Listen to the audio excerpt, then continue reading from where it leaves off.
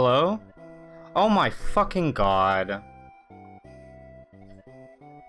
I fixed it. I fixed it.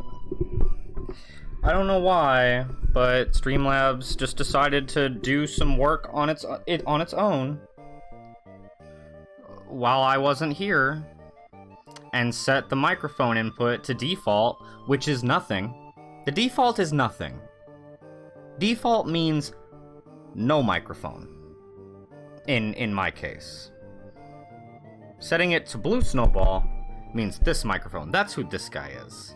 That's my mouth. For all intents and purposes. Why Streamlabs gotta do shit when I'm not here? Didn't nobody tell it to set to default? Anyway, okay. I was like in the middle of a whole thought process and everything. I was like, hey guys, I guess I'll just start over because nobody could hear me. No, we didn't finish BioShock. We're gonna continue BioShock on Friday. We usually you're probably not used to that because you saw me streaming Vice City like all day Thursday, and I streamed it on Wednesday also. That's not normally how we do things. Normally each game has its own day of the week. But sometimes if I'm like trying to move something through the schedule or get it out of the way so we can move on to something else, I'll, you know, throw some extra streams into the week or whatever. That's kind of what I was doing with Vice City last week. But BioShock we're going to take our time with like normal. No, yeah. Yeah, that's just, in certain cases, I'll do that. Throw the, you know, do an extra stream that's, like, not scheduled or something like that. But in BioShock's case, you know, we'll take our time with that, because it's good fun. No need to rush something like that, right? So, but yeah, that's kind of how we do things. And it's always subject to manipulation and change, you know, it's not as rigid as it looks, but it usually sticks. Usually how it's, you know, formatted to go is how it'll go. But, you know, reserve the right to be spontaneous. I was saying before I realized that my microphone was muted, which thanks, guys. Thanks for letting me know. That would have sucked if I went for, like, a long time. It was just a few minutes. So that's not too bad. But, I was kind of, what I was saying when the microphone was muted was that I decided to start trying to stream at 8 my time instead of 9. Because by the end of the stream I'm usually like really exhausted, and I wake up at like a normal time, but then I stream really late at night, but then I'll still wake up at like a normal time the next day, and I don't know, it's getting to a point where I'm not getting very good sleep like ever. And also, I was thinking about it, and if I start at 8 CST, you know, my time, then I'm starting at 9 on the East Coast instead of 10, which is better, because it's a little closer to whenever people are still awake and looking for things to watch. And I'm only starting as late as, or as early as 6 on the West Coast, which isn't that much worse than starting at 7, because, you know, people are...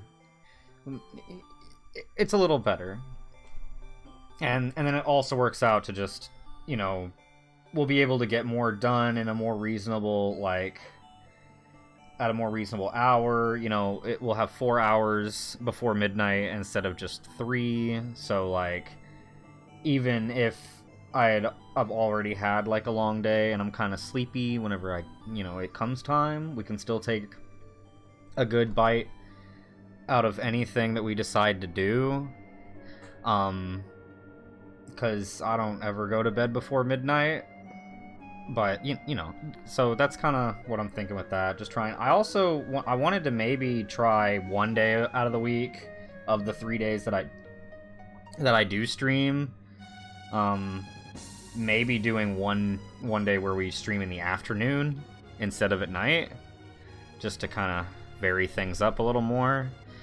Because, I don't know, sometimes I'll be like, it's forever until I get to go live, you know? and then it turns into like an antsy kind of thing. I don't know. I just want to kind of try to vary things up and do things different. That's also why, like, I want to try doing this more, where we just kind of open up with the just chatting thing and we just kind of, you know, talk for like 20 or 30 minutes. Because I don't know, we don't really just sit and fucking talk, and I don't just talk at the camera and, like, you know, just be human with you guys, you know. It's a lot of just like jump in and let's content create, let's play this dang video game and make some jokes, and like that's great and that's what I want, and that's the thing with streaming that I'm most passionate about, is the entertainment aspect. But I think, like, earlier stream times, because I fall asleep early most nights. Well, there you go. Yeah, that it works better in that way too. I think, yeah, it'll just be better also, because I've noticed that too, is that, like, sometimes we'll get into the later portion of the stream and it's like I'm still going but people are falling asleep, and it's like, well, now people are just missing stuff that they wouldn't otherwise because I'm just on too damn late. And if I'm sleepy and you guys are sleepy, then, well, like, let's just go to fucking bed and play some more next time, you know? And also, I don't want to feel like, sometimes I feel like I've really gotta, hey Zetra, hey Zetra. I'm glad y'all are here. This is kind of something new that I want to, maybe we don't always do this, but I feel like we're always just jumping right into the fucking game, and it's just always, and it's not like anything you guys did. Nobody made me do it this way. I did it this way because I thought that's how I wanted to do it, and now I have changed my mind and I would like to approach it just a little differently. Nothing, I don't want to do anything drastically different. I just, yeah, see, there you go. I think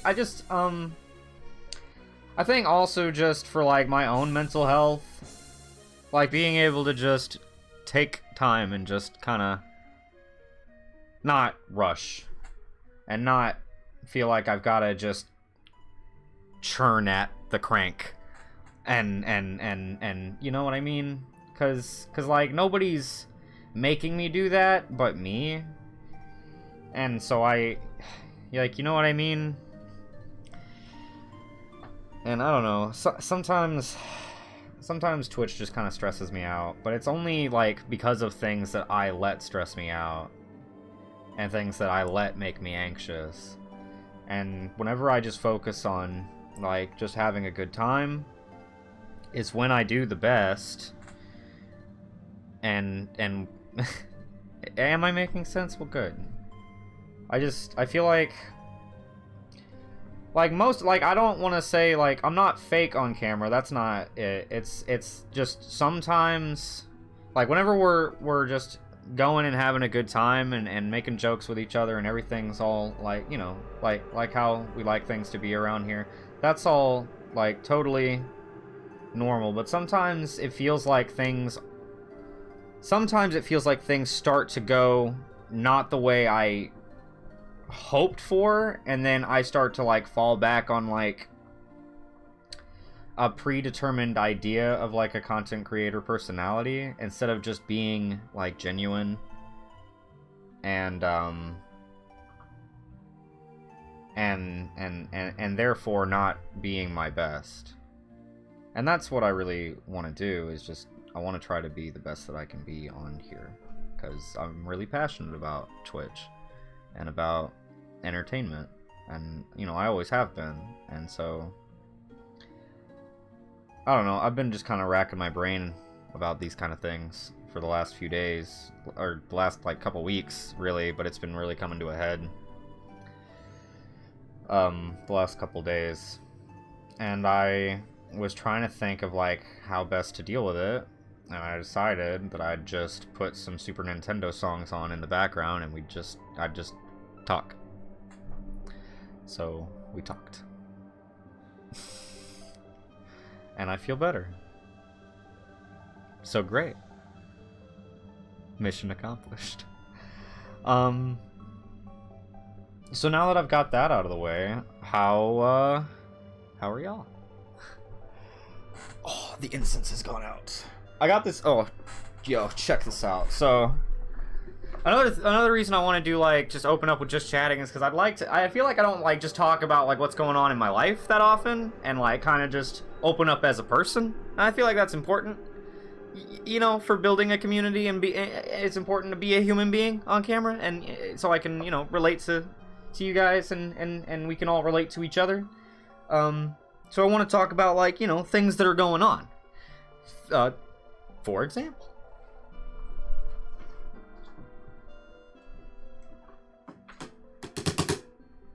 I braved the elements yesterday because I was so bored just sitting at home, and I just really was super in my own head, and I had to get out. And so I went to the mall.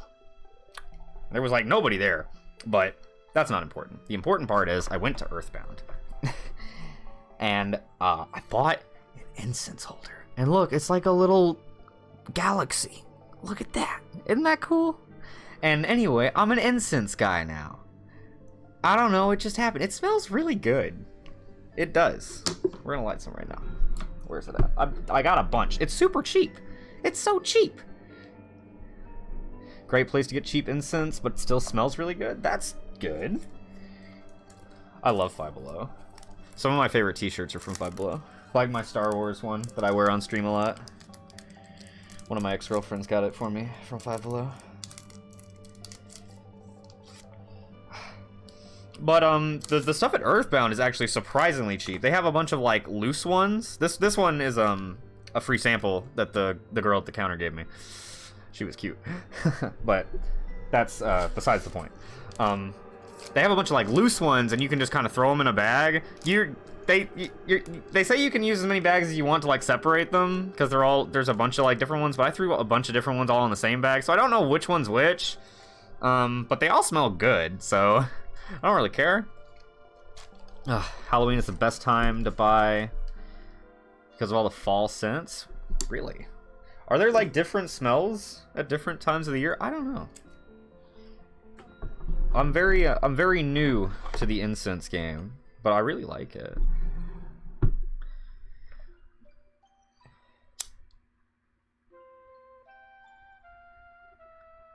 I wish I had actually separated them, because then I could tell you guys which ones I got. I just threw the package for this one. This is one of the sample ones. But I don't know, they all smell good, so it doesn't really matter.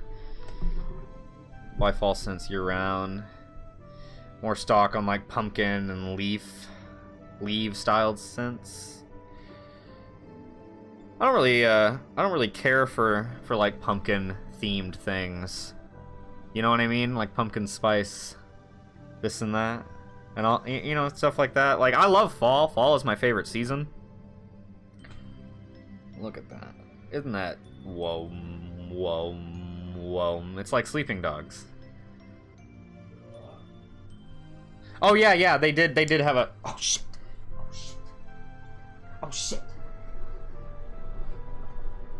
We're good.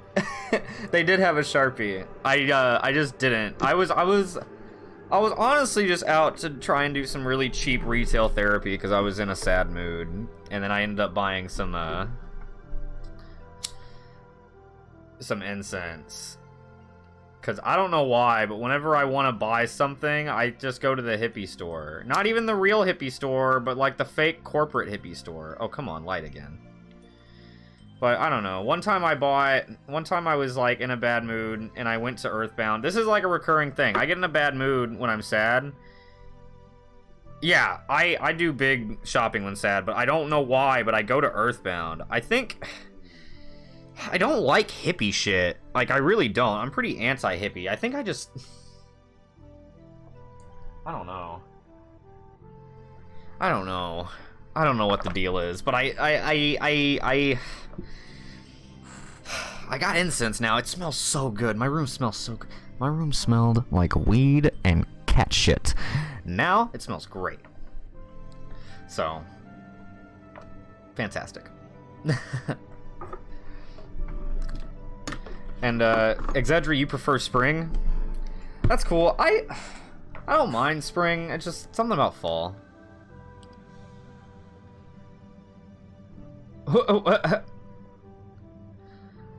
What the fuck? What the fuck? What?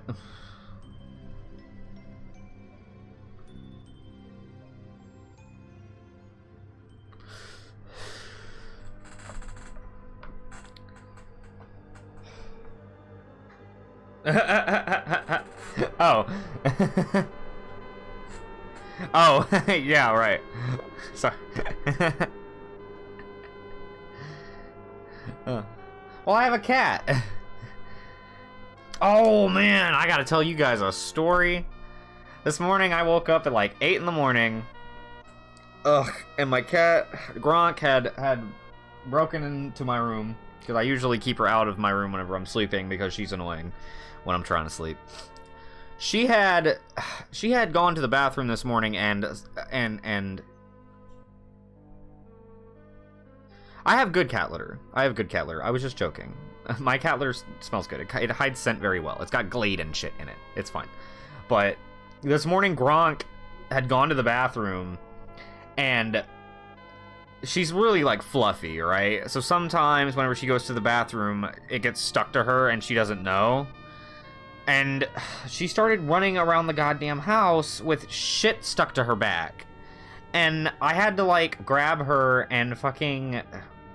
My dad and I like had to take her into the shower, and we have one of those like handle shower heads. So I had to like hold her like this. And we had to like hose her fucking ass off. And she was very unhappy, and she scratched the shit out of me.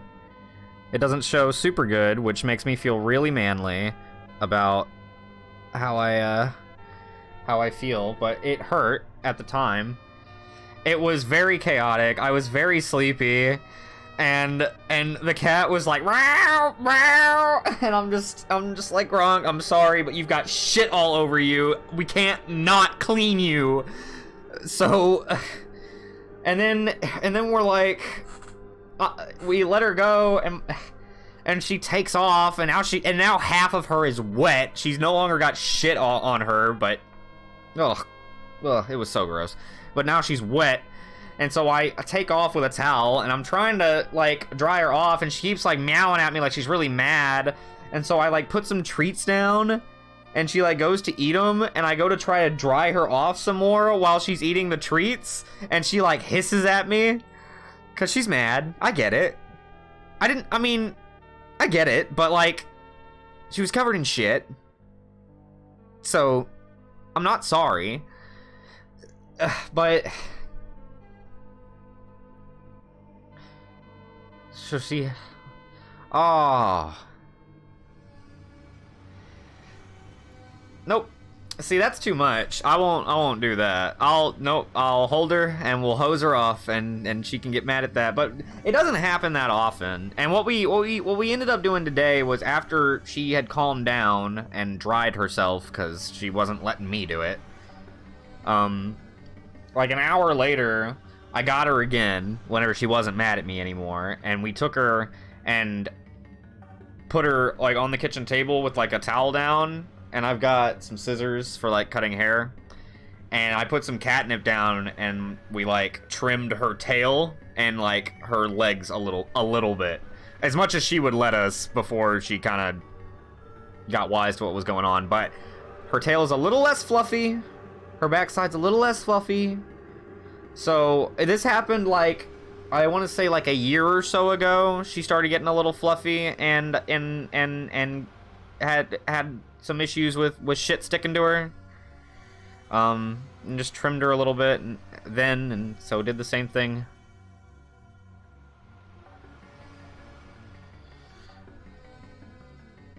Can you make a Stoopbucks option for a Gronk appearance? Oh, that's a good idea.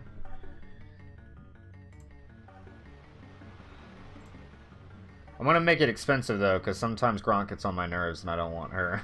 I don't want her around. I love my cat, but oh my god, she's such an asshole. That's why she's not allowed in here all the time anymore. Like, I moved her cat tree to the living room. And, like, her food and stuff is in the kitchen now. I used to keep all of her, like, cat stuff in here. Yeah, that's what I was thinking. Not, like, super expensive. It wasn't gonna be, like, 10,000 to make my cat come out. Sometimes she'll come on screen for free. Like, what? But if y'all want me to go get her... Here, I'll set it up. 1 second. Channel points.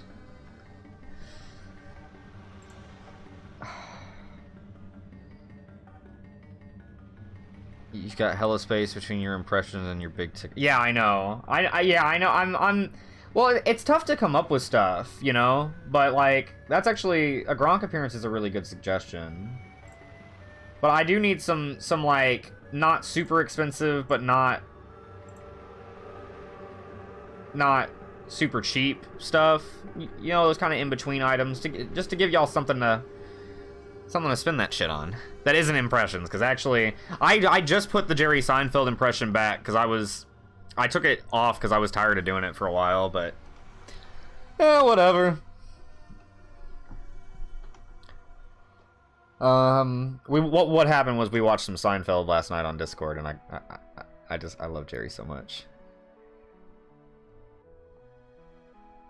I used to have a hydrate one. I took it down. I should put it back. You're right.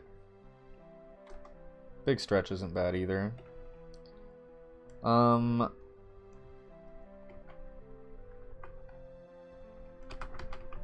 Gronk.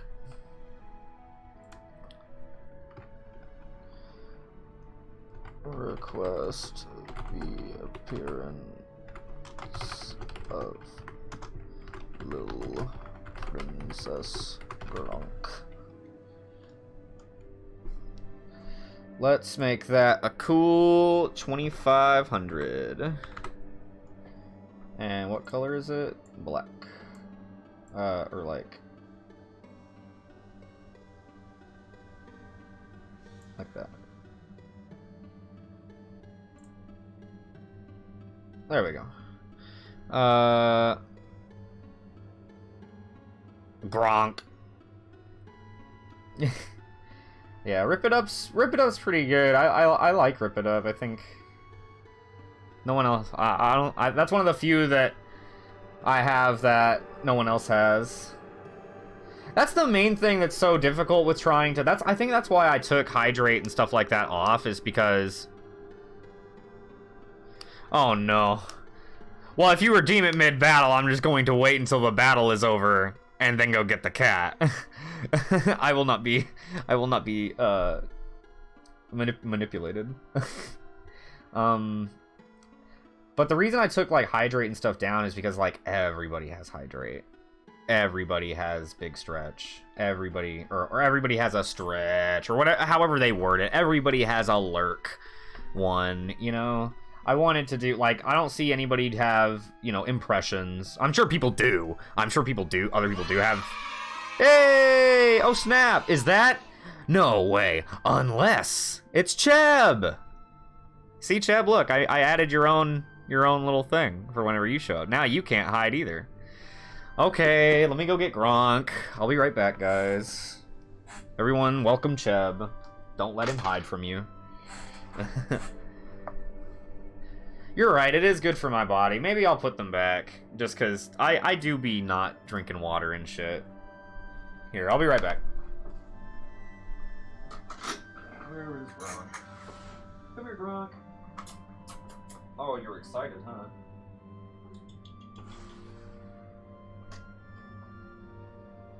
Oh, come hither. You have been summoned. Here we go. Here we go. Alrighty. This is Gronk, as per request. I don't know what you want from her, but she's here now. Thank you very much, Exedra, for redeeming the Gronk. Little Princess Gronk. She was very mad at me earlier whenever she had poop all over herself, weren't you? Did you poop all over yourself? Like a big dummy? I can't remember the last time I pooped on myself. But I remember the last time you did.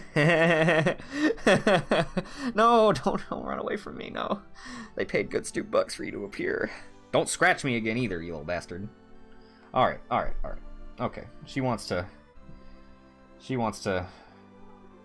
Okay, I'm gonna let her roll around on the floor over there for a little bit, because she likes to do that. She's a weird bush-dwelling cat. That's what's his name, off of, My Cat from Hell or whatever, calls cats that like to be down low instead of up high. He calls them bush dwellers. What's that guy's fucking name? He's got a goofy name.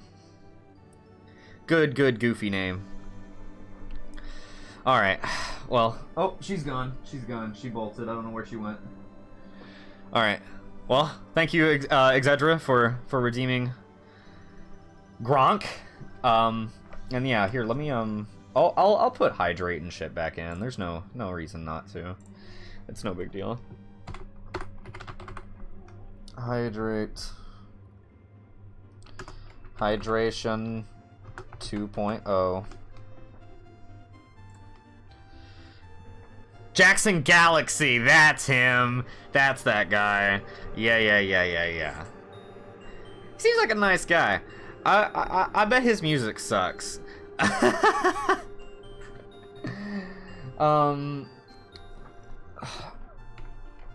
Stay hydrated, my friends. How much does hydrate cost? I don't know, 500?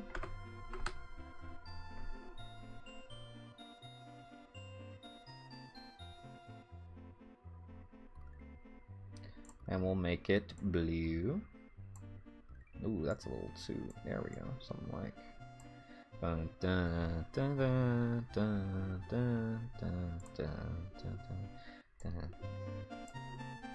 Crank that.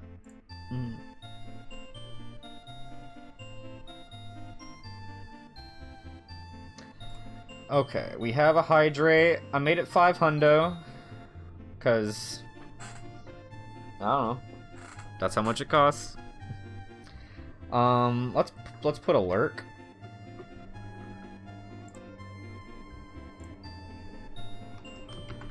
Lurk bot.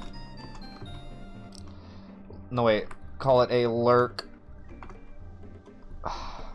Lurk.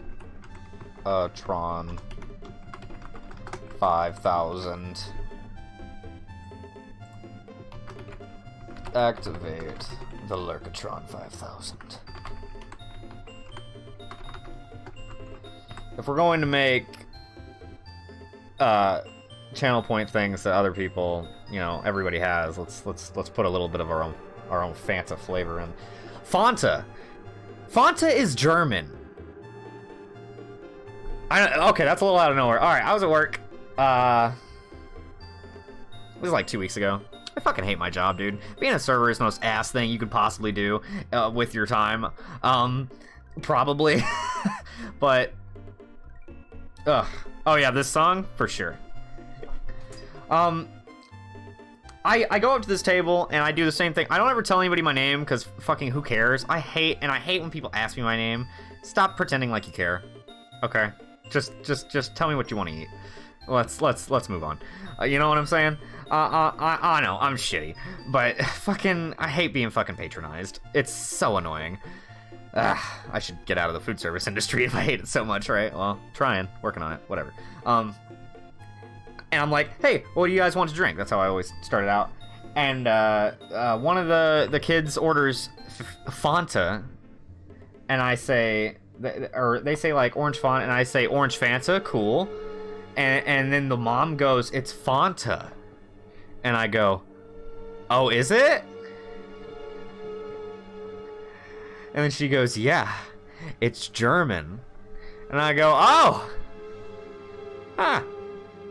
The commercials make it seem so tropical. And she just kind of goes, yeah, it's German. I don't know, dude. Like, what the fuck am I supposed to do with that? Is that what you want to drink? I don't care if it's German. But I know now. Yeah, Leviosa. Fanta, not Fanta, Fanta. Fanta. Oh, Fanta.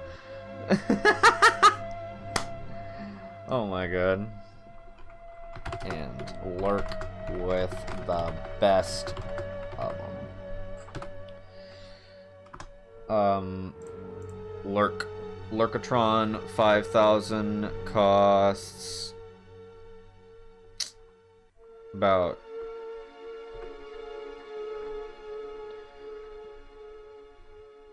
I don't know, about Tree Fitty.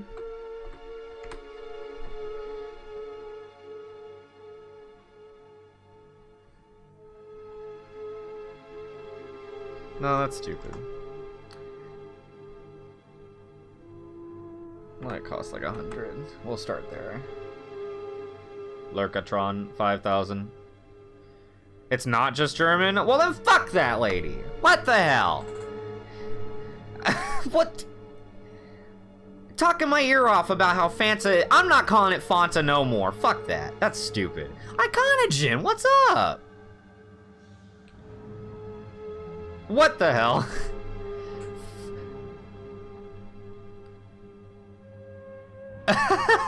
What?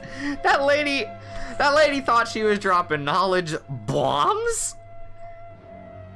And she... Substitute during the American... Oh! That's right! No! I remember! No! Cheb, that's right! She said that! She said during, like, in Nazi Germany, it's a Coke product that blah blah blah. She mentioned something like that. And I remember thinking, oh my god, it's Nazi Coke! What? That's right, I fucking forgot about that part. She mentioned that! That was the weirdest part! Holy shit!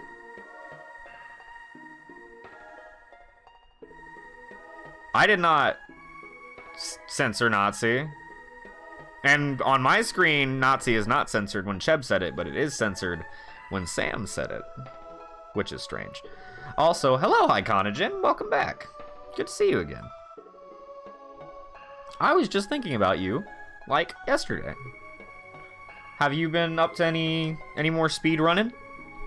Did you get back around to running herbs or anything like that? Not.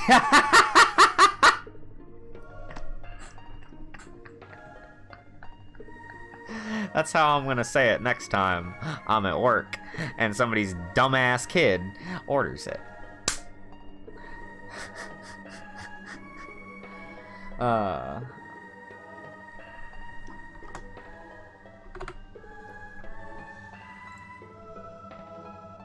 Yu-Gi-Oh has been consuming your life. I feel like that's been going around. Seath Artorias has been playing a lot of Yu-Gi-Oh 2 lately. Are you playing like one of the video game versions, or are you playing like the actual card game?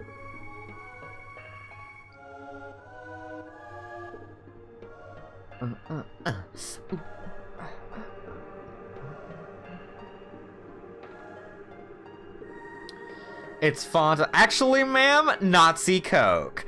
Next time I see that lady, don't think I'm not ready to get fired. I have been waiting for material this good to get fired on. Your waiter said I'm ordering Nazi beverages. Watching 5Ds, and when I'm off my computer, I'm reading the original. Really? What's the original manga like? Is it anything like the original anime? Or is it kind of like Pokemon, where it's a lot different? I think I remember hearing that the Yu-Gi-Oh anime or manga is a lot different than the anime, than any of the anime. Okay, I put Lurkatron. I put big. What did we want to call it, Sam? Big Stretch. Big Stretch. Big Stretch. The manga is way better. Do they follow the actual rules in the manga? Has a lot less cards and more games. Ooh, that's pretty cool. Do they actually follow the rules of those games? Big Stretch. Okay, yeah, that's what I thought. Big Stretch. Big.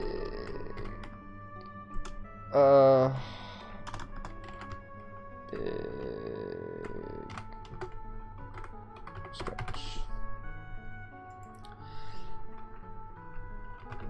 Gotta stretch it out sometimes, you know.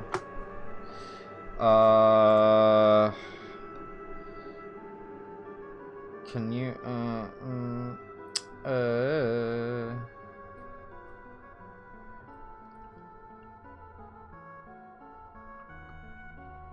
let's just make this one 500 also. Just like the, hydrate one.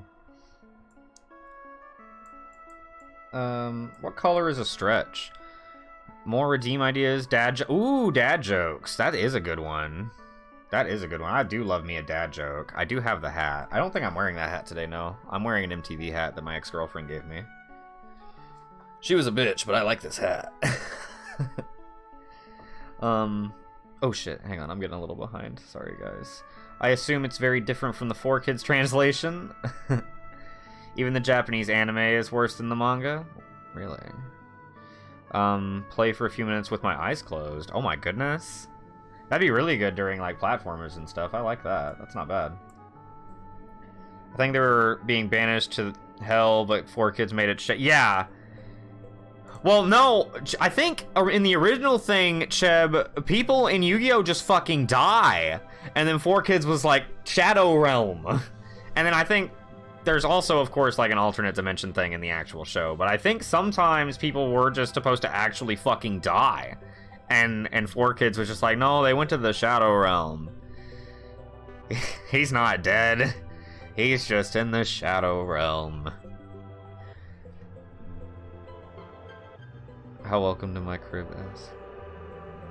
Purple stretches. Oh, purple stretches. Good. Okay.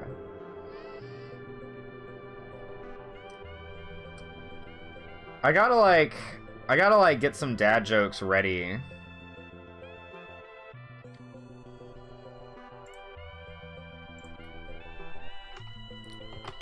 Dad joke. It's okay, if I'm ever not able to think of a dad joke, I follow the dad joke subreddit, so I can just get on my phone and find one real quick. It'll be okay.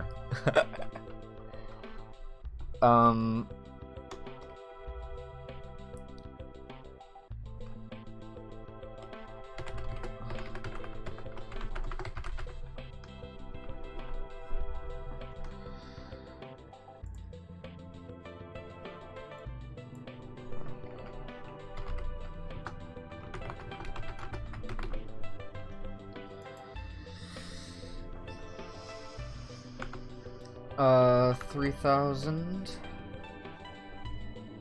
for a good dad joke.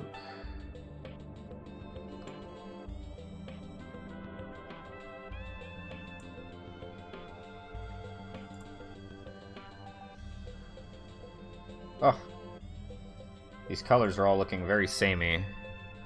Pegasus gets killed for no reason, and then in the anime it's like, haha, no, they just took his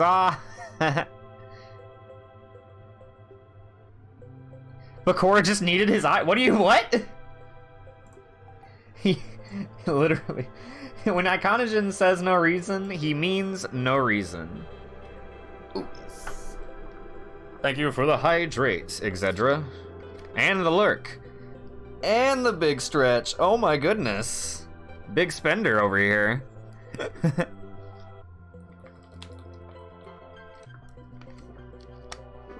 Thank you. Thank you so much. I assume he was also an evil mastermind. Yes. Naturally. How about a nice dark green for the dad jokes? That'll be okay. Oh yeah, that looks nice. Oh shucks. Dad joke. God damn. Okay. 1 second. I don't have any dad jokes ready, guys. I literally just made it. I'm gonna, like, go write some down so that I have them ready, but... Here, 1 second. Luckily, I do have access to the, largest repository of dad jokes on the earth. Alright, you ready? You ready for this dad joke? The inventor of Velcro has died. Rip.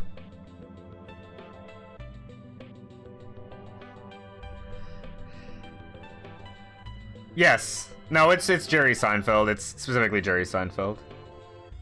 Did you like that joke, Sam?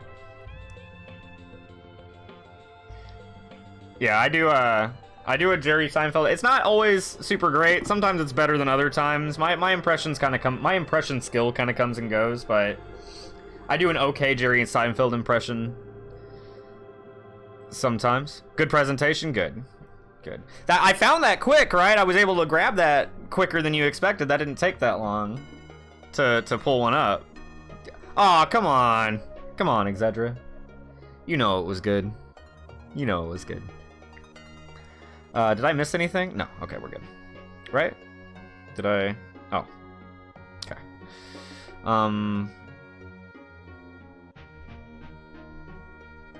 Oh, what was the... Hang on. 1 second, guys. I'm scrolling back up so I can...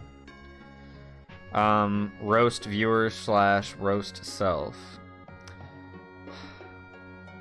I might add that later. You know, wait, that's easy. You just have to do a Michael Scott roast.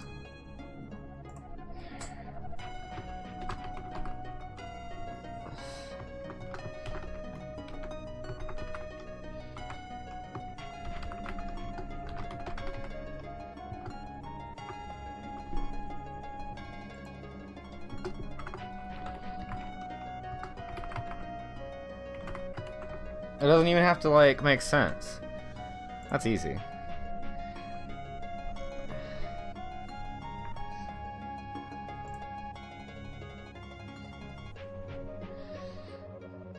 Boom, exactly. You were born with 6 toes on your right foot. Boom, roasted.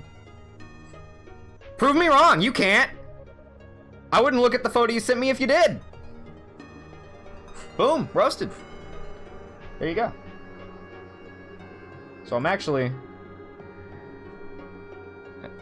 an insultacious genius. An insultacious genius. A beautiful, beautiful genius. How much does a roast cost? How much does a roast cost? Let's make it like 2,200. And make it like orange or something. This is fun. This is fun. I'm glad we started up this way. This is good. We are still gonna play The Last Door at some point tonight. Don't worry. This logo isn't just here for decoration. The game is loaded. You can see it. But I mean, like I said, there's no rush.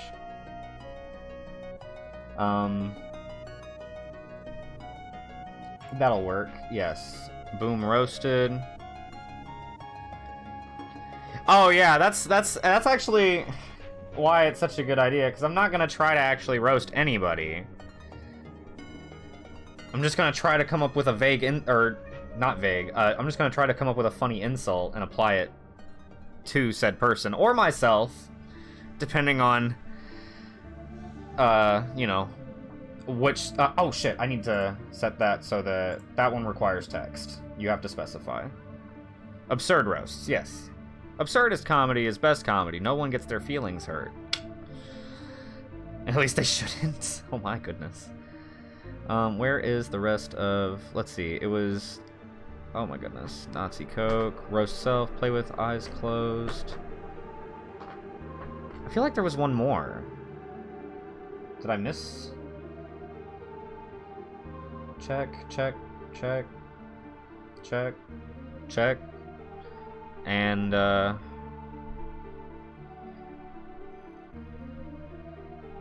person who actually has 6 toes unsubscribes.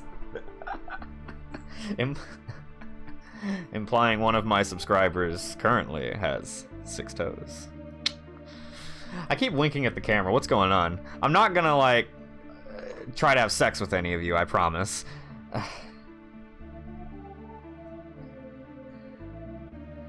I gotta stop doing that. I don't know. I got this weird winking habit. I really like it. I feel like winking is like a cool guy thing. That like cool guys in cool movies do. They're always winking at people.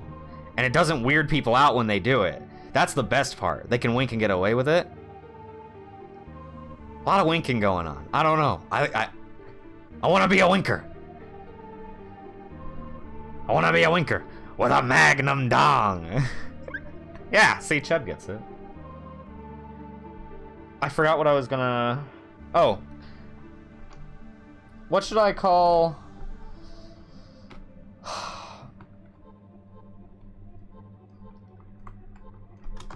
I'm gonna call this See No Evil.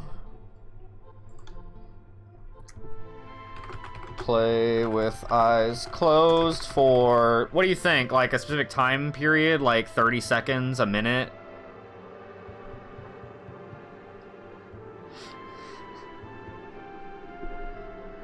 Two minutes? Are you insane? Can you imagine trying to play like Mario or Castlevania? No, you can't. With your eyes closed. I'm talking original. Okay, 1 minute, I'm fine. Like, can you imagine? Actually, you can probably imagine playing Mario. I don't know about your experience with Castlevania and things like that, though. I don't wanna assume too much. I also almost typed in 60 minutes. Can you imagine closing my eye for a fucking hour? Oh, I mean, I always like, nah, just 60 seconds will be okay.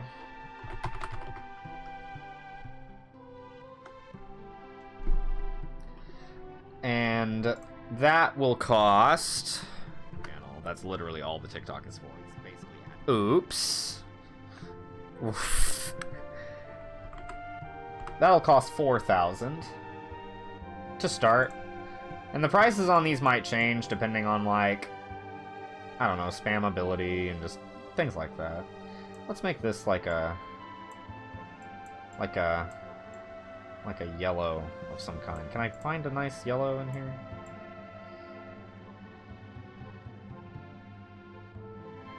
Actually, let's make it white.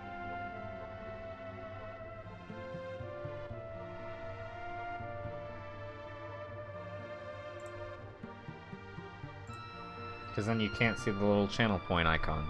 Get it?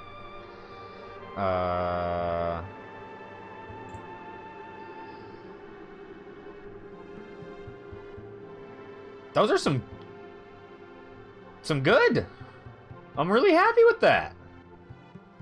Look at all these. Thanks, Sam. Great ideas. Thank you.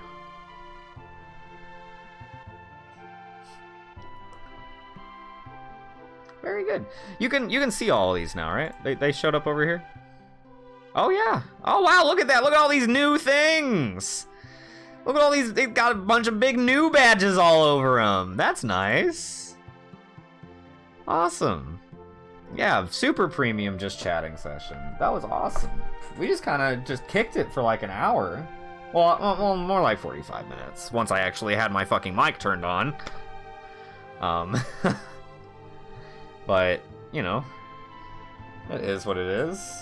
Awesome. Well, oh shit. Okay. Alright, I'm happy with that. I think we're ready to start the game.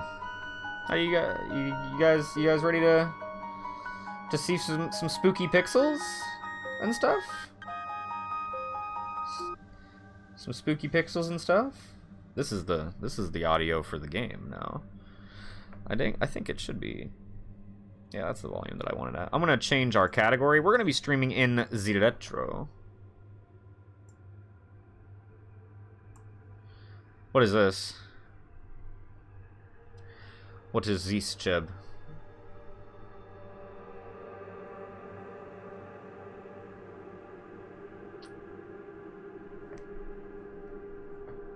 One second, it's loading. I'm sorry.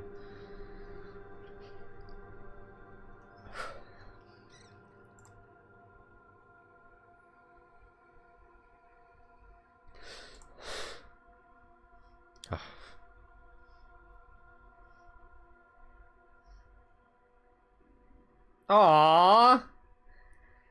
Cheb, is that your cat? That's so... Oh. Here, I'll put this on, It's Una? Ona? Una? Am I saying that right? Probably not. Here, put this stuff off screen. Here, I'm gonna throw this on. Check out this delightful feline. Look at him. Or her. Una? Look at that. Also, look at that. That's a nice little ooh.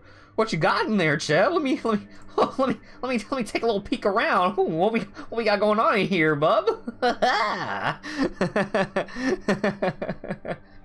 That's adorable. Aw. I think Gronk took off. I think she left, or she's, I don't know. She migrates around. You know, she does her thing. Yeah, that's wonderful. Thank you for sharing that, Chad. I like that.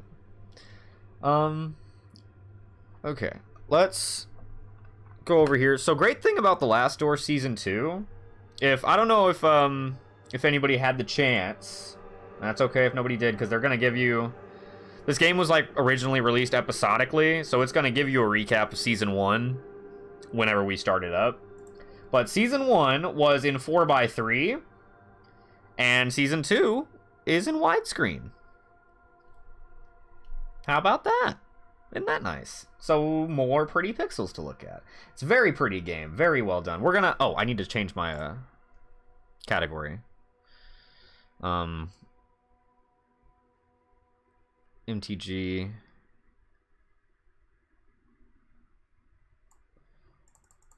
What's MTG?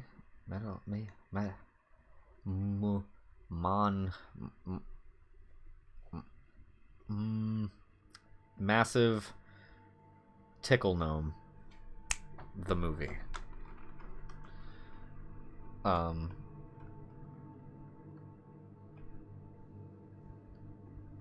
Lovecraftian. How do you spell Lovecraft? Lovecraftian. Is that not a word? Yes, it is. Whatever, you little. What's MT? What?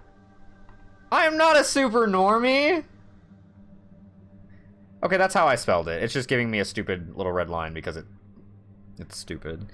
Lovecraftian horror from beyond the veil.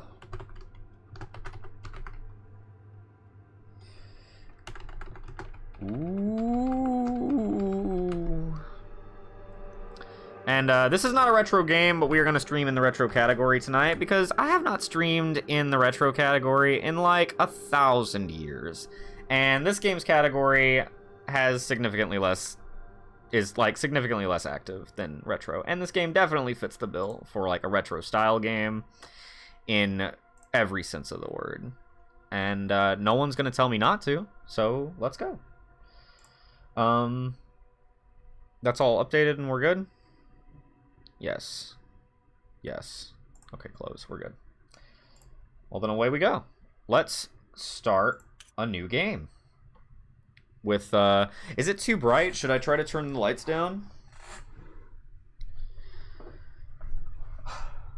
Should I? Tell me what's creepier? Is this spookier? Or...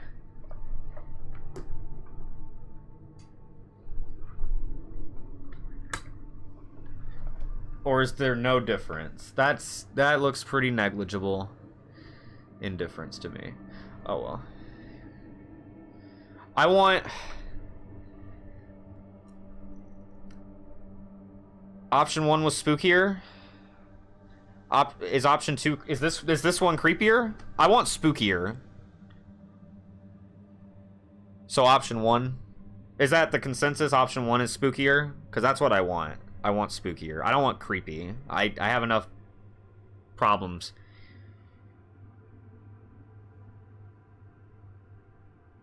Is a white face spookier than a shadow face?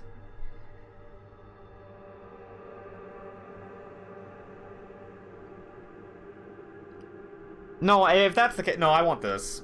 I'd rather be like a little bit darker than more washed out. So we'll go with this. Because I'm not super washed out. No, yeah, okay, I understand. I understand what you're saying. But here, let me see. Yeah, I mean it's all like it's not exactly dark in here, unless.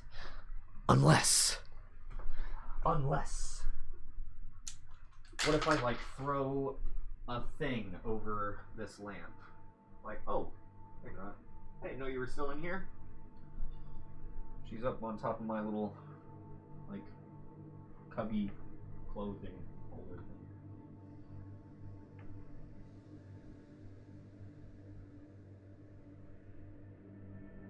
That's not hard enough to be dangerous.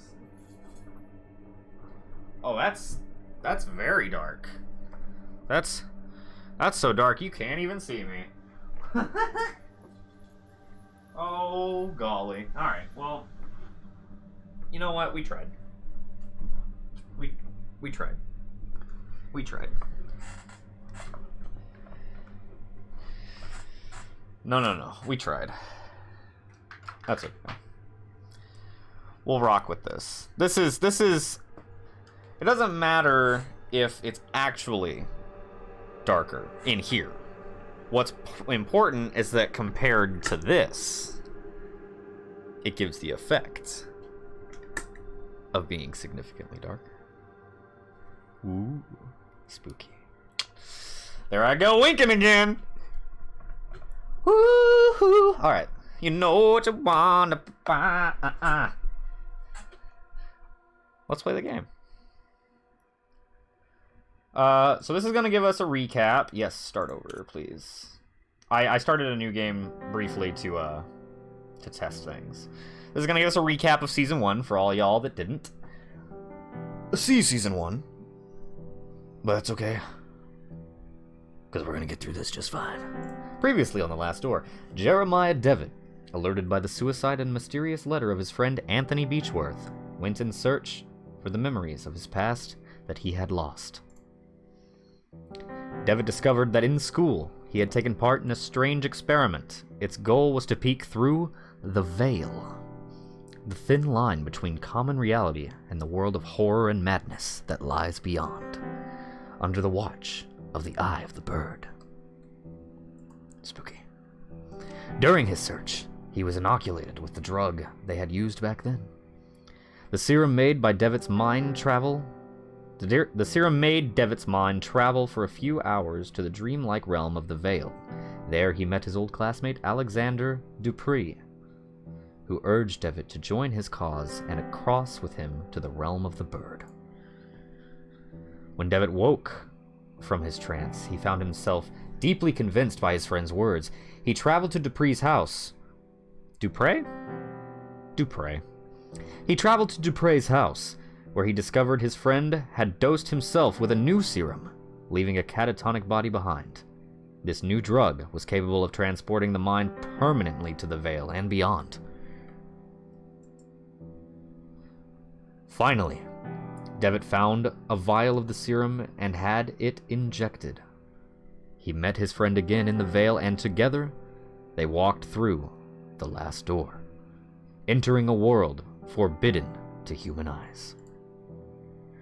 Devitt's therapist, Dr. John Wakefield, worried by his patient's disappearance and strange visions, had sought the help of his colleague Professor Johann Kaufman, an expert in the occult.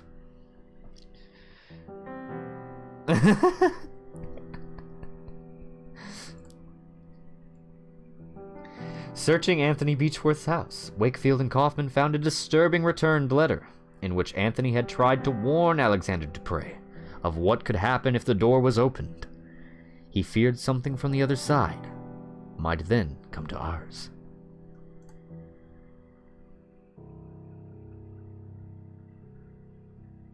They are coming. Ooh. This looks very nice in widescreen. I also have the graphics turned all the way up. They have like 5 different preset graphic options on the launcher for this game. I don't know how you could make this game look any prettier or uglier, but maybe they do different stuff with like lighting? I don't know. But yeah, you can play this game entirely with your mouse, which I love.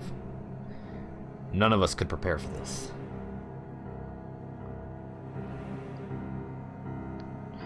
No, he's not Johann, he's Johann, and he's super German, and I'm gonna fight myself to not do an offensive German accent. And I'm probably gonna lose that fight a couple of times. The visions screaming were merely a warning. The visions screaming were merely a warning. Sounds like song lyrics. The visions screaming were merely a warning, and now it is too late. Oh shit, who knocking? Who knocking? Who it is? Who it is? Ooh, stereo. I recommend headphones, guys. Good stereo sound design going on here. Surprisingly good. Well, for those of you who are familiar with Blasphemous, the same team that made Blasphemous a couple years ago, this was the game that they made before Blasphemous. It was very good. Very different, but very good. They are coming.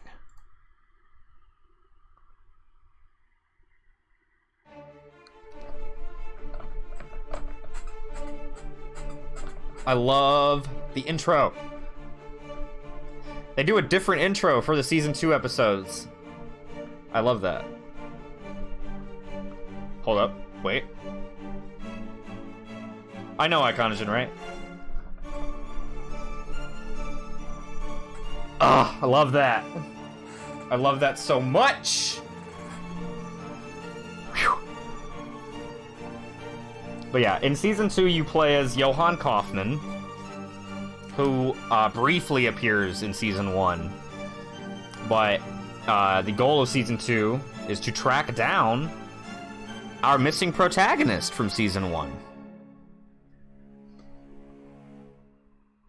Which I think is very cool.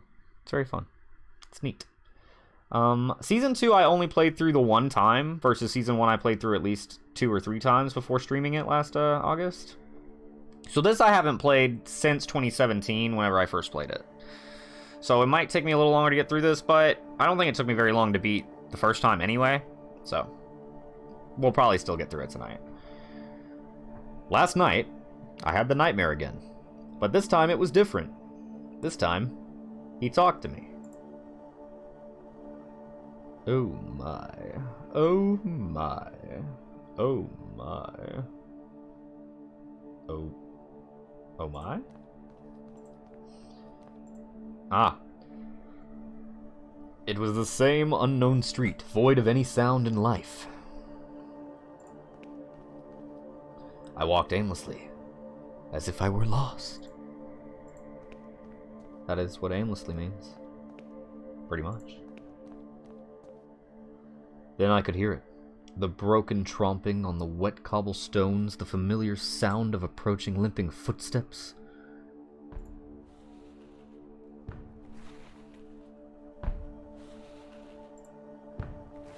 And I was frozen in fear. Oh, shit! Who dat? You don't look so good, cuz. Then, as before, he stood in front of me, gazing unrelentlessly. Unrelentlessly? This is a foreign game. It's translated. I don't know if you can tell. And they did their best. So, gazing unrelentlessly, like he was expecting something. This time, he spoke. Give me back what he took. Nothing else. Give me back what he took. Oh, jeez. Like a baby. No, I have fallen asleep again. What time is it? Wah. Wah. Wah. Dawn already? It is time. Oh my. Oh, oh. Thought I was about to gain control. Not quite yet. Ah.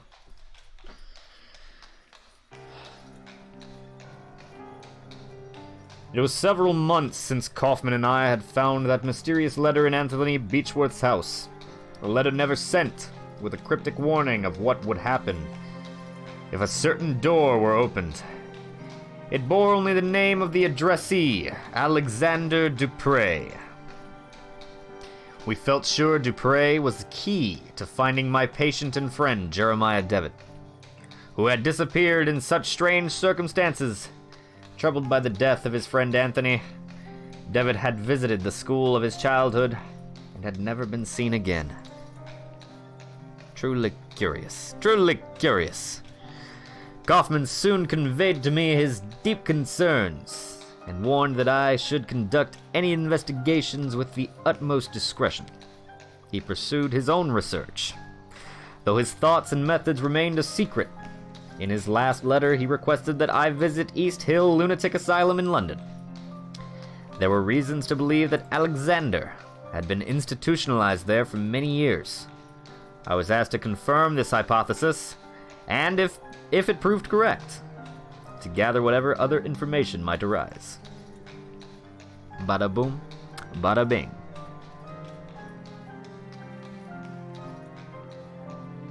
Top of the morning, God save the Queen. Nailed it!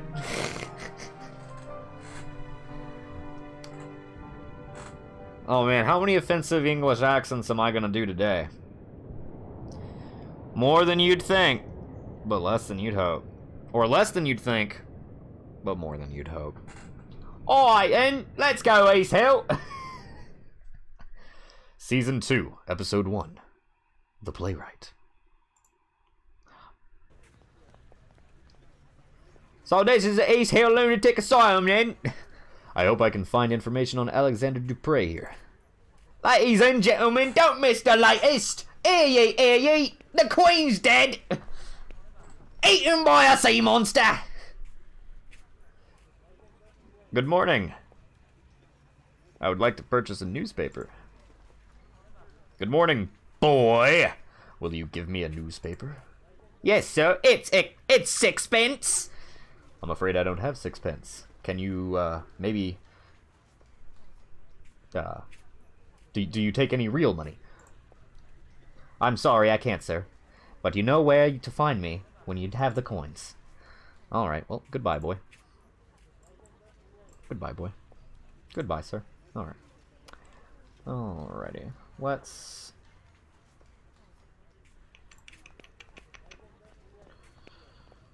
East Hill Lunatic Asylum. Well, let's just go right on in. Let's just mosey on in. Let's have a look around. What's over here?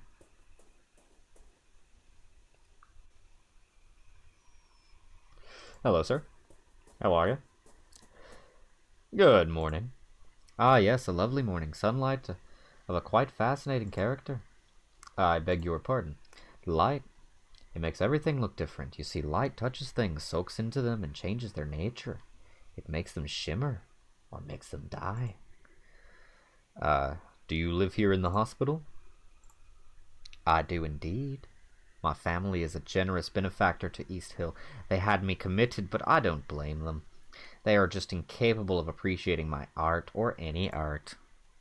For that matter, they mistake it for insanity. What you drawing? I am not drawing, my friend. I am trying to feel the light, to translate its power to the surface of the paper. Those animals don't like it, though. They don't want me to succeed, so they take them away. They take my drawings, and they study them, and then they laugh. Because my eyes can see the light, and theirs are blind. But someday everyone will understand. Who are they? The ones who take your art away. Those foolish caretakers. They hide behind a big mirror where they think themselves safe, and they look at me, they observe me. They even take notes. Where are your drawings now? What would you happen to know where your drawings are now? I suspect they are somewhere in the archives, since I've seen confiscated items taken there before. You seem different from the rest. Can I trust you? I've been trying to sneak in for days now, but Miss Riswell keeps a tight guard on the door. I even stole a key from one of those guards. You're a doctor. Surely you could gain entry. If you could recover my drawings, I would be so grateful. Here, take the key with you. Did you know a man named Alexander Dupree? My name is Dr. Wakefield. I'm looking for a man who lived here some time ago. Would you happen to know one Alexander Dupree? The name does not ring a bell. I have not been here long, though. You should ask the other patients. They may be able to help you. Some have been here for many years. Or you could ask one of the others, the brutes who keep us here. Alright, I'll be going. Have a nice day. Okay, well, thank you for the key. I appreciate that. What's this over here, then? What have we got? The large door is made of a strong metal. This must lead to a secure ward of the hospital. Well, does this key happen to open that? Nope. Okay, well. Let's go back this way.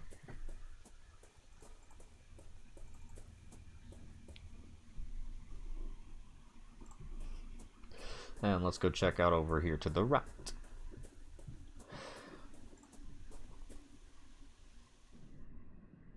Hello, ma'am. Good morning, madam. My name is Dr. Wakefield. I am a psychiatrist. Oh my, good morning. Forgive my manners. I get so excited when we have visitors. We don't get many these days. And certainly we are lacking experts like you. What do you mean, lacking experts? Every year we get less funding from the Crown. First the doctors started to leave, then it was the caretakers. Now very few remain. But we have a responsibility to our poor patients, do we not? We must care for them. They cannot be out living with the proper people. We must keep ourselves safe, and our patients too, of course. I'm looking for a man who used to be a patient here a few years ago. His name is Alexander Dupree. Did you perchance ever meet him? Alexander Dupree, yes, there was one with a foreign name. I remember something of him. A good man, if I recall correctly, an educated man. But there was something strange about him, wasn't there? I believe it scared some of the other patients. You never know with this lot. I'm sorry that I can't remember much. There have been so many people here, it's so hard to keep track. Have you worked here for long? Oh, yes, a long time. I can scarcely remember how many years. Time goes slowly in here, and the isolation. The rules don't allow us to leave. I don't know what is happening in the world anymore. But we have our duty, do we not? Who else will care for our patients? May I request access to the Institute's archives? There should be some information there about the man I am looking for, Mr. Dupree. I am sorry, Doctor, but the archives are private. We must not allow anyone to access them without the proper authority. Many of our patients come from good families, you see, and we take great care to respect their privacy. But do not look so crestfallen. You would not find much in any case. It is a long time since they have been organized. Well, that's not good. Oh, hey, there's some music. I was wondering where the background music was. This game actually has really pretty background music.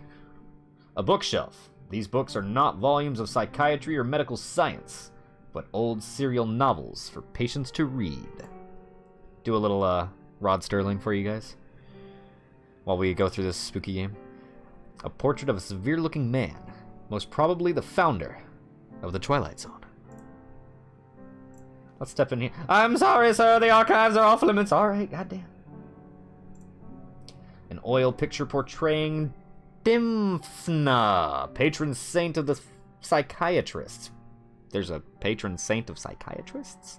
Didn't know that. But also of those who suffer neurological disorders and victims of incest. That is a broad range of expertise. She was killed by her own father, who chopped off her head after she refused to marry him when her mother died. That sucks. The rose window brings a solemn air to the room. Well, let's check upstairs.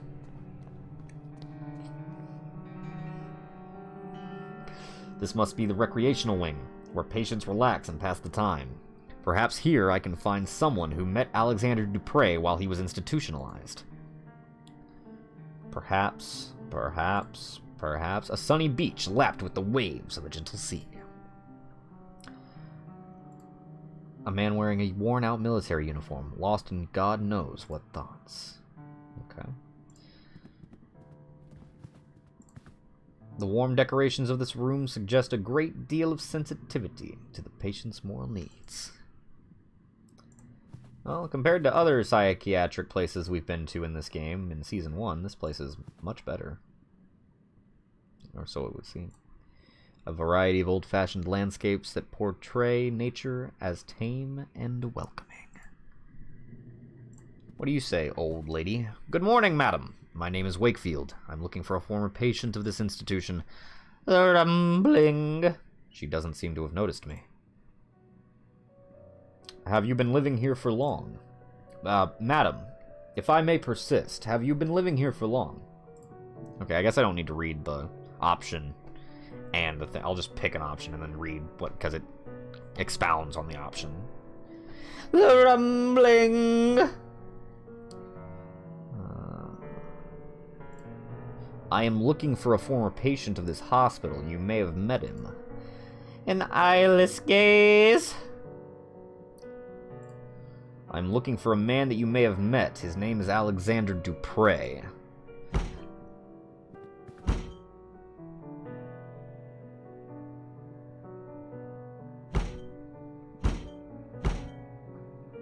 What a strong reaction upon hearing Mr. Dupre's name. She must have at least met him. How can I get her to talk to me? What do you say, guy? Good morning, I am a psychiatrist, Dr. Wakefield. Quite an impressive institution you have here.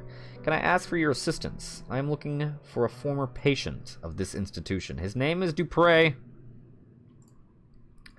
I'm sorry, sir. I have never heard that name before. Maybe one of your senior colleagues would... That's not how you spell colleagues. Goddamn. Okay, it's okay. Could know something about this former patient. Well, you could ask Miss Riswell.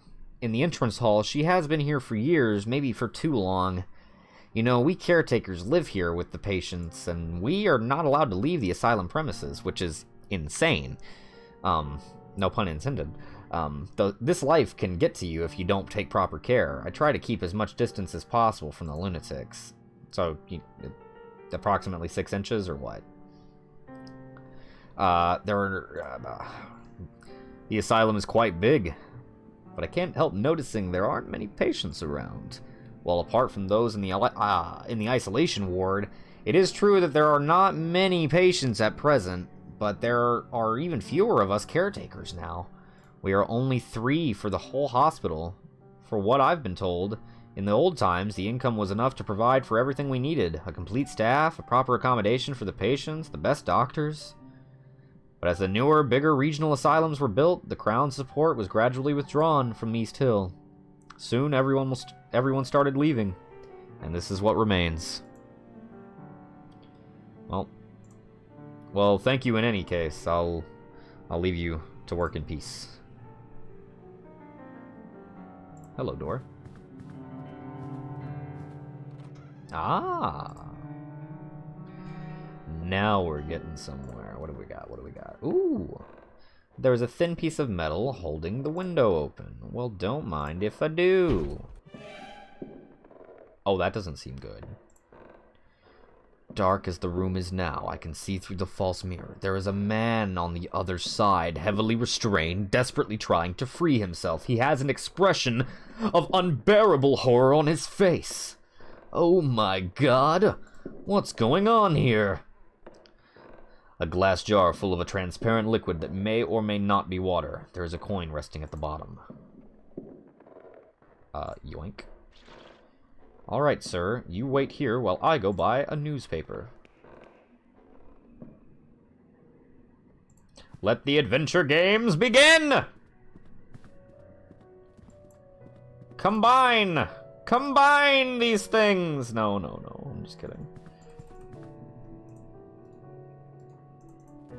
Huh, you used to be able to double-click on in Season 1 you could double-click on, like, a door and immediately move through it. They seem to have changed that. Maybe it's an option? No, guess not. Okay. Maybe it's because I'm on a new game? That's weird. Huh? Whatever. Alright. Here you go, bitch. Give me that newspaper. I would like a newspaper. 6 pence, is it? Here! Thank you, sir. Alright, fuck off. Oh, there we go. Now I can... Oh, maybe, I think what it is just the first time you move in a direction through something, even if you've technically gone through a door one way, you can't skip through a door until you've walked back through it one way. I guess that way. Maybe they found people were skipping through their environments a little too much. But, I mean, I love it. I love being able to flick through the screens. Alright, I bet this guy over here would like some new paper to draw on. Here you go. He looks very busy, and I doubt he would be very interested in today's news. Alright, never mind. What's this? A few cardboard sheets lie on the bench. Each shows a perfectly symmetric design in black ink. Yoink. Please do not touch them. Well, shit. I can't get in here either. It's locked shut, and I can't open it. Can't open the heavy door with this. That's the wrong key still. Okay. Oh, you know what? I bet if I give this dumb old lady this newspaper, I can sneak past her. And here you go, lady. Why, thank you kindly. How thoughtful you are. I can't believe I remembered what voice I was using for that lady. Ah, dumb bitch. Alright, now let's see if we can find a way to save that dude who was strapped to that table, because he seemed pretty distressed. This is the hospital archive, where a record of each patient must be stored. If Mr. Dupre was really committed at East Hill, his file should be here somewhere. Well, let's just... The portrait of a restrained patient surrounded by caretakers and a doctor. That's... nice.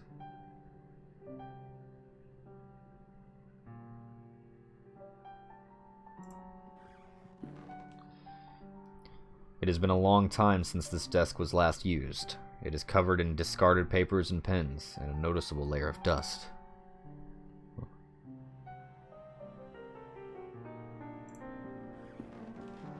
The drawers are all locked. Shit. No? This cabinet contains many documents detailing the treatment of patients, ranging from 2 decades ago to last year. His file is right here. Mr. Dupre, Alexander, room 108A.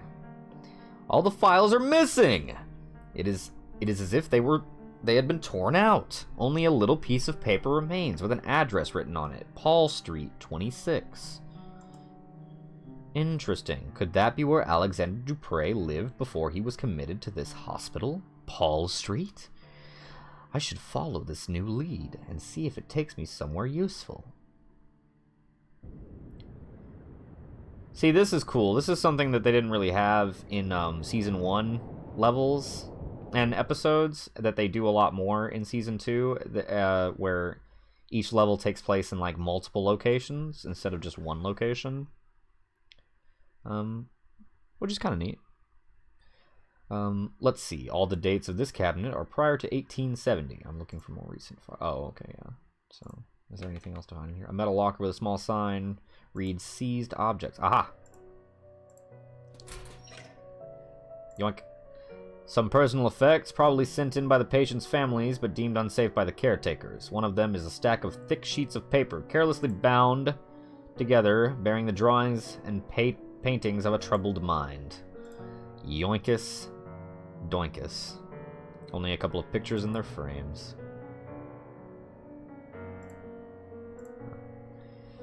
Alrighty. And that'll do it. Let's go give that guy his photos back, or his drawings back.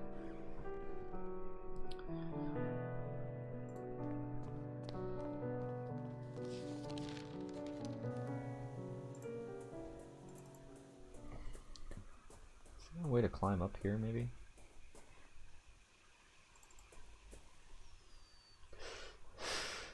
Here you go, buddy. You crazy bastard.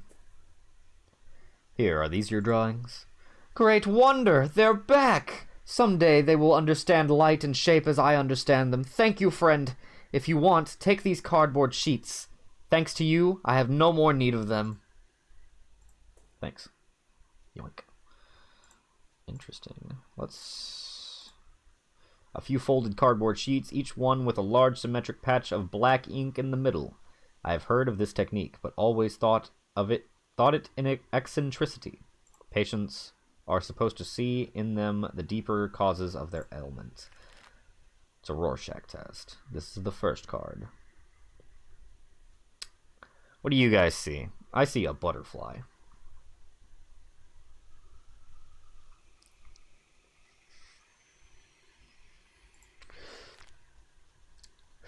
I see a little beetle. The shapes look organic. And I think this one also looks like a bug. Oh, okay, it's supposed to. Almost like insects. Ah! I would say this could be a face. Familiar looking face, if you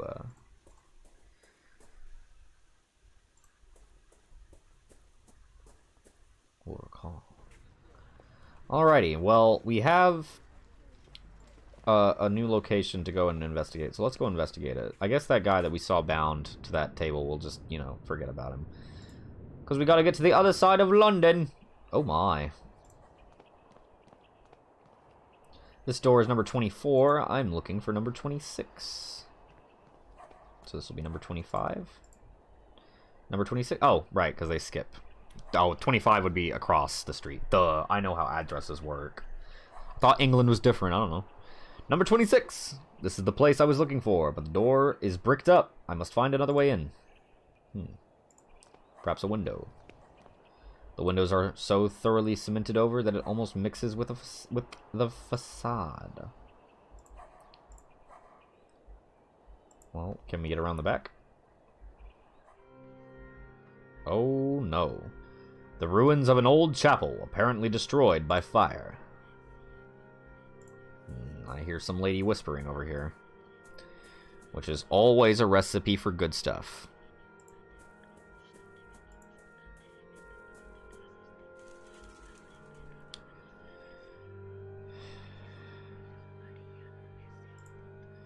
An improvised altar covered in candles.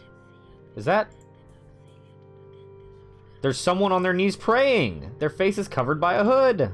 I didn't even see them at first! The wooden cross remains almost intact. They're not gonna say anything? Hey, what do you think of these? Oh, okay. Never mind. Oh! I can... With this candle... With this candle... I don't remember the rest, but you know, Corpse Bride, you know, with this candle. Yada yada yada. I can light my way through the dark. Yoink. Well then, let's go. Looks like this hole leads to the building next door. Oh my. We're getting spooky now, folks. If you hear bird sounds, things are bad. And I hear bird sounds, which means things are bad.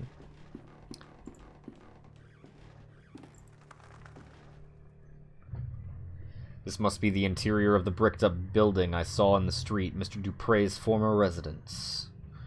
Let's investigation. I cannot tell who is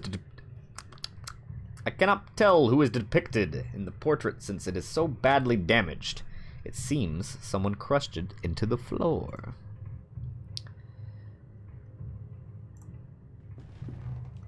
There is something among the ashes. Yoinkus. It is a piece of paper.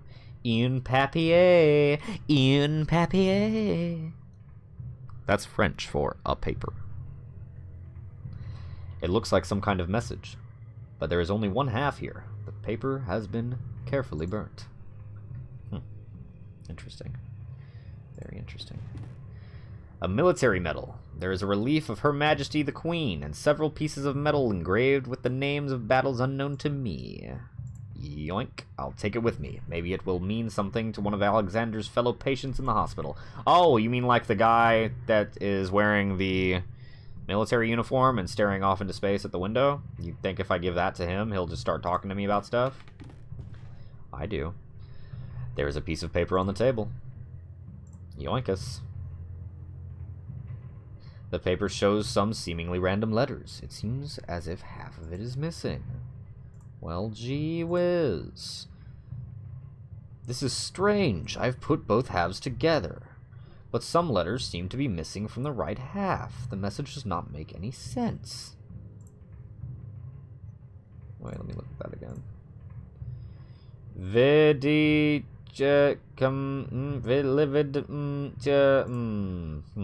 Okay, yep, that's a tough one. One man in high rank uniform. He's missing an arm. Interesting.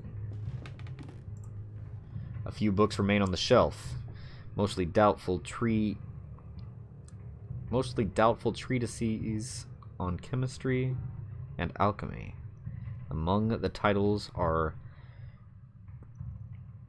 Trithemiuses, De Lapide Philosophico, Geber's, De Invention Veritatis, oh god, the anonymous work, Turba Philosophorum, that one was easy, and Ludwig Prinz, Mysteries of the Worm. What's this? A safe? A large metal safe. I don't suppose I could use this on... Nope. Okay. Looks like the safe is working fine. I should give it a try. Oh. Well.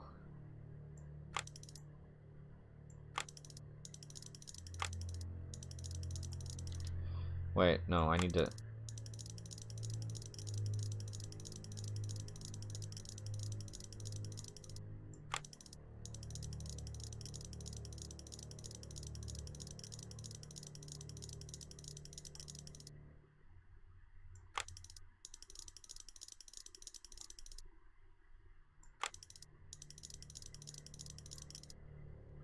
I don't know. We're gonna have to come back. Obviously.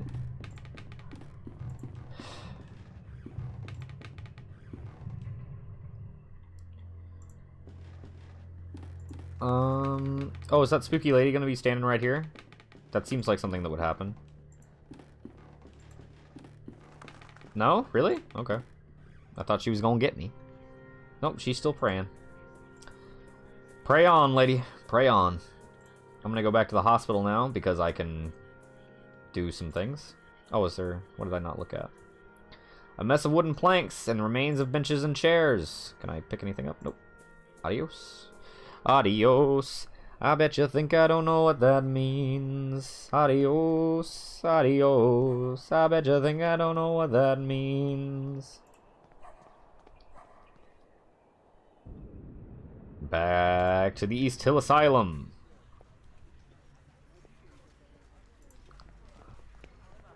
The family of a plant is a phylum, right? I don't know.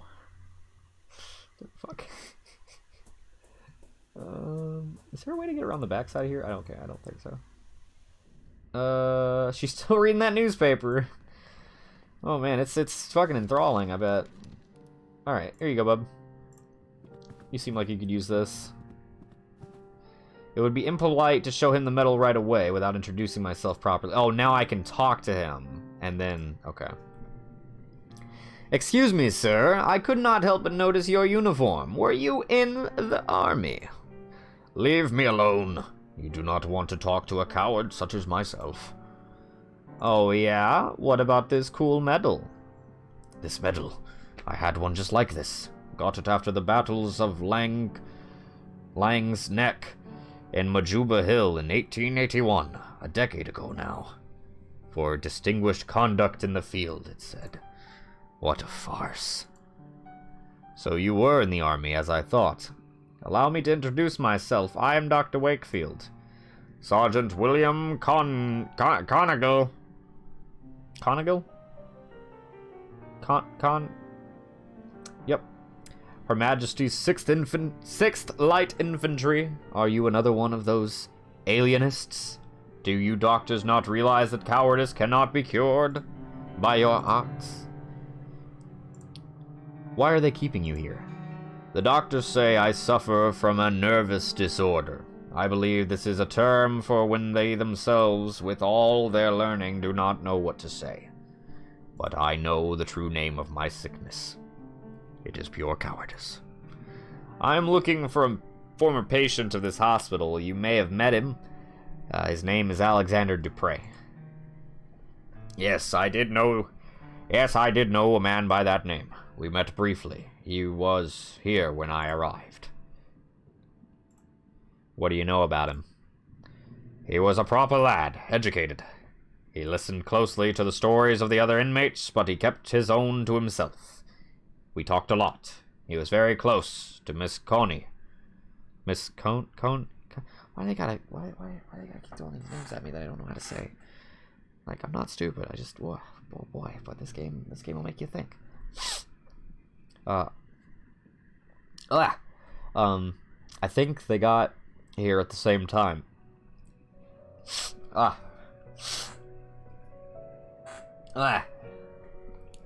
when he left, he did so alone. I wonder what has become of him since.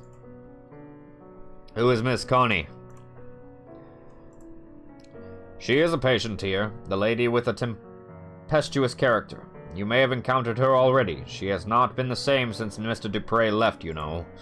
She always sits to the side, alone and silent. I doubt you could talk to her at all, even if you tried. You mean that lady right over there? That lady right there, 10 feet away from us? She sees things, or at least she thinks she does. What did you talk about, you and Mr. Dupre? We talked about my time in the south of Africa.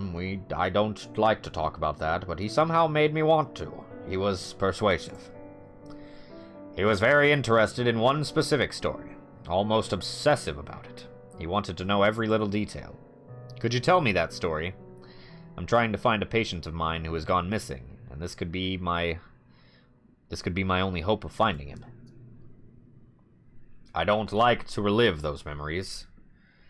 A missing patient, you say? All right. Maybe my story will be of some use then. It happened during the Battle of Majuba Hill. I am sure you have heard of it. In March of 81. The attack of the Boer army had taken us by surprise, and our regiment was forced to split up. We quickly found ourselves alone, just a few men lost on the barren plain. But I don't want to bore you. No, sir, you certainly aren't. Please continue. Flashback. As I said, we were few and we were sure the enemy was lurking out there. In the cold air of dusk, a thick fog formed quickly, masking everything around us. We could barely see each other.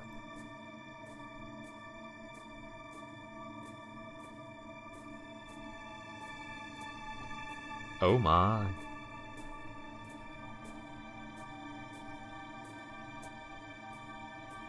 Oh, I have control. My bad. Then the others started to disappear in the fog, which was getting thicker and thicker. Oh yeah, there they go. Where'd they go? I could still hear their footsteps for a while, then nothing. I called their names aloud, and I didn't get the chance to read all of that, but okay. I felt something in there. Not far. A murmur or a beating. Something was alive.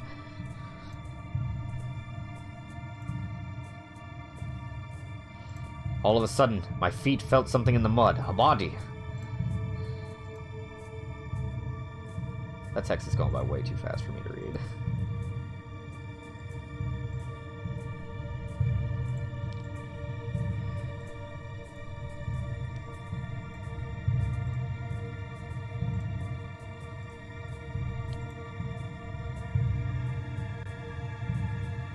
Well, hello there.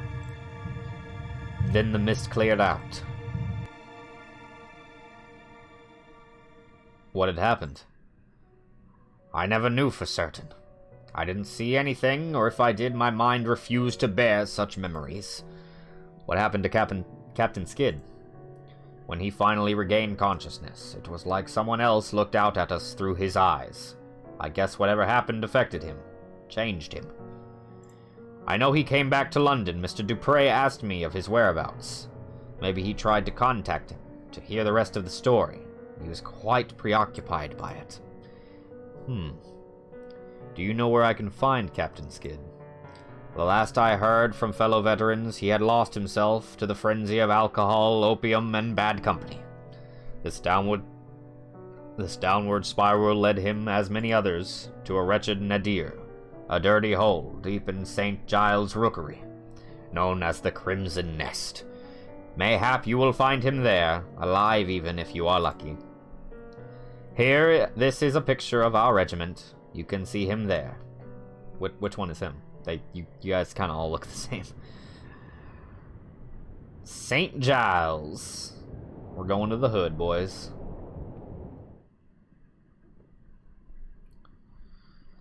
Well, let's just head straight over there.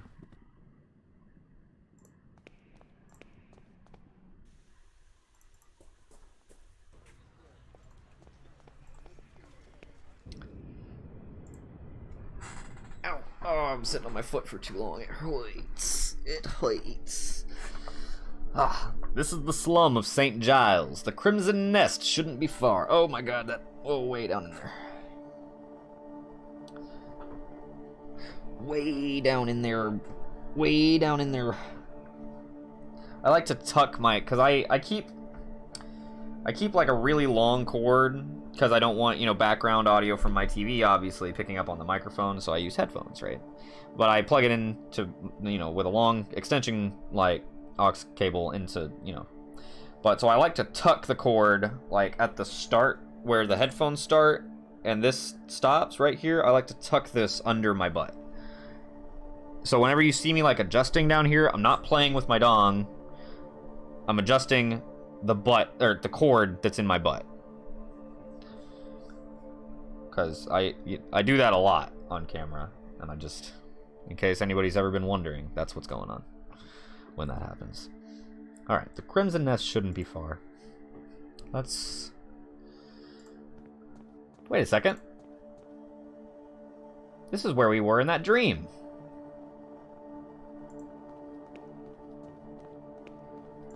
This is where we were in that dream. When that spooky guy came up to us on the yeah, this guy, as a matter of fact.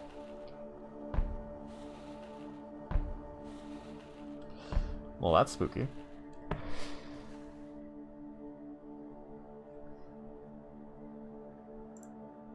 This man, he looks like the man from my nightmares. He is blind in one eye. The empty socket glistens in the lamplight. He seems to want something from me.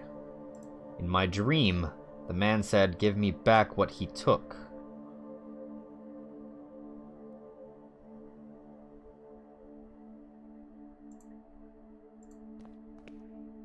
He doesn't look like anyone in this picture. I doubt it has ever been his. Give me back what he took. He had said in my nightmare. You want these cards? Do you want this little metal thing? Do you want this? Do you want this? Do you want this candle? I don't have whatever it is that you want. And I can't seem to get past you. So... Whoops. So I guess...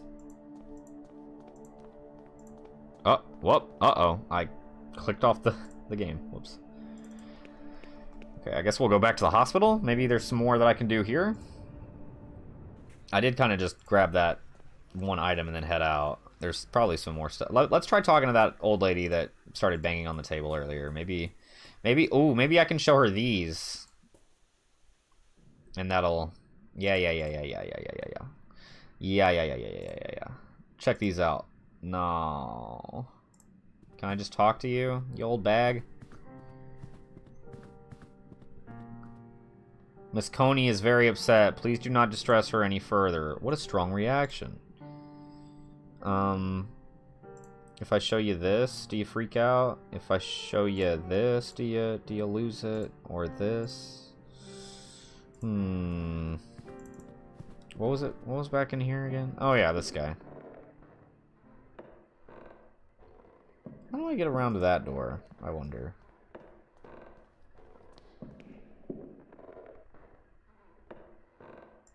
I don't know. Alright. It is odd that this is the only window that's shuttered. The curtain casts a mottled shadow over the corner of the room.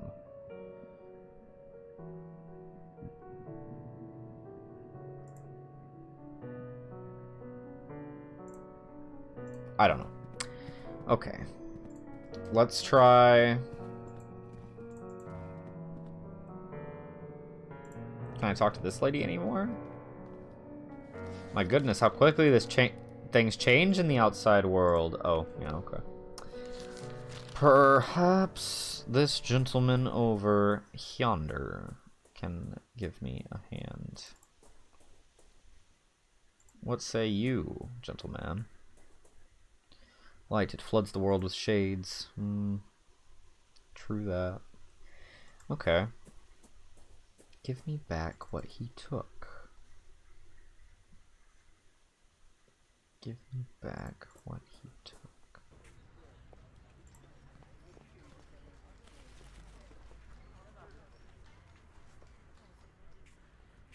What can you tell me about this building? The asylum? I've never been inside, and I hope I never will. It's full of crazies, you know. Have you seen anything unusual around here? Alright, you know there are always voices coming from the place at night, crying, singing, and the inhabitants cursing like damned souls. That's the usual. This night was different. It was all silent, I tell you. Not a single noise in the whole street. I looked at the madhouse, and I saw all of the windows black, no lights. Everybody asleep in that place? Now that's strange. Then I heard it. It was a scream like no other I've ever heard. Not of a man or a woman, but of a devil from hell. That is very curious indeed. Thank you for telling me. Sure. About the asylum.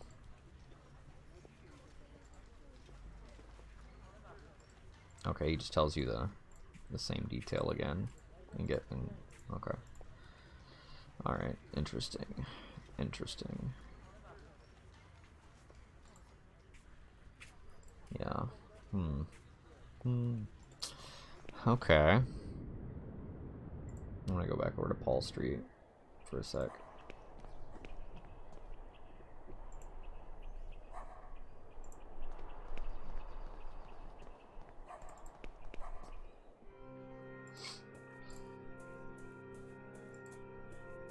You still being weird? Yeah, she's still being weird. Okay. Give me back what he took. Give me back what he took. What who took?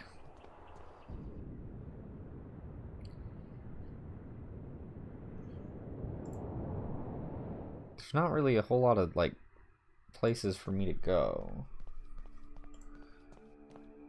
Not a lot of options here. I think... Oh, fuck. I clicked off the screen again. Damn it. I think... There's gotta be something I'm missing somewhere else. I feel like it's something at the asylum.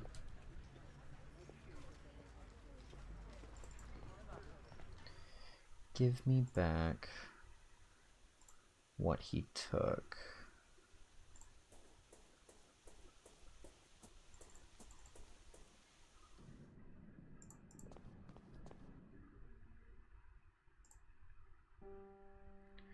Can I compare this with anything? Huh? Huh?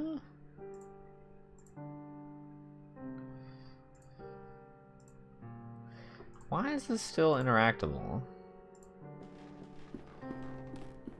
Is there something else in here that I missed? Only a couple of pictures in their frames. Oh. No. Huh? Oh, what? Oh.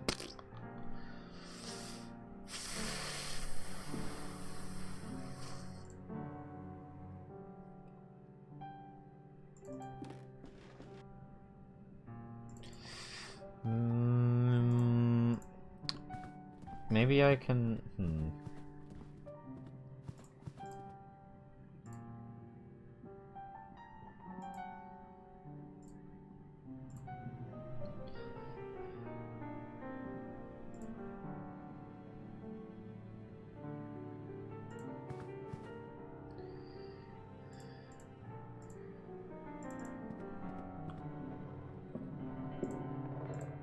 Damn it. Can I help this guy, like, at all?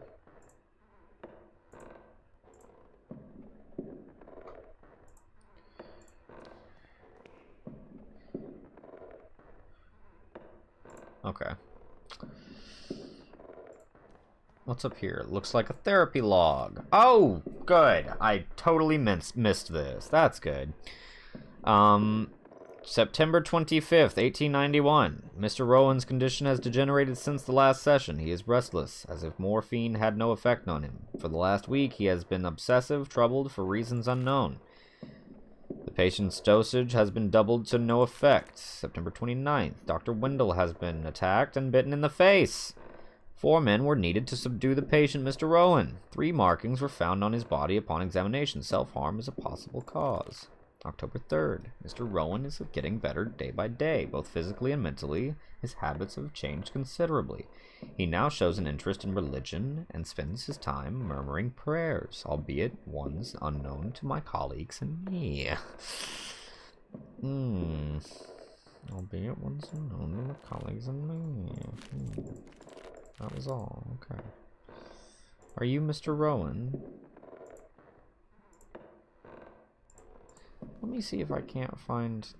How in the goddamn... Bro, do you want these? Damn! Who can I show these cards to? What are these cards for? What are these damn cards for? Lady, look at these cards! Shit.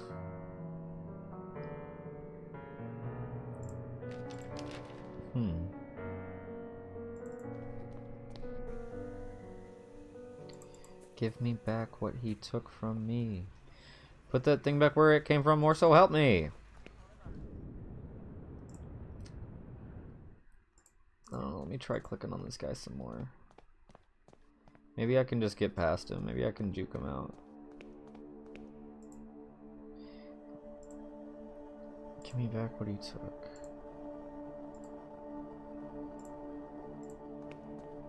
Doesn't look like any of the people in the photo.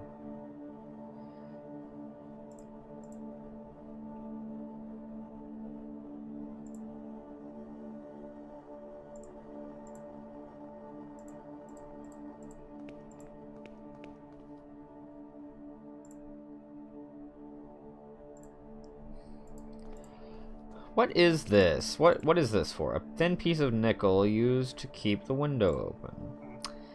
That's not helpful to me. Can I combine this with anything, perhaps?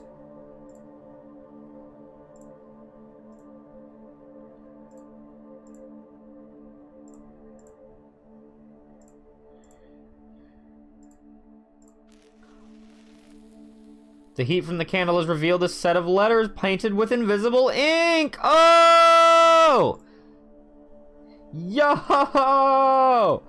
The whole message is readable now. It seems to be in Latin. I think it reads, I've seen a dead eyelid move. Ew. Do you by chance want this?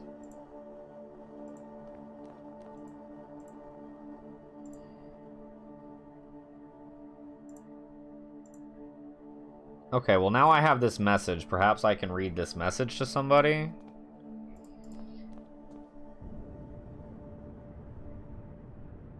Over here? I've seen a dead eyelid move. That's still pretty goddamn cryptic.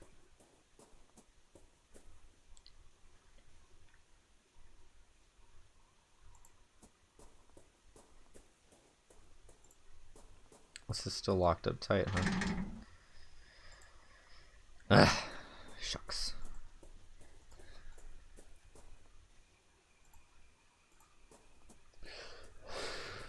Well, now that I've combined that, maybe I've triggered something else to interact with. Sometimes that happens.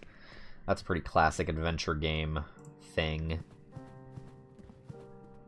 Gotta do a specific sequence of events in order to... Okay, well... I mean, yeah, alright.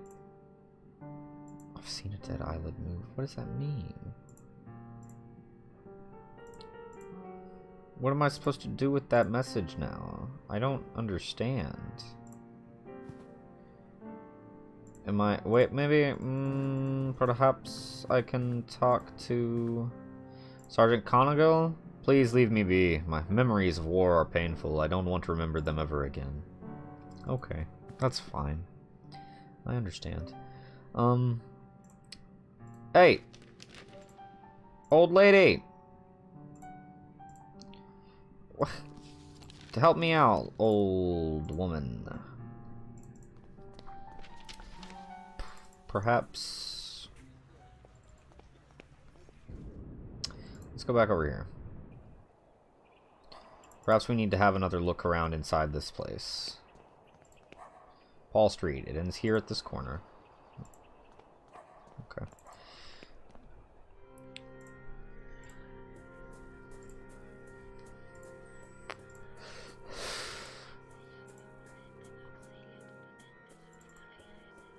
Yeah, there must just be... I must have missed something in here. I have to figure. Because what did I get from here? I don't remember, actually. I mean... Let's see. Portrait, damaged, crushed in the floor. Oh yeah, I grabbed something out of the...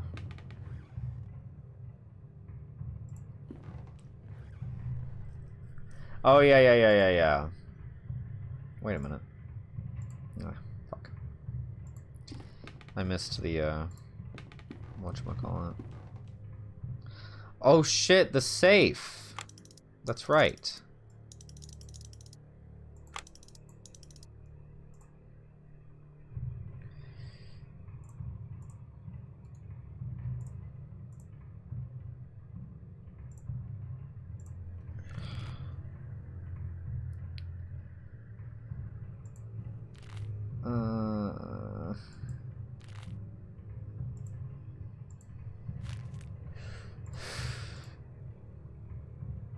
Yeah, I need to get this open.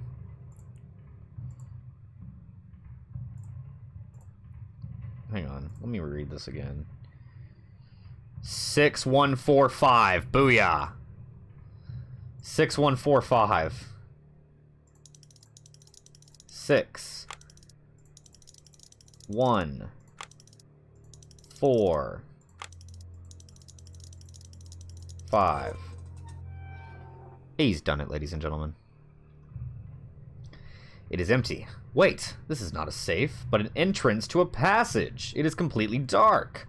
The only way to know where it leads is by crawling in. Well, let's get in there. Oh. Oh, heavens. Mathematic formulae written fast and carelessly. Some of these symbols I have never seen before. I just assume they're mathematic. Oh my. Oh, a strange machine built out of wood, steel, and glass. I wonder what its function could be. And what is this? Oh no! There is someone sitting here wearing a horrible mask and a yellow robe. He is not moving. That's because nobody is sitting there. Fucking duh. It is only a yellow robe. There is no body inside at all. What can be the meaning of this? I don't know, man. Hey, I got a mask. Uh-oh.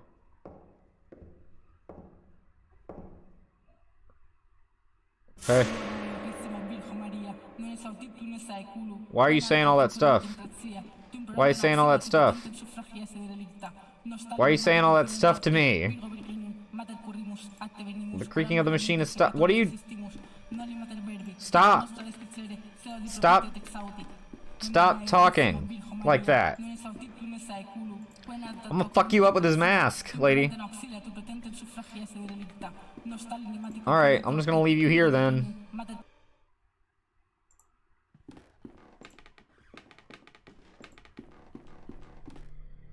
Fucking weirdo. Alright, I have a mask now. I'm sure if I go show this mask to that old lady, she'll love it. Miss Coney. Coney 1891. Oh, see, it was that lady. Wow. Yep.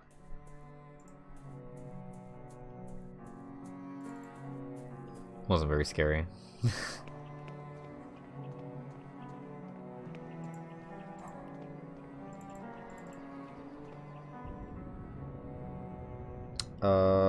Back to East Hill. Oh, you know what? Actually, let's try showing this mask to old boy over here. Maybe he likes it. Maybe he's into it. What do you think, boss?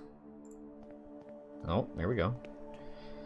He looks to the mask for a second, only to stare at me again, give me back what he took. He had said in my nightmare.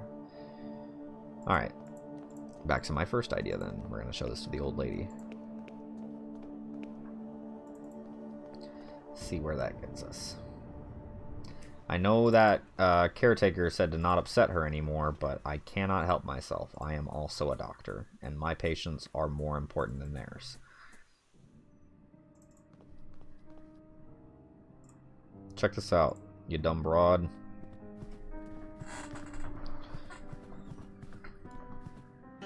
Jesus, fuck!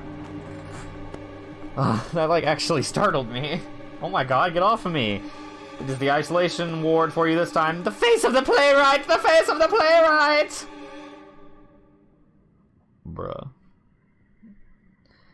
So, damn, son, that's crazy. If I go in here, can I see her? Sure enough. Yikes. A man is striking the glass strongly with his fist. His expression is of pure hate. I don't think he can see me, but I feel that somehow he knows I'm here.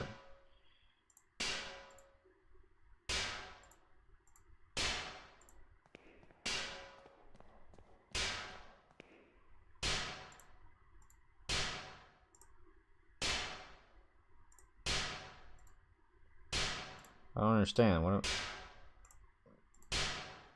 Oh, am I supposed to? No. Okay.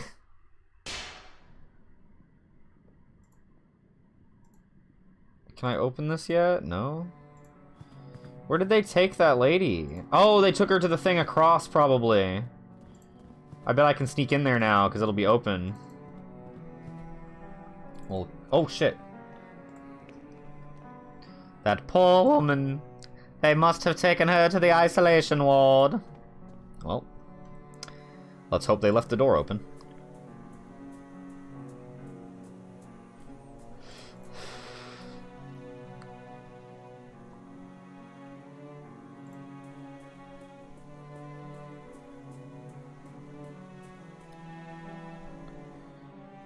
Oh, it's dark in here too. Oh no. Oh no! Oh, hello. Hello. My name is Wakefield. The butterfly is not what it seems. Excuse me? But, what butterfly? There is more after the scarab. You mean, is this the butterfly that you were talking about? It displays its wonderful colors, fills your eyes with awe, but this is only a show. Behind the veil, its body crawls on the dirty ground, hides in the darkness, and transforms. Another of its lies. So what would this be? Its dark body creaks and rustles with its blind movements. Slowly, step by step, it gets closer and closer and closer and closer. What about this one? It will come whatever you do. It will cry out loud, looking at you from everywhere at the same time. What about this one? Him. Him? His mask. My mate from the other room used to scream at night, always told us he could feel something under his bed, a presence, an eyeless gaze. You mean like this mask? Oh, shit. Okay, well thanks. Me mate. Your mate next door right here? So if I go show this guy the mask, he'll, Oh. Oh, this is a great angle. Wow. With a window. Like that. That's cool. An old pendant on the dresser. It looks valuable, so I'll take it. An old tarnished silver pendant. And nothing else. Interesting. Moving on. Do these have, like, numbers on them? Oh, room 106A. Oh, he was in 108A, if I recall. His records thing in the record room said that he was in room 108A.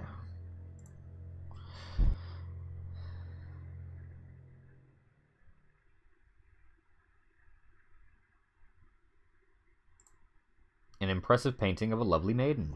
It is equipped with a fitting, magnificent frame. An expensive-looking piece of furniture. There is nothing on it. A mirror covered in dust. I wonder what things it has seen in this room. Probably not good things. Knowing mental health in the 1800s. And honestly, up until fairly recently. Woof. Could this be the room of the patient's mate who was afraid of a presence under his bed? Well, let's have a look. Well, gee. Not entirely unfounded, that.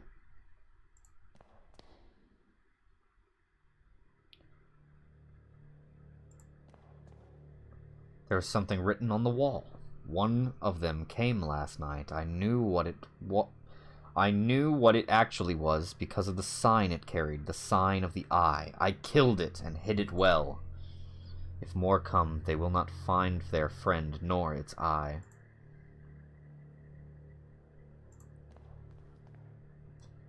I doubt anyone has slept in this place in a long time. The door is bricked up. Why would they do such a thing?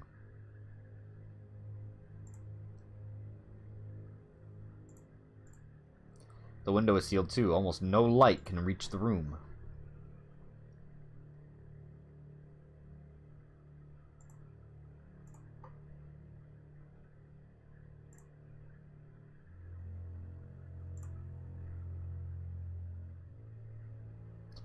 Okay. I guess that's this room. Spooky, but not much to go on. Okay. Ah. The playwright! The door is closed for good with bricks, like they were pretending it never existed. They didn't even try to disguise it. Wait a minute. Is this 108? That was Alexander Dupre's room! Well, my goodness. And let's go see what this, the door is shut and locked. There is no way to open it. What if I use this? What if I use this? What if I use this? Isolation cells. It is eyeless but not blind. Oh wait, is she saying important things? Can I maybe get a hint from her? The face of the playwright. Yeah, okay, I get that.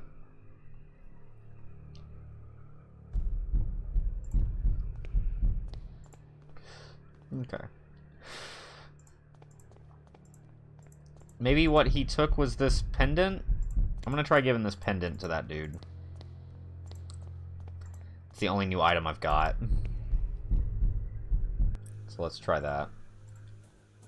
What do you think of this, guy? It seems to be important to solve the mystery surrounding Devitt's disappearance. I should keep it to show it to Kaufman when we meet again. Oh, okay. Just trying to, you know, show the mask to anybody I can. It seems to get results. What are you gonna do? Alright. That pendant has to be what this guy's looking for. It's gotta be. There's nothing else to find. Who can say what He is still staring into my eyes. The pendant does not seem to interest him. Give me back what he took, he said in my nightmare. God damn it! What do you want, dude?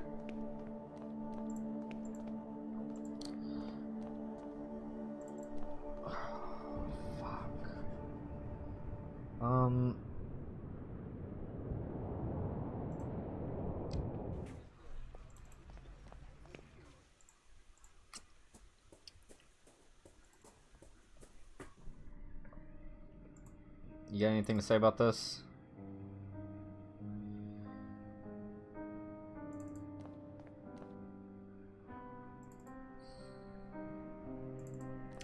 Maybe I missed something in those, fuck.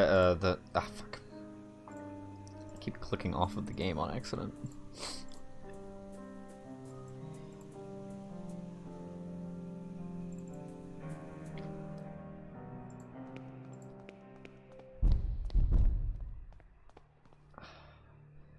Okay, let me try showing this guy some more stuff.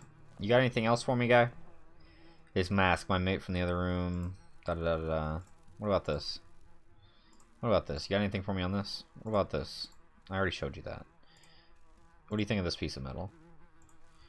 How much light manages to reach this room?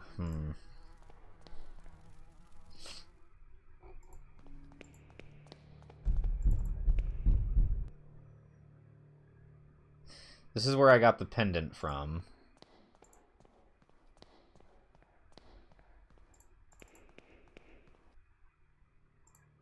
(104A).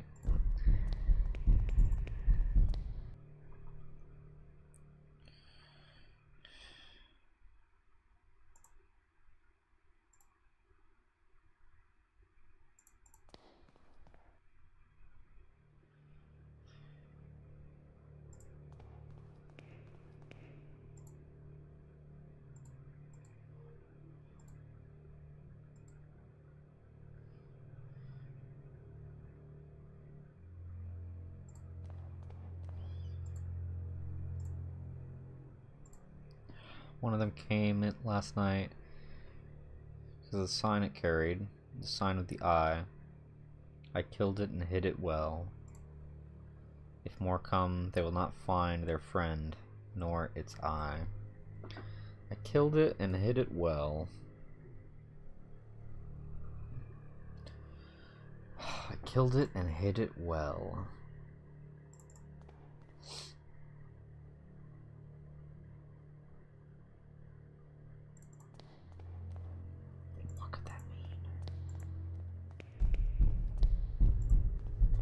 This is a bunch of bricks. Either the construction is recent and not yet finished, or they were in a hurry to seal this room.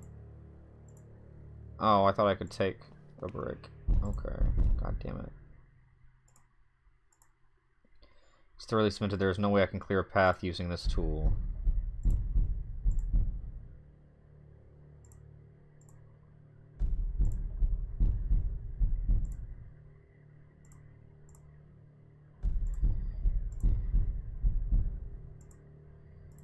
Ugh.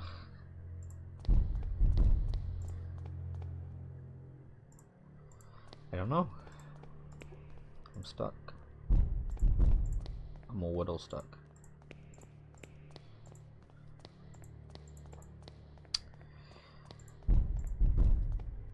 I'm gonna try. Okay, I guess I'll go back to Patrick Street or Paul Street. Patrick Street. Where did I get that? And maybe I'll try. Let's try.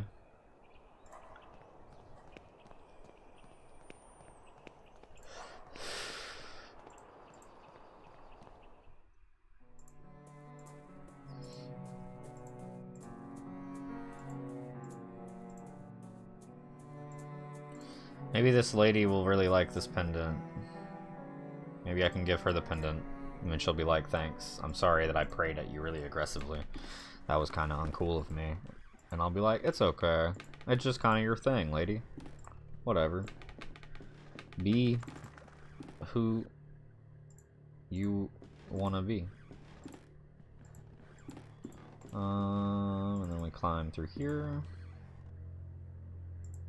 And then is she gone? She is gone. Well, that's just delightfully spooky. The creaking of the machine has stopped.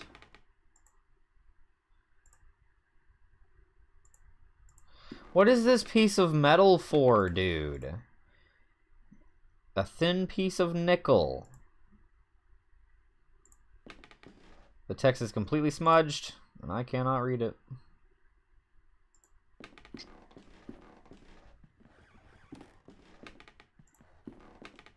Four chairs forming a circle as if the hideout served as some sort of meeting place.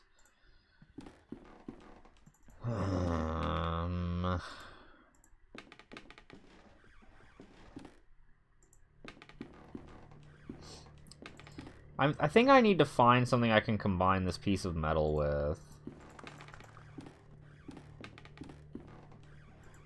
Like, maybe I need to, and then I can make, like, a better tool out of it or something. I don't know. I'm missing something here.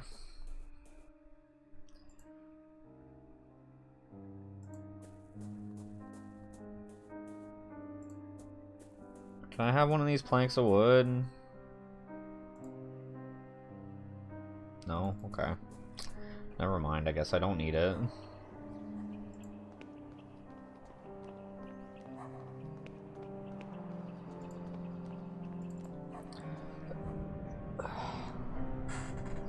I'm still just missing something in here, I guess.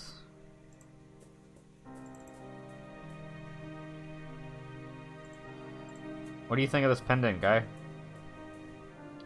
I doubt he would be interested in this pendant.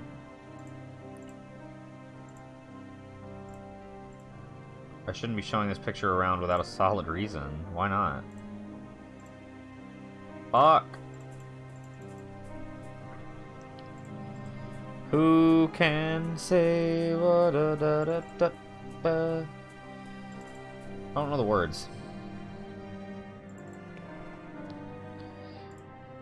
You want to see this? No? Fuck.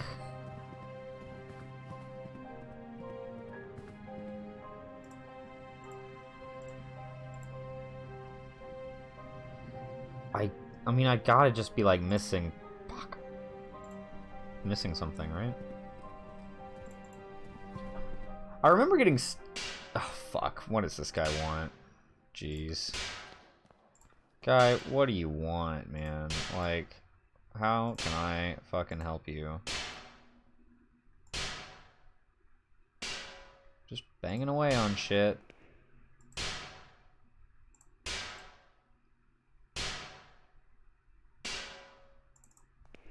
I don't know how to get to you, buddy. I'm sorry. I want to let you out of there. It looks like that room is open, actually. You could probably leave anytime you wanted.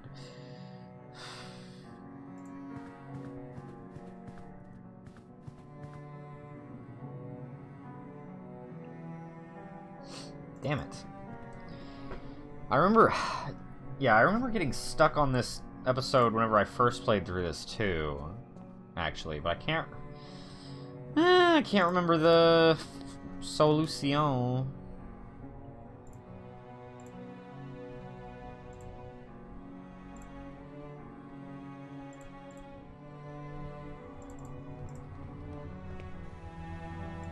I've got to just be missing something in this other room. Or something over here.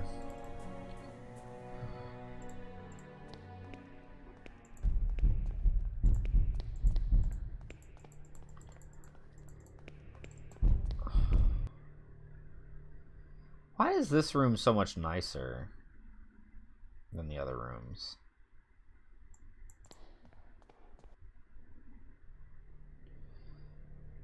Am I missing something in here?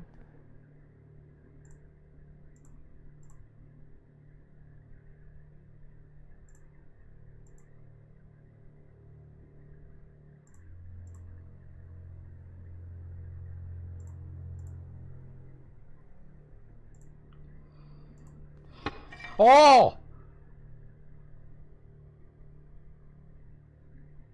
It seems one of the tiles is loose. cannot get to it. I cannot get it out with my bare hands. It is too heavy. Well, shit.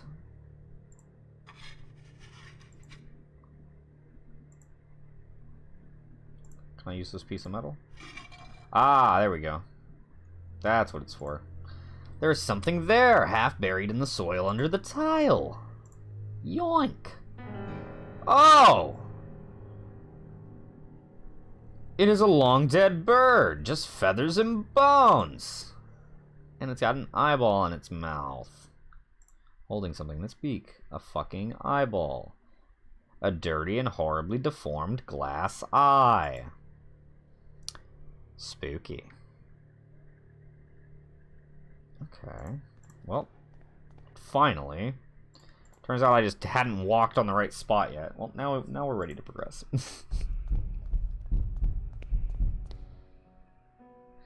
Oh. Let's go give this eye to that guy. And then we will be able to progress.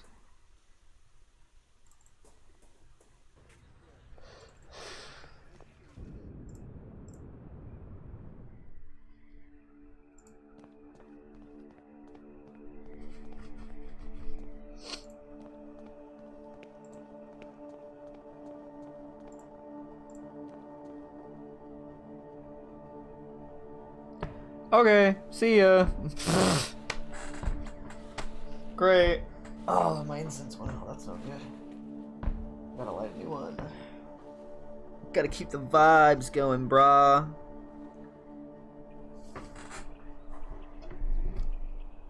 Gotta keep the vibe going, bro. I'll pull one out of my mystery sack. Ooh. Ooh, that's two. We don't need two. I just need one. Thanks. They're long. Strong and down to get the friction on.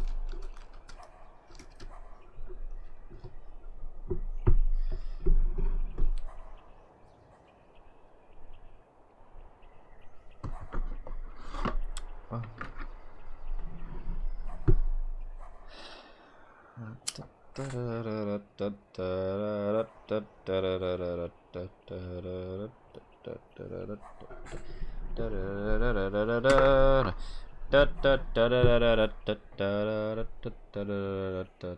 You gotta wait for the end to glow. That's the trick. There we go. Maybe a little too much. Ooh, it's looking like a little bit of a sparkler. Oh, there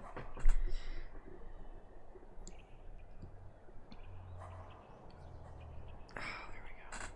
That's nice. Let's just dangle that right in front of the microphone. Let you guys get some of that scent. Can you see it on camera? Oh yeah, there it is. Ha! Oh man, I'm gonna like accidentally bump into it. Yeah. Here. Move this back over to its spot. Don't drop it or the ashes any more than I already do, I mean. There we go. Yeah, that's alright. Okay. Alright, back to this. Alright, we should be able to progress, and we're probably almost to the end of this episode now. This first episode took a little longer than expected. But that's okay. If we end up not finishing not finishing this tonight, that's also okay. Although I still think we probably will. Or I mean, yeah, it's only like 10:30. This must be the Crimson Nest. I have heard of such places where people lose their minds to opium shipped from the Orient. I never thought I would set foot in one. Time to get crunk. Oh. Oh my. Everyone's all fucked up. An addict, completely asleep. A man with a lost gaze, his mouth open. The musician is intoxicated with the drugged smoke that fills the air. The repeated arrangement gives the sensation that time flows slowly. A woman looking at the roof with her eyes going white. She's muttering some ramblings.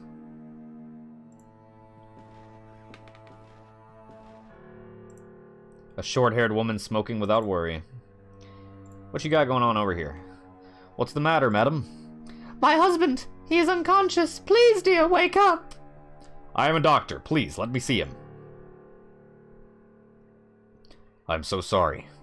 He is not breathing, and he has no pulse. Your husband passed away hours ago. No, no, no, it can't be! Madam? I'm late. This time I couldn't save him. What do you mean, this time? I discovered my husband's addiction to this hellish drug they call opium months ago. At first I thought he was sick, as I saw him grow thinner every day. Then I discovered he was visiting this place. I was very worried. I tried to dissuade him, but he wouldn't listen. The addiction was stronger than he was. At times he was away for days. I would come here and find him passed out. The only way I could wake him up was to put these smelling salts under his nose. Now it's too late. Here, take the vial. Maybe you will be in time to save another soul from this curse. Well, thank you. Hello, sir. Hello, I am looking for a man who I believe frequents this establishment, a war veteran from the south of Africa called Skid. He is writing on a slate.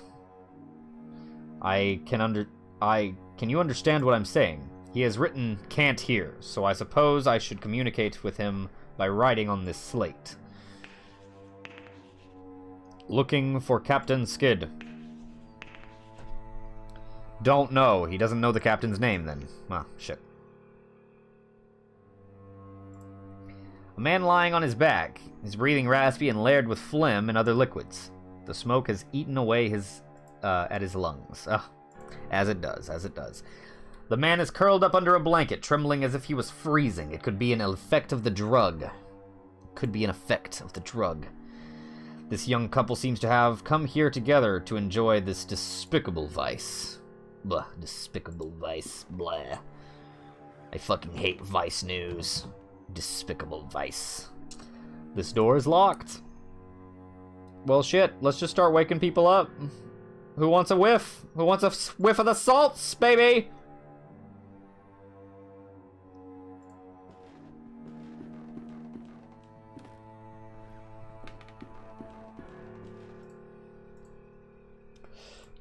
Wake up, bitch. Damn it. Wait, do you want this pendant? Why should I give him this pendant? I don't know. This seems to be important. Blah, blah, blah. Oh, I can show him the photograph. Duh. I'm looking for this guy. He has written something else. Object of value. What does he mean by that? Here you go, buddy. Excellent. And away we go. I love the art style for this game. I think it's so pretty. Its minimalist style is just so good. Let's have a look. A table with several opium pipes on top. Some of them have been used recently. Some of them still have a hit left. Nice. A Chinese screen with floral ornament.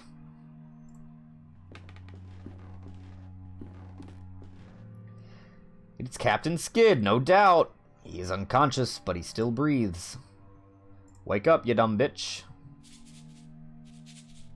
Hey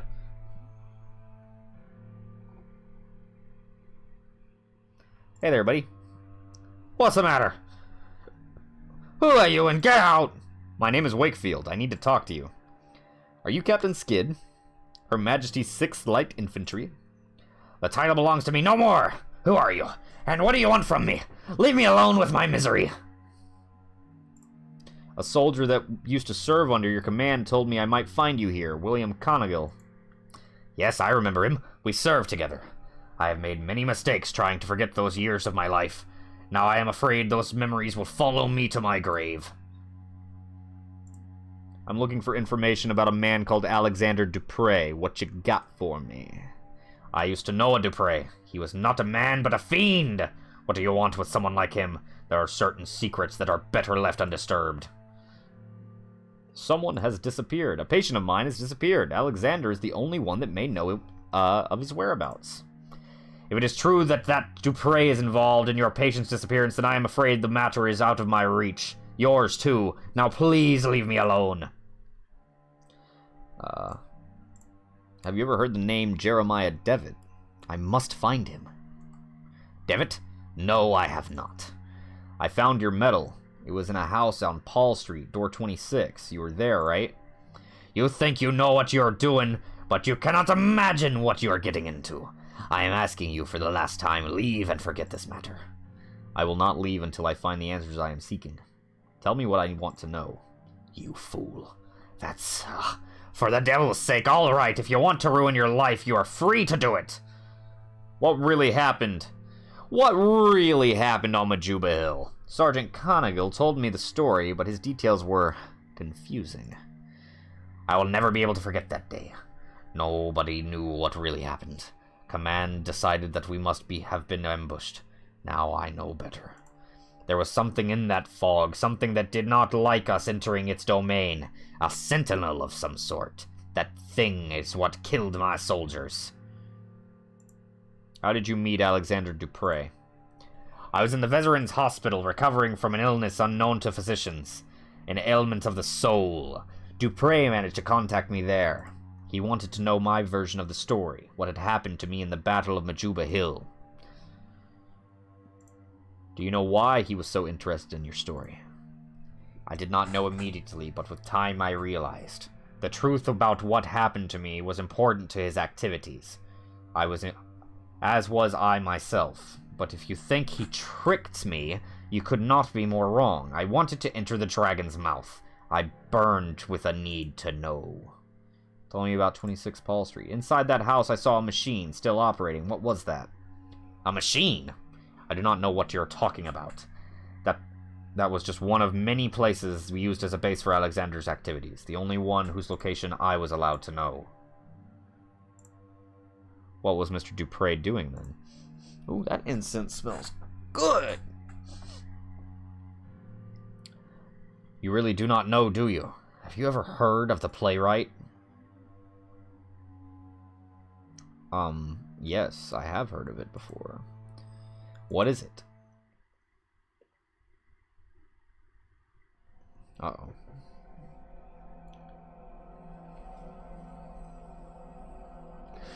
As I imagined, you know nothing. Dupre is not alone. He is but the peak of a pyramid, a vast group in which powerful people take part. A society acting in secret, ruled by a single sacred law, see that no one knows. I was part of it. Dupre himself recommended me. Wow, that smells strong. Whew. We gathered every month. What we saw, you cannot imagine. A curtain of normalcy protects the mind from something. An outer something. The fog of the veil protects us. But through the veil we could peek out into the abyss. We could know of the unspeakable shapes that writhe beyond, a black nothingness entirely full of horrors.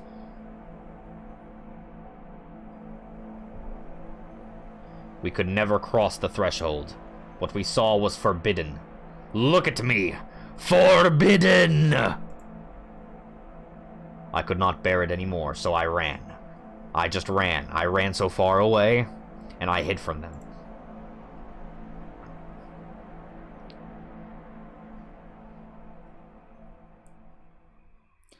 It was too late to run or to forget.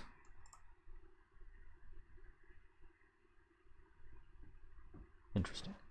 I must go back to East Hill and try to talk to Miss Coney. If what the captain said is true, she must have been one of them. She could know where to find them. Where to find them. Well, then away. Oh. Hello.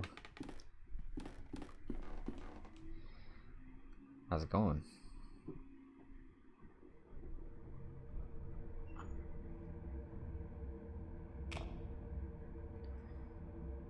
I cannot do this anymore. I don't care. I just want us to be together. You know it's too hard. I don't feel free. I know, dear, I know. We'll figure it out.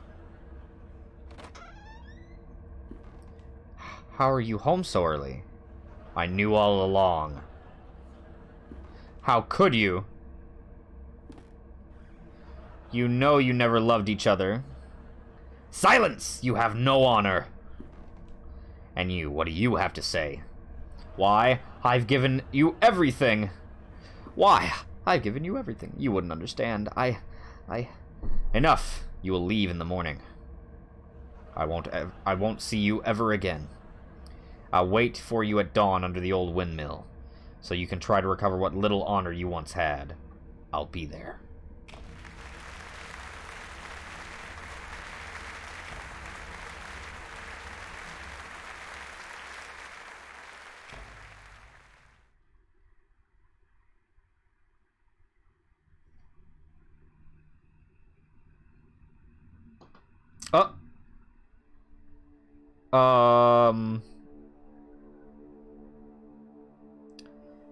This looks like... I must have fainted. What is this? Where am I?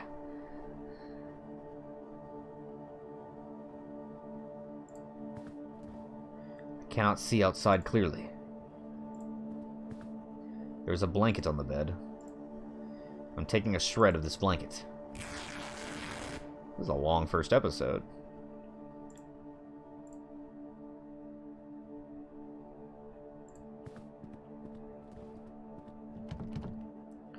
The door is shut for good, and it has no knob, no keyhole even. What the hell? A matchbox. This could be useful.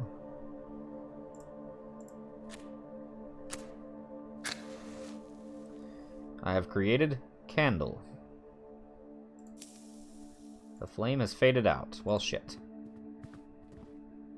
Old piece of furniture. Move that shit. There are marks in the dust on the floor. It looks like this chair has been moved recently. Well, let's shake that on over. Shifting the chair revealed a small dark hole in the wall.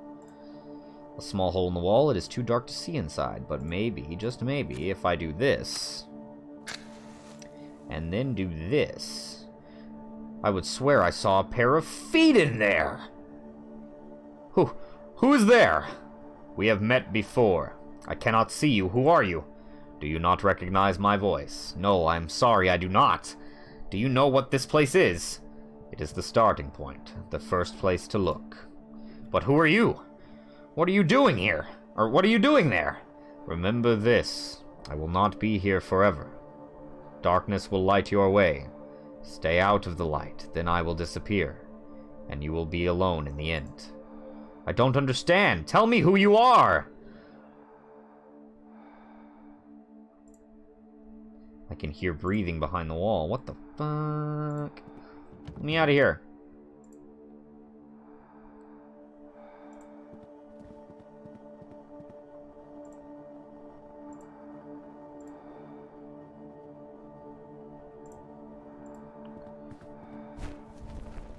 Nice.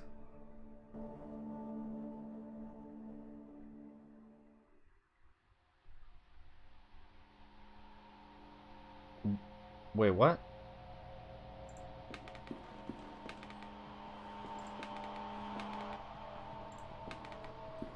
Oh! Hey, Devitt! Where's my mouse? Oh, shit. Whoa. Come here, guy.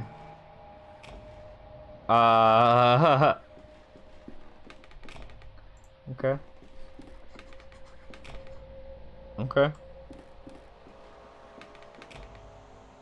Okay. Well, this seems bad.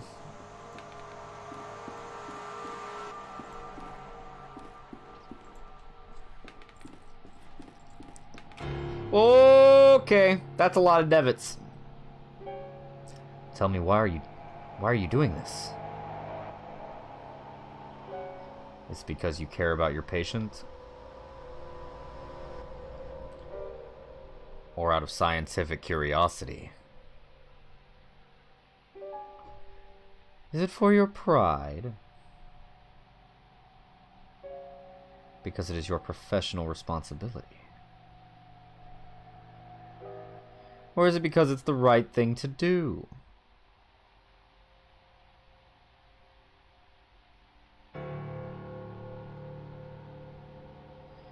Why are you doing this?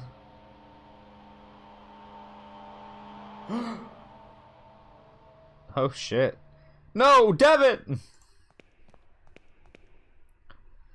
It's alright, It's alright, mein Liebfreund. How are you feeling? I feel dizzy. What happened? Where are we? At my house. I went to East Hill to meet you, and found you inside one of the cells, unconscious, your clothes stenching of opium smoke. I had you brought here. You've been out for a day and a half. I think it's coming back to me. I was at one of those opium dens. I might have passed out after breathing that dense smoke.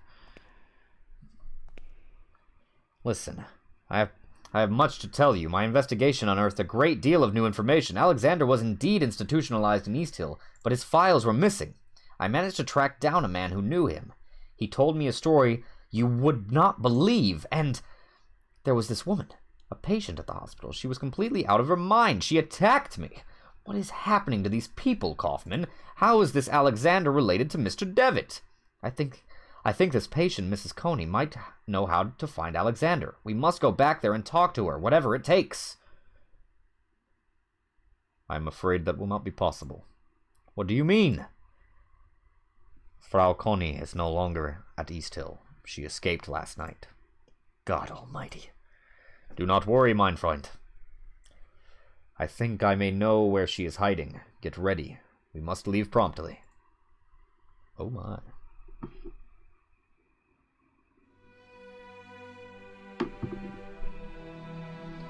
Oh my. Is that end of episode 1? Oh no, we're still here. Okay. They are coming.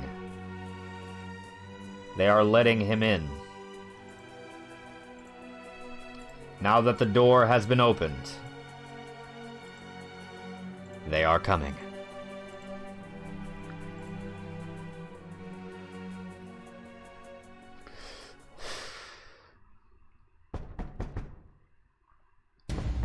Ruh-roh. Oh, hey.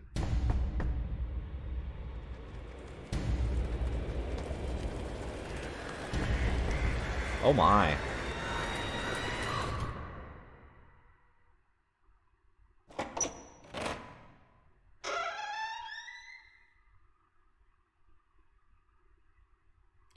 Oh my.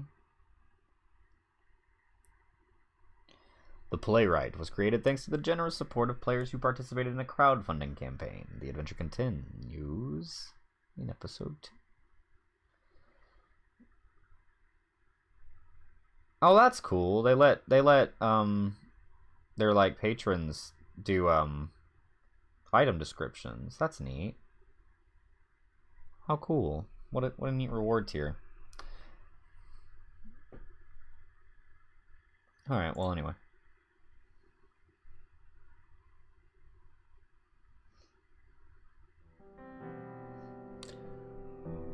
Is this gonna auto run if I don't click through it? Because I kind of want to just take a break for a second. Will it just sit on the previously screen? I gotta pee. Okay, it will. Good. As long as I don't click on it, I think. Okay. I'm gonna take a short break and go use the bathroom, and then we'll be right back, and we'll do episode 2. Be right back. Survived that! We haven't been able to get through to anyone since the explosion. What about Alma? What happened to her? Oh, Jesus! What was that sound? Oh my god. Oh! That's a good stinger. I like that. I like that. Alright. Okay. Alright. Okay. God, he looks like me. Oh my god, it's the anti-Shaggy. I'll speak to him later. I gotta find these chickens right now. is no, I don't do any I just post the clips from my Twitch channel. That's literally all the TikTok is for. It's basically advertising. But everybody over there is a child. There's so many children over there. So it's kind of pointless because I don't really appeal to children, you know? Nor do I advertise as being like for children at all. I swear a lot, and I talk about my wiener too much. I'm not for kids. I do not have an OnlyFans yet. Roasted. Uh-oh. Well, say goodnight to Draug. He's dead now. Oh, there is a God, and he smiles upon me when I least expect him. Ah! Hey, what do you think of these grenades, guys? It's a grenade! Ah! That was so fucking good! It's a oh my fucking god! Carnage, dude. That was so sick! Ugh. Fuck. After something that good, it makes you want a cigarette. Jesus. Ugh. Anyway, alright. Now that I'm done nutting.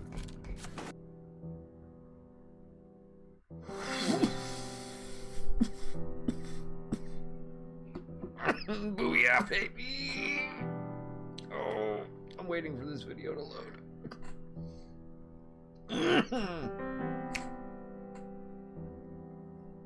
Whoa. Vroom. Vroom. Oh my god.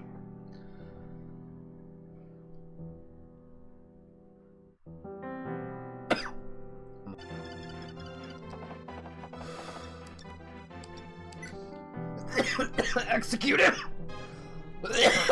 End his fucking life! Kill him! God damn it! Can I,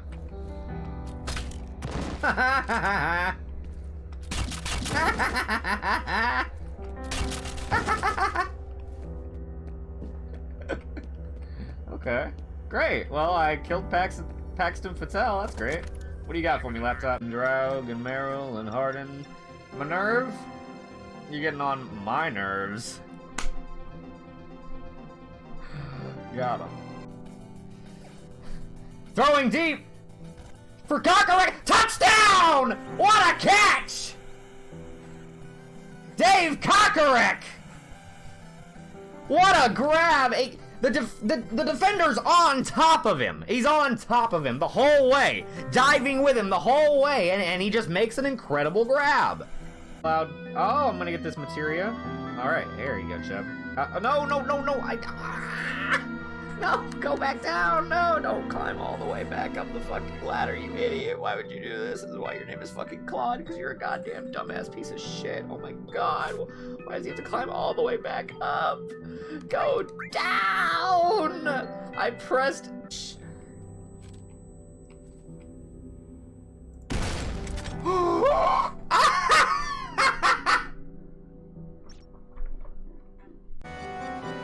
Why such a puzzled look? You don't want me to come? No, it's just that you're always so cold. I thought you didn't care. Okay, we're back.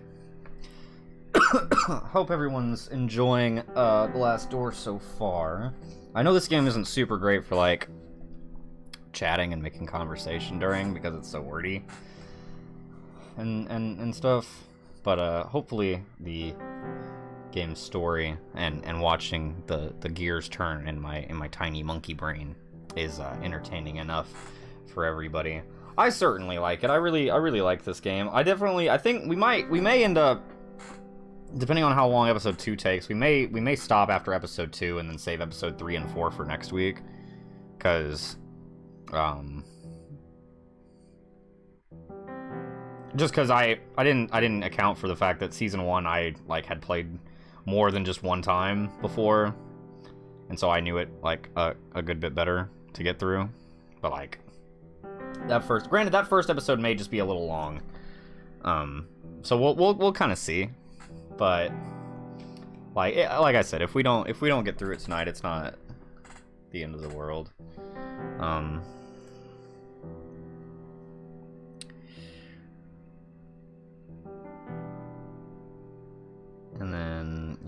good.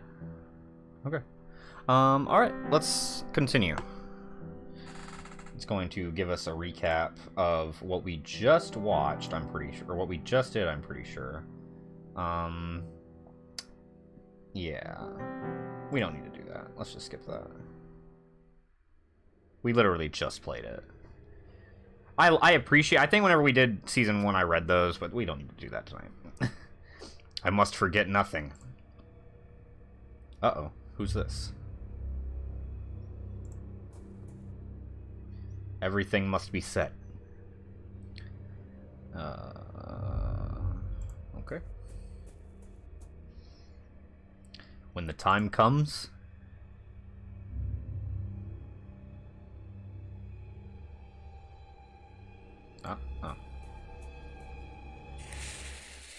And I am visited again.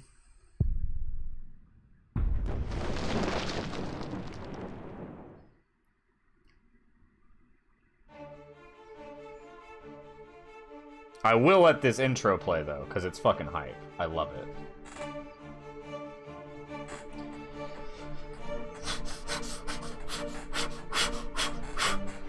I just love the intro. I love the song. It's so good. The music's really great.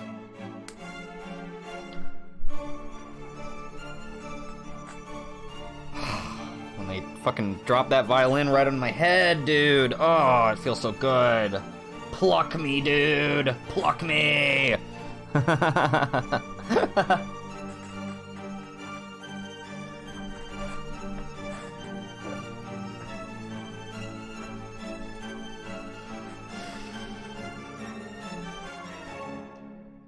I actually do like the intro, the actual like intro for season 1 versus season 2. I actually do like the intro for season 1 better. Season 1 episodes better. I think the imagery is better in season 1. But I mean, still, it's good either way. I appreciate that they did it different. They made it different for season 2. For a moment, the sky was dark. We heard the calls of 1,000 birds, but another sound rose above them. What? What just happened in here? Where is Miss Coney? We are too late. Oh my god. It is ashes? The windows are covered with wooden planks. It looks as if she were trying to keep someone from entering, or something from getting out. Oh my. Oh my. Well, oh, the ring. The circle. Chalk. A circle drawn hastily on the floor. She thought it could prevent what she knew was about to happen, but she was wrong. I do not know what to make of all this. I do. Oh my.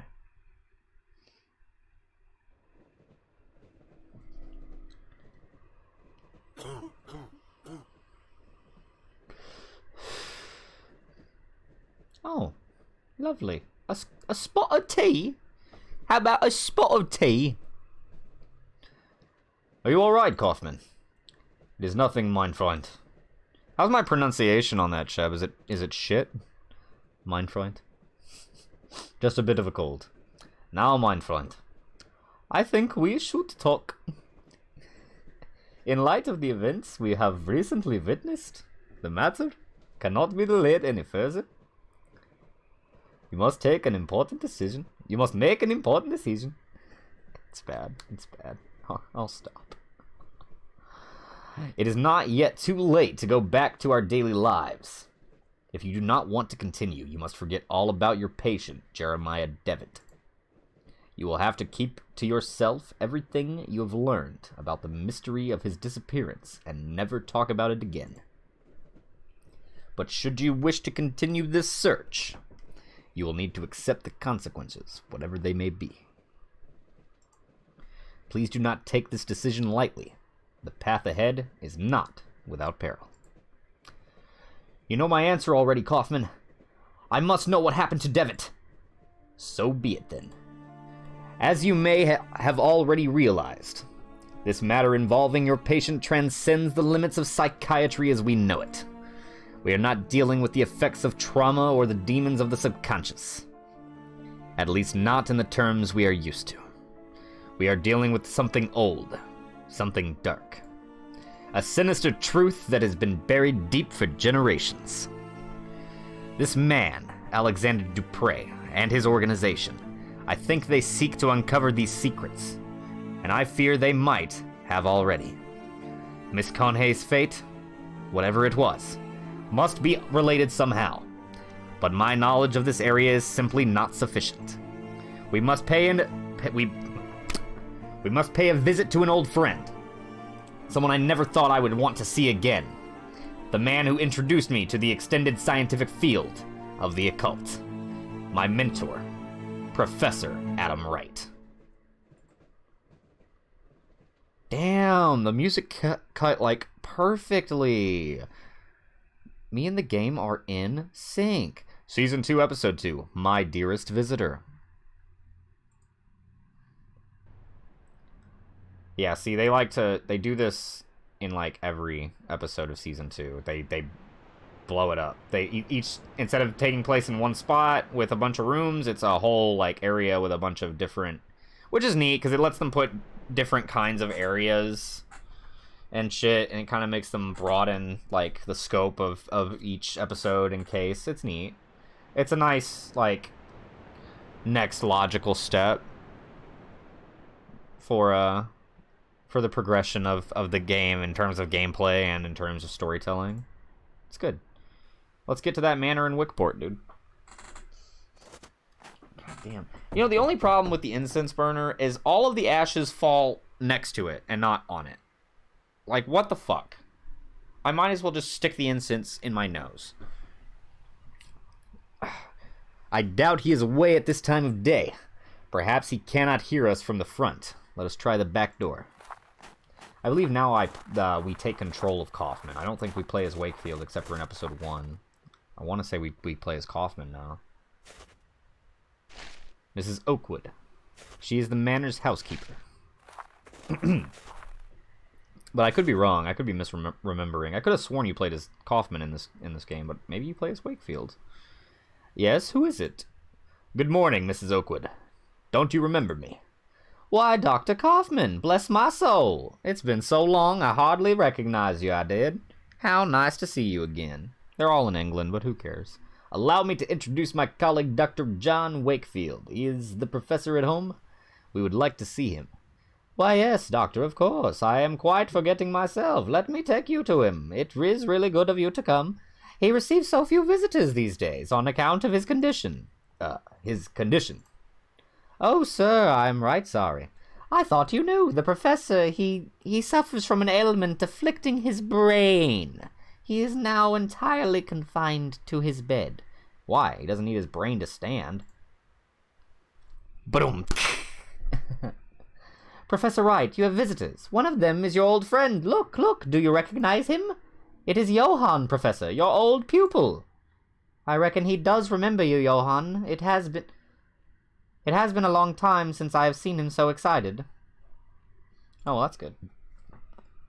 I will leave you two to talk to the professor. It may be difficult to keep him on one subject for long, but oh, it does him such a world of good to speak with old friends. Should you need my assistance, I will be in the backyard.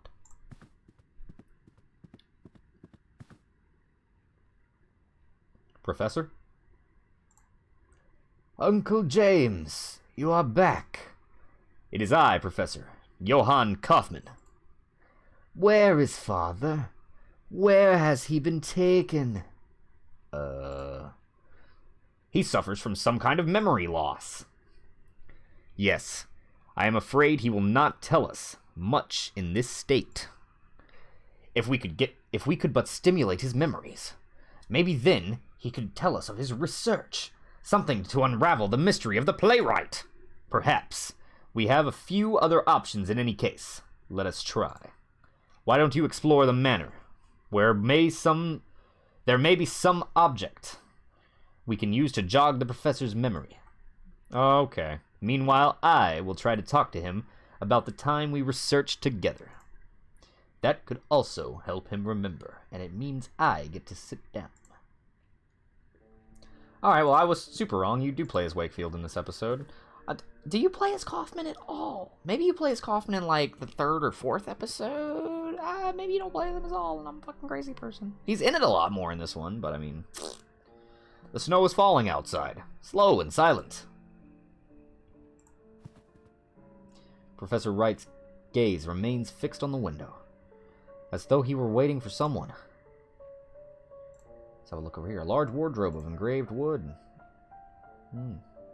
Tremendous. Alrighty. Professor Wright's gaze remains fixed on the blah blah blah blah blah blah blah. Let's go.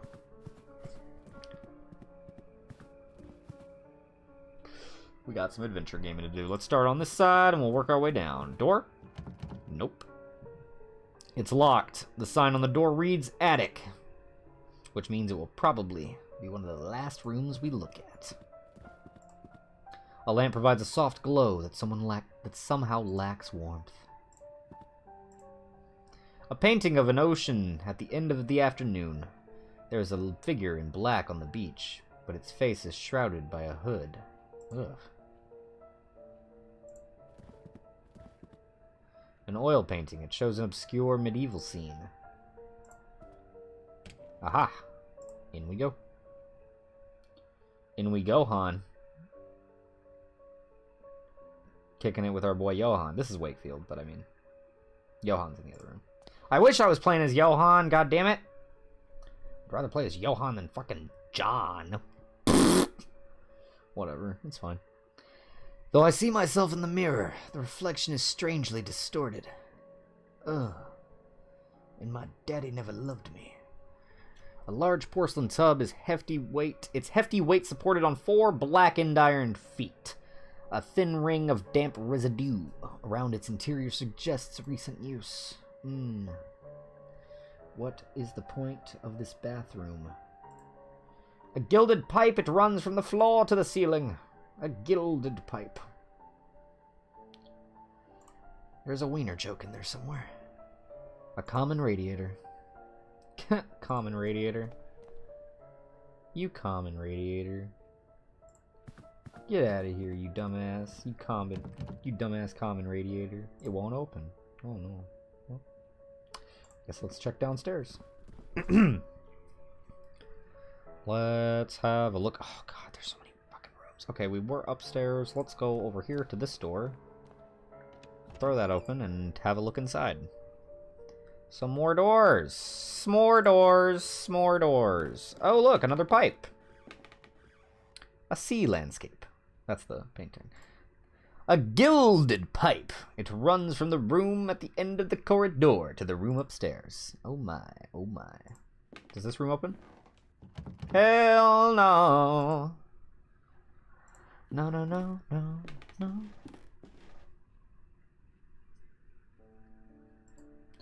A gilded pipe. It runs to the ground. From the ground to the corridor. Okay.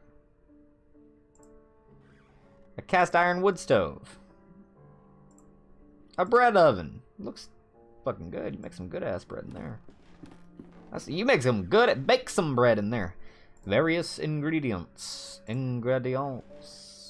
Glass jars filled with spices and pickled food. Gross. Another locked door. A small sign reads basement. Well, let's have a look. Let's have a look outside. What do you say? What do you say, lady?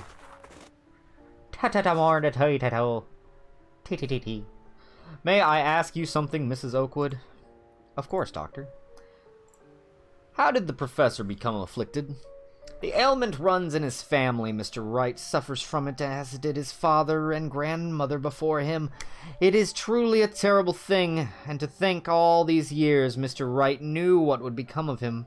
May God have pity on his poor soul. Well, the ailments that runs in Professor Wright's family, do you know what its symptoms are? Well, I can't speak those very long words physicians use. But I can tell you what I see in him. Professor Wright hardly remembers a thing from the last 40 years. It's like he's a child again. With God's mercy, it has now gone so far that it torments him no longer. Oh. He doesn't even realize he's sick anymore. That's sad. I will leave you to your work. Thank you for your assistance. Have a good day. Okay. A thick layer of ice covers the pool of water. Water, water, water. Water, water, water. Water, water, water. Ah, well, let's have a look over here, shall we? I like the sound design in this game is fantastic. The squishing sounds and everything. The different sounds of walking on different... That's great. Look, listen to all that snow sound.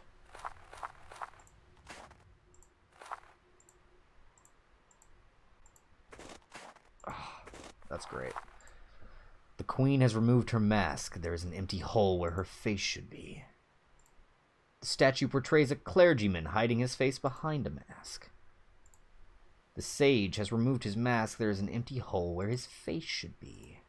The statue portrays a peasant woman with her face hidden by a mask. Okay. The central statue portrays a cloaked figure holding a clay vessel. The vessel has a small hole in it, just large enough to see a metal object hidden inside. Well, don't mind if I yonk. Can I not yonk? Can I not yoinkus? When the four remove their masks of lies, the path to the grave will be cleared. A stiff tree almost seems like a statue itself. Well, I'm on to you here. Let me see. Alright.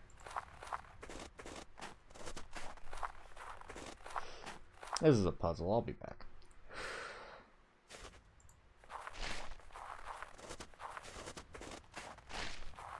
What is she doing? Just shoveling snow in that one spot for no reason?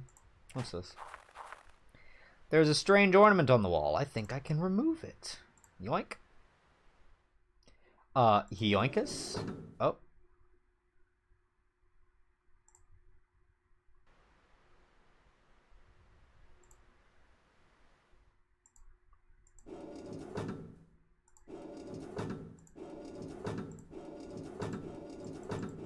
Alright, well it was on the other thing, so let's put it on that thing. What did that change? Did that change anything? Let's go look at those statues again.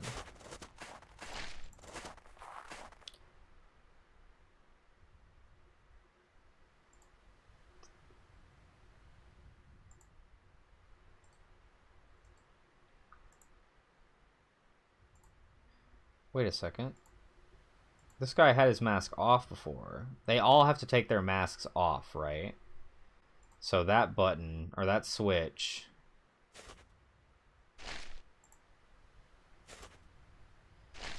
Okay, I think I remember. You have to find a bunch of these or switches and find a way to flip them so that all these guys take their masks off. So let's flip that back. Hopefully none of the switches, like, control more than one. That would suck. I hate when they do that. That's so shit. And then this backs out to the map. Okay. Yeah, go back in. Let's go in through the front. How is it still locked? Why would you guys not... A fierce lion, damaged by the harsh weather of the coast. Its head is missing. Well, that's a shame. A fierce lion, damaged by the harsh weather of the coast. Still got its head, though. So, you know, not really tripping.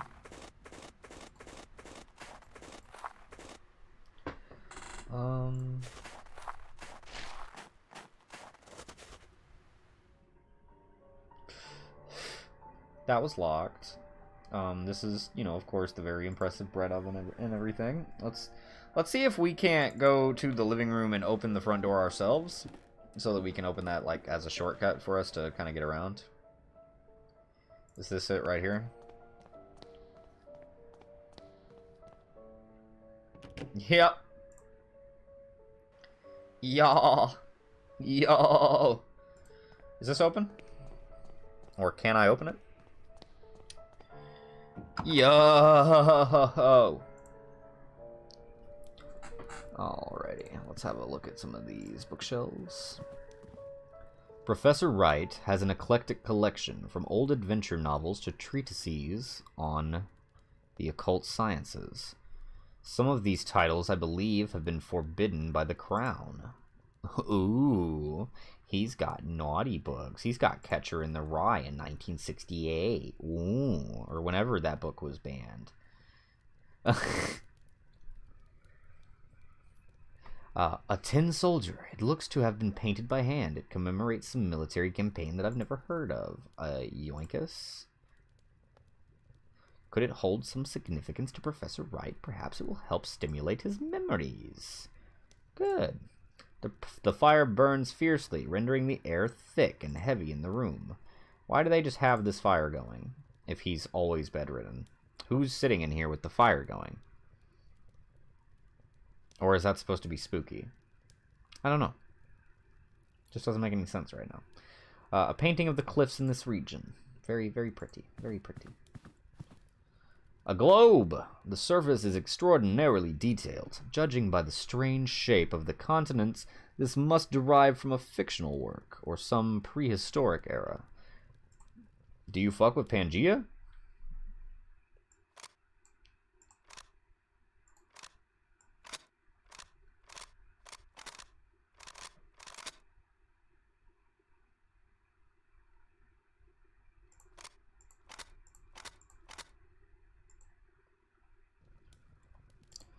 Okay.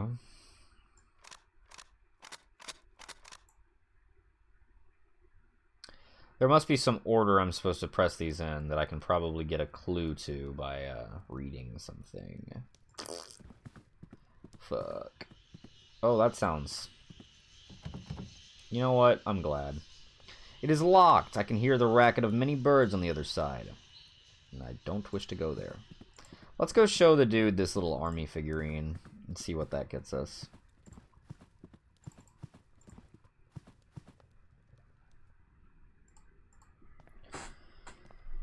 Ugh. Oh yeah. I think he was back in this one. Oh, nobody paid for it, but I'm doing a big stretch anyway. Not the boss of me. Sometimes I do it for free. Do you recognize this, Professor Wright? He just starts, like, convulsing. Sergeant Downing was sent to the front. The man that returned was not Sergeant Downing. My dearest visitor, he will know where to look. Oh, what a time we will have. Your visitor? What do you mean, Professor? He will have seen the map, and he will know the Book of Travels. The Book of Travels? Yes, yes, he will work it out, but it must not be too easy, no. But he will find the prize, I am sure. Wait a second. This is the guy that was in the preview. I just realized that. That's the guy that I was playing as in the little preview thing before the opening. Prize? What on earth is he talking about, Kaufman? Something concealed. Something precious. In this addled state, could he have hidden away parts of his research? He was always a proud man. He would not easily have forgotten his most groundbreaking work. A sense of its grave importance, at least, would have remained. In his confusion, perhaps he has holed it away somewhere for his dearest visitor to find. Why don't you explore the manor? Perhaps something will relate to this latest ramblings. Meanwhile, I will continue my endeavors to revive his memory through conversation. Ah, conversation.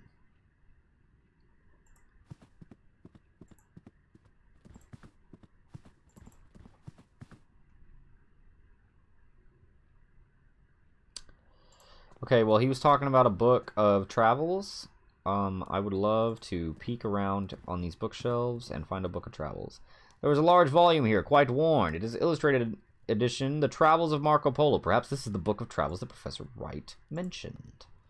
There is a mark on one of the pages. We began our journey by crossing the unforgiving desert, always facing the setting sun. At last, We arrived at the merciful sight of the great ocean. We followed the coast north, in dear hope of reaching our home soon. It was not to be. The king of the land was the king of the land we traversed had declared war on the Great Khan, so we were forced to return as we had come. We never set foot in that bloody land again. We knew there was a port just a few miles to the south where we could find a boat. Our sea voyage was short. Our sails billowed. With the powerful southern winds, we reached the most eastern cape and landed there. Our backs to the sea, we marched forth and soon back home. Okay. So we started... Oh, thank you. They just put it right there. That's great. So we marched across the desert. And then we went here. And then we went up. And then we went... No, wait. That's not right. Check it out. We started here, and then we went here, and then we went here, and then we went down here, and then we went all the way up here, here. Boom. No? Wrong? Here, here, here, here, here. Oh, it worked that time. Okay. It seems I have triggered a hidden mechanism. A small compartment was hidden inside, or has opened in the globe. Well, how do you like that? There's a sealed letter inside. It is simply addressed to my dearest visitor. Kaufman needs to see this before it is opened. Alrighty. Well, we're making good progress on this one. I knew I was doing that right, because you could see little markings that are supposed to look like towns. So, and they said they went up to a town, and then they had to go down to a town and go around to a town, and da-da-da-da-da-da-da. I got good brain, sometimes. Puzzles aren't too bad. Yo, Kaufman, check this out. Johann Kaufman, check this out. Kaufman, look, I found an envelope. It was hidden inside a globe that had a strange mechanism opened. To my dearest visitor, let us see what is inside. Exactly. This is another part of an intricate riddle. But to what purpose? To conceal something, perhaps? Or just the last acts of a confused and drowning mind? I am increasingly of the opinion that this is some mental construct, some riddle conjured up by the professor's failing mind. He may not have even understood what he hid. Those seeking wisdom must first know their own foolishness. Reflect on yourself in the heat of passion to reveal what the cold eye of logic sees not. Riddle. And who would that visitor be? That is unknown to me, mein Freund. There is only one way to answer that question. If we can find the answer to the professor's riddle, perhaps we will be able to solve this mystery. Alright, so those seeking wisdom must first know their own foolishness. Reflect on yourself in the heat of passion to reveal what the cold eye of logic sees not.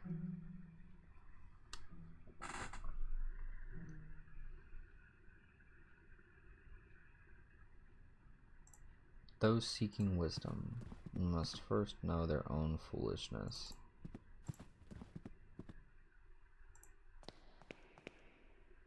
Reflect on yourself, said the riddle, and the cold eye of logic sees not. Could there be something here hidden somehow?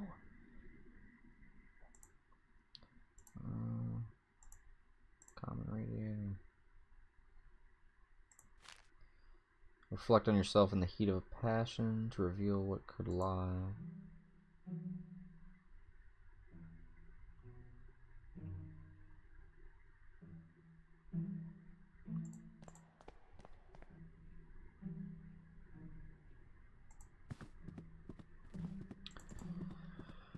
Reflect on yourself in the heat of passion.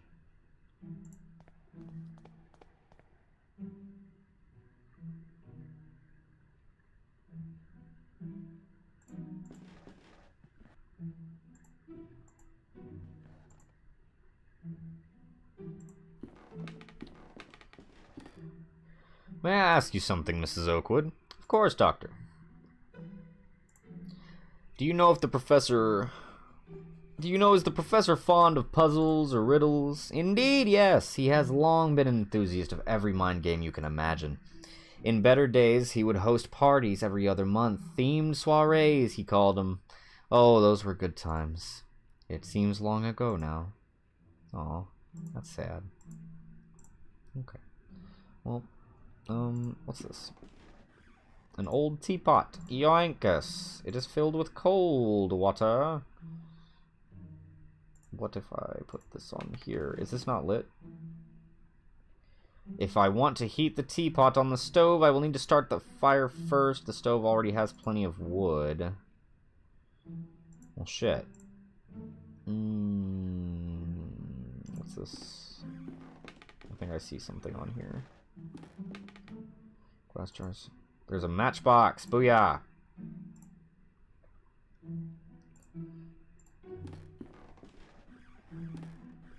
Really good at spotting new pixels on these backgrounds. Alright.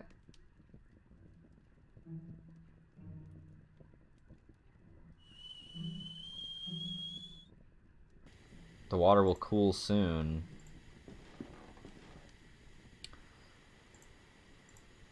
No? No? Really? What do we want to use this on?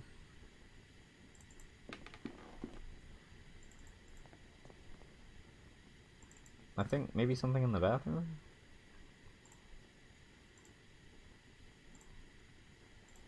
Ah, shit. Ah!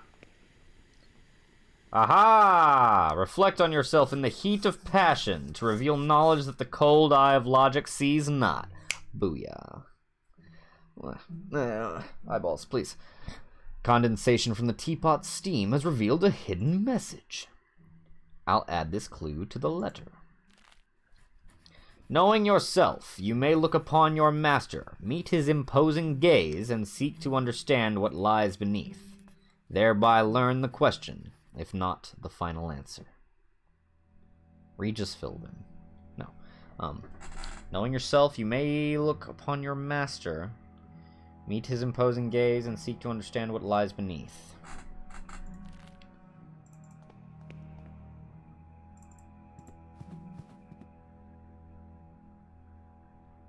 I thought maybe something would be under his bed.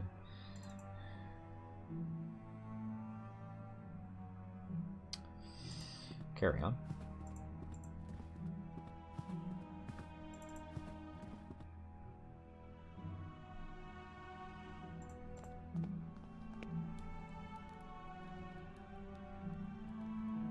I think we're done in here for now until I can get that other door open.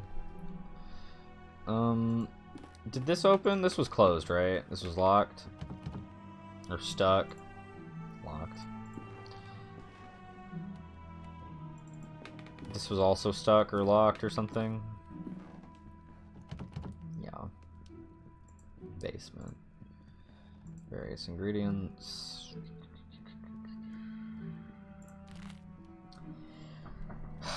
You may look upon your master, meet his imposing gaze, and seek to understand what lies beneath.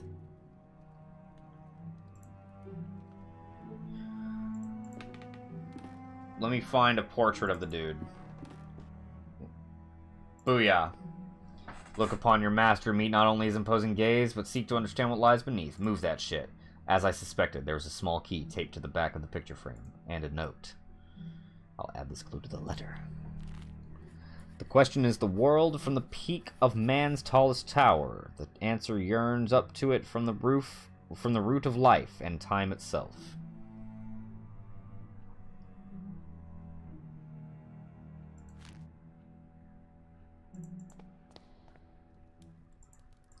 Does this open this door? The golden key. Ooh. Very cool.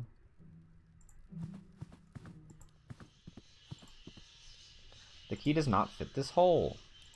Shit. Well, there's a few other doors that we can try.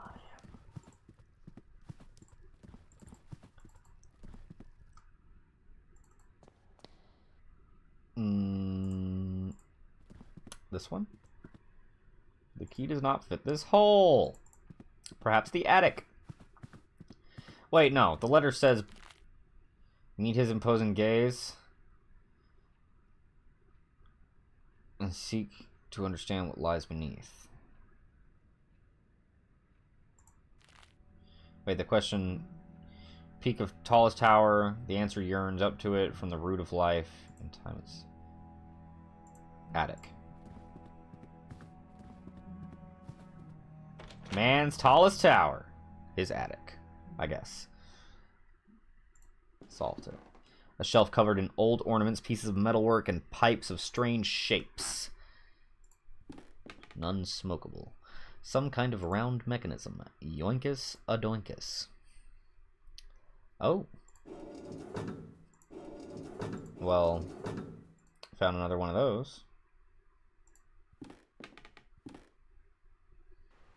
And I can see the statue portrays the queen with her face hidden by a mask.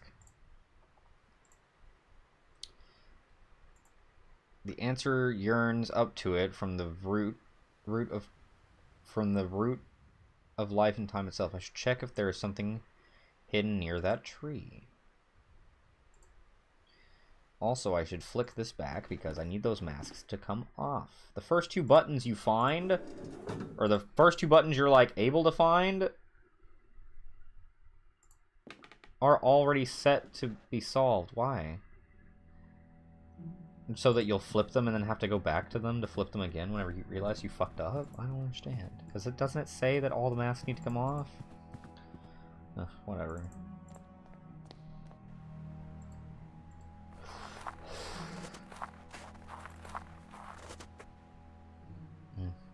Yeah, I think after we finish up this episode, we'll wrap up and we'll save episode 3 and 4 for next Wednesday. So I'm getting a little sleepy. It looks as though something has been concealed beneath the thick roots. Yoink! Another note and a key bound together. Add that clue to the letter. It is a truth our ancestors knew and with stone silence came to unknow. This key has been engraved with the shape of a feather. Well, birds of a feather flock together.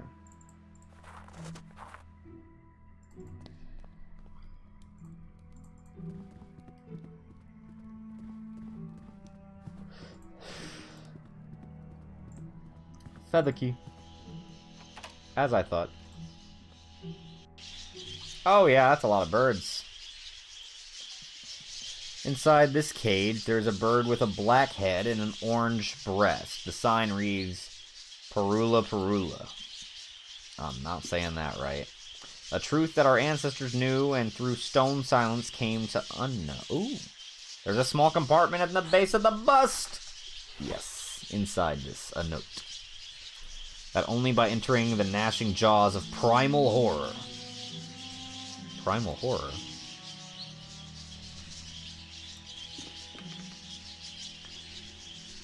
Corvus Cornix.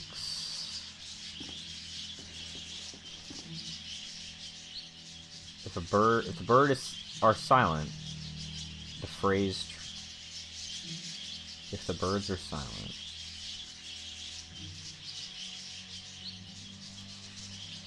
The bird. Am I supposed to?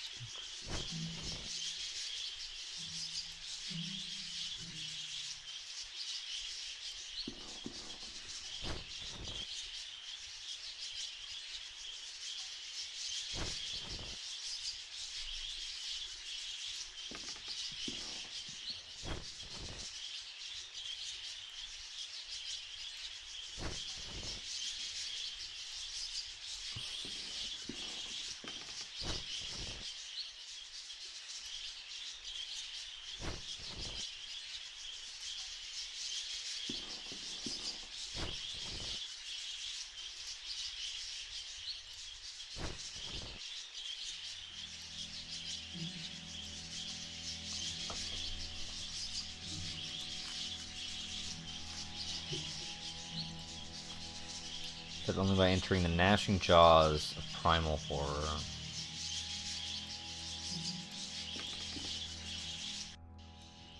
The gnashing jaws of lion statue. Lion statue. The lion statue out front. The lion statue out front. Yoink. Gnashing jaws. There is something hidden in the lion's mouth. A lever. Flick it. Think it has triggered some mechanism inside the manor. There is also a note in here. Will you know the last truth? Could this be the last part of the riddle? Let's see. Did the basement open up? Why? No. But something opened. What was it? Was it this? No. Y'all good? Okay. They're good. Oh! Secret door in the wall. Okay. A secret passage is opened at the end of the corridor. Well, we better investigate that. This looks like Professor Wright's archive. I should bring Kaufman here at once. Ugh.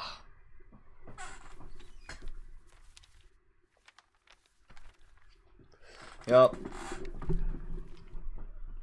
Pretty crazy, right? Experiments 1885. Let us see. Have a look at this. Be careful. There's a small key inside the folder. Small key, you say? Well, I have many more doors to open, so that's good. 1st August 1885, results at last. After many months of tedious observation, something has finally come from the other side. I heard the sound of footsteps exploring the proximity of the stone archway. This would seem to verify my hypothesis. Absolute horror is the key that we seek. 20th September. Now that they have proven themselves useful, I have installed 2 new devices in the outer tunnels. I dare not go deeper. I have not heard it again, but I know the thing must be still down there, in the dark. 12th November. Containment in the underground tunnel has been breached. Blank gone. Redacted gone, I should say. 15th December. I have no choice but to abort the experiment. It can no longer be controlled. There is but one thing left to do. I will seal the tunnel and hope that the abomination remains forever entombed within. Oh my. What is this supposed to be? It seems to be a log the professor kept during one of his experiments, almost 7 years ago. It is noteworthy that one of the entries has been redacted. But what is written in there? It cannot be true. It must be some kind of hallucination. A sign of Professor Wright's illness, maybe. Perhaps, though we should not jump to conclusions. We can conclude that the professor had another working place underground. Perhaps that key opens the basement door. There could be a route through to this underground tunnel. Meanwhile, I will keep looking through these documents. There must be something more than that folder among this mess. But will there be? A set of framed silhouettes. Under each is an inscribed plaque. Mr. Strachan was a well-positioned man. He fell madly in love with the younger daughter of the Bartleys, and so he proposed to her.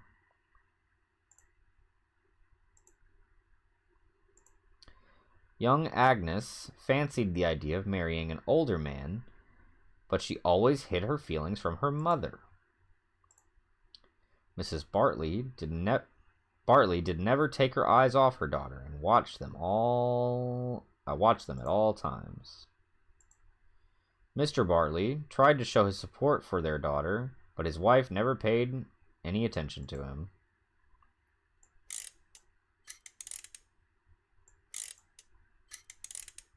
Oh,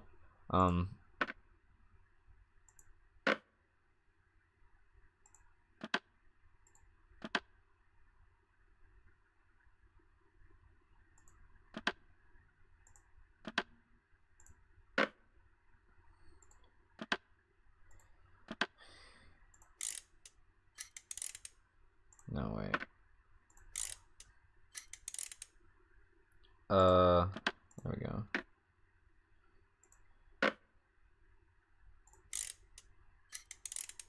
Ah, shit. Hey, Mr. Bartley. There's Mr. Bartley. Mrs. Bartley. There's Mrs. Bartley.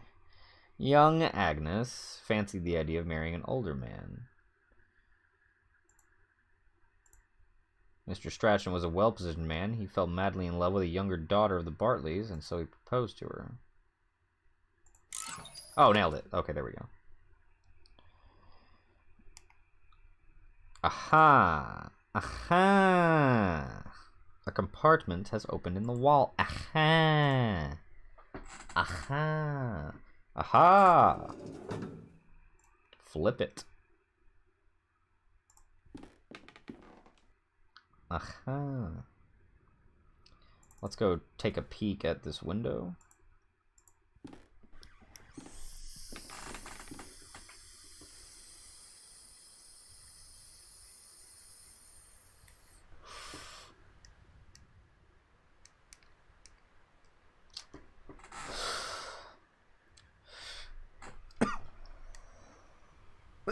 Man, sometimes the button on this thing gets fucking stuck. It's really annoying.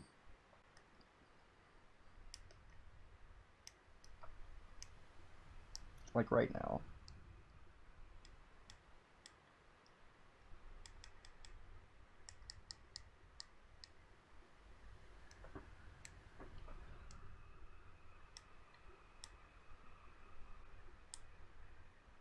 Oh my god, why is it stuck? No. No.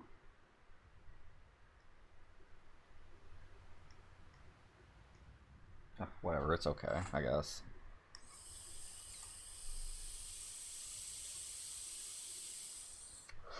The clergyman has removed his mask.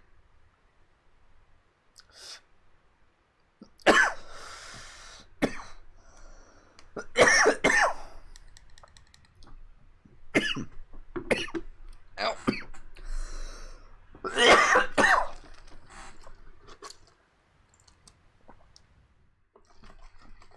Okay, let's get to that basement and solve us some puzzles.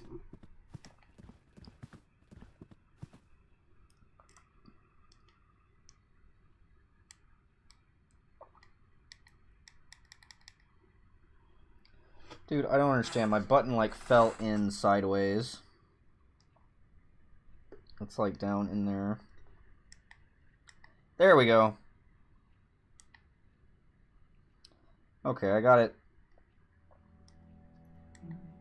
Okay, that feels right. Okay, I got it back. Okay, we're good. I guess. I gotta get a new battery. They're not very expensive. They're like, this one was like $5, so. Oh, this is the wrong way. What am I doing? Goddamn. Hits the vape once, loses all sense of direction. Oof. The key doesn't work here. What do you mean? Oh wait, this isn't the basement. The next, this one's the basement. My bad.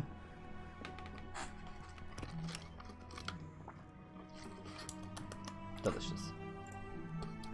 Alright, let's put it back over there. Oh, that is terribly dark. I feel a cold draft coming from the front.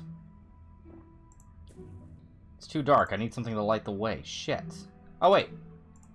No? Fuck. Hang on.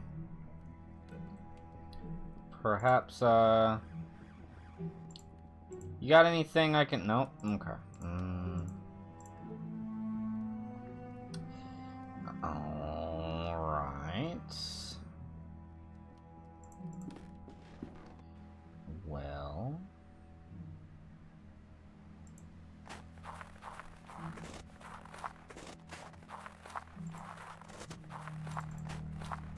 Has anything changed with these gentlemen? There's an empty hole where his face should be.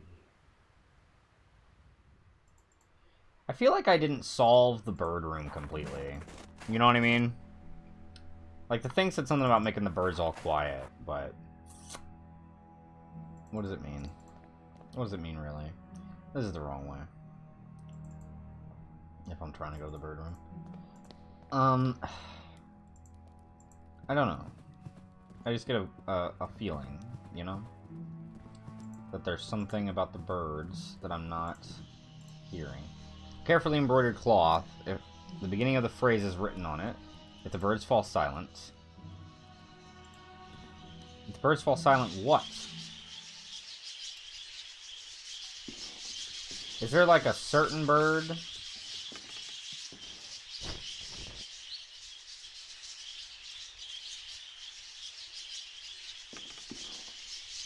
The bird inside the cage has yellowish-brown feathers. The sign on the cage reads Cadulis flavorostris.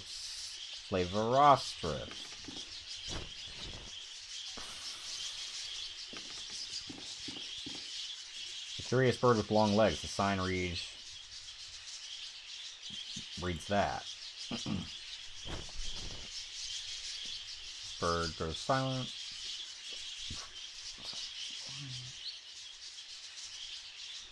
Through the glass, I see rolling hills. That doesn't help me, though.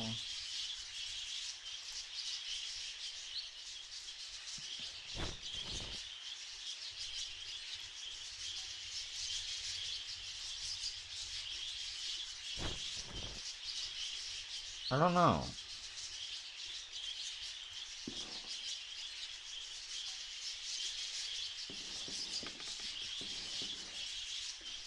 A small bird with black and white wings and a feathered crest. The sign reads, "You poopa e pops. You poopa e pops."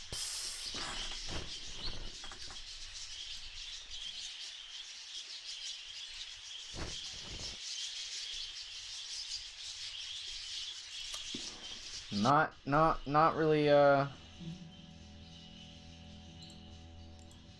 fuck.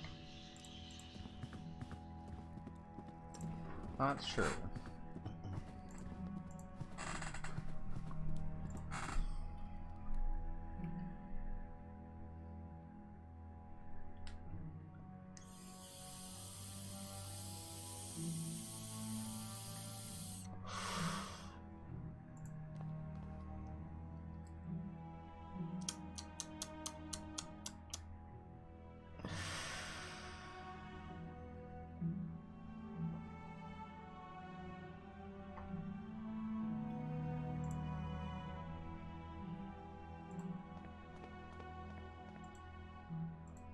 No, go upstairs.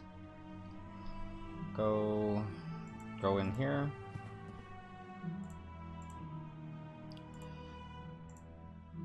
I don't know. Do something. I don't know. Fuck. Can I do anything with this? No. What is this cloth for? You, tell me about this cloth. Damn it. Useless. Useless, man. I'm very confused. Very confused. Oh. Can you tell me what to do with this cloth? Fuck. Is there something else in this room, maybe? Piles of papers of all kinds, discarded notes, letters, and receipts, all mixed up. All mixed up. Many folders, they have no distinctive tag on them. Some shredded paper, it appears to have been notes. A long series of folders with dates on them in complete disarray. Yeah. That was that puzzle. Opened that. Took care of that. Still need some time here. Why don't you check that key opens the basement? There could be an entrance to an underground tunnel. Yeah, it does open the basement, guy, but it's dark down there, and I'm an idiot that doesn't know how to carry a fucking candle, apparently. Or... Check the attic again. Maybe I missed an item in the attic. There's a button there. What's this? Oh, what? Oh, what? An unusual electrical device. I'm unfamiliar with its function, but I can tell that there is a piece of equipment missing. Well...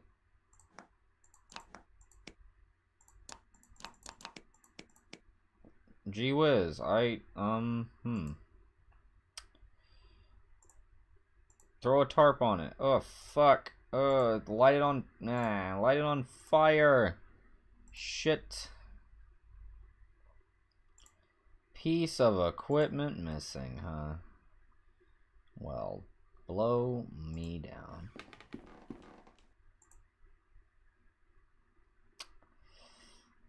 Alright.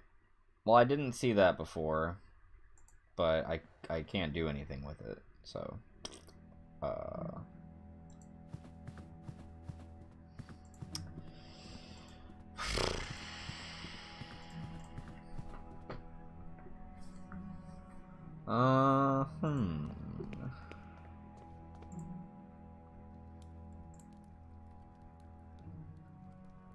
This says, if the birds fall silent.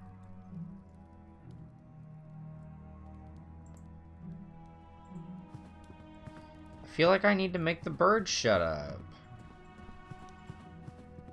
And then that'll make some, you know, some good shit happen for me.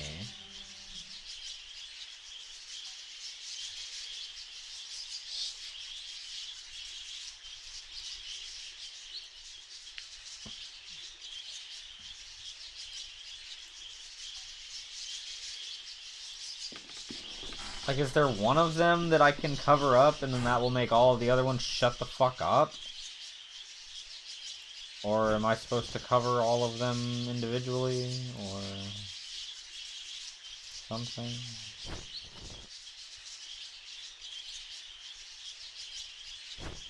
I don't really...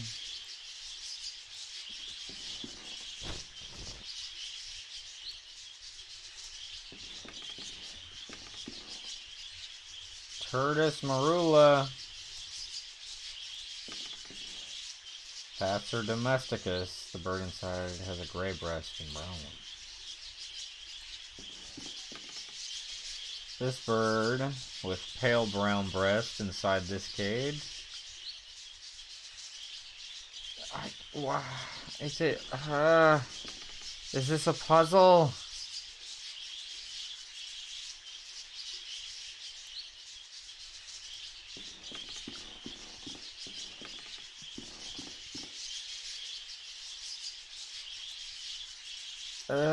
Puzzle inside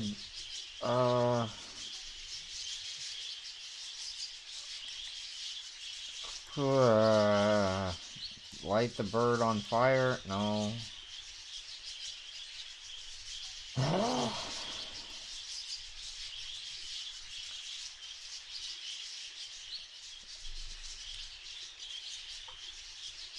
I don't know.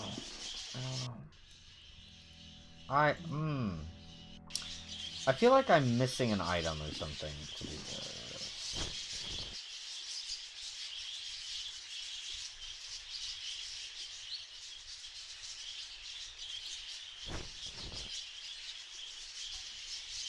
Okay, whenever I covered this bird stopped moving.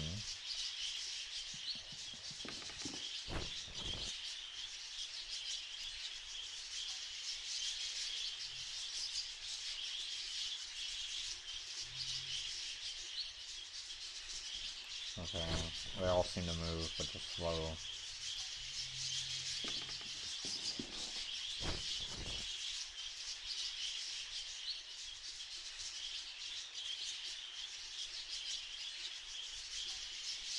Okay. I don't know if I'm actually not seeing a difference here and I'm going crazy.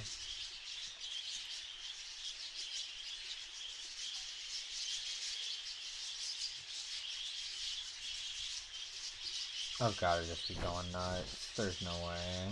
No, I'm not.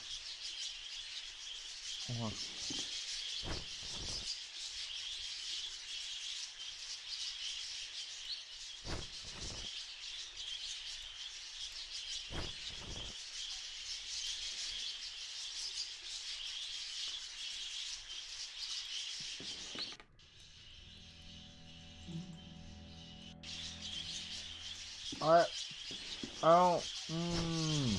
What?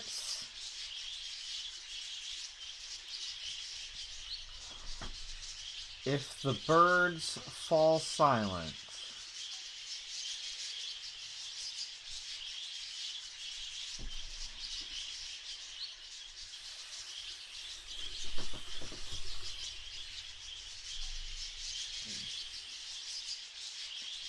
Fuck this. Okay. I'm done with the bird room. The bird room is not... the bird room is not doing anybody any favors. Let's leave the bird room alone for a little while. Let's... an antique ceiling lamp. I need something that is going to light my way in the goddamn basement. Can I just take a flaming log out of there? Lady? You got any lanterns? Oh. Did Ms. Oakwood, did the professor ever work in the basement? In the basement?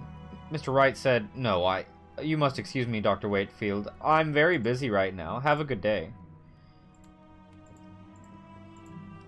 Excuse me? Lady? You don't quit.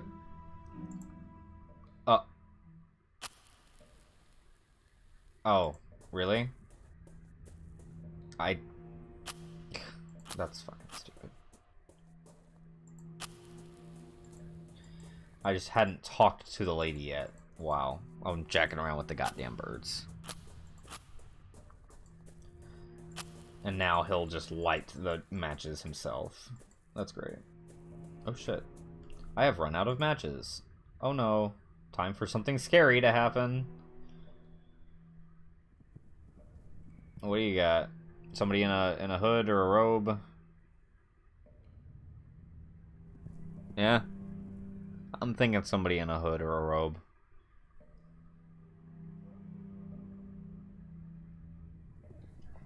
Bring it on, video game. I'm not scared of you.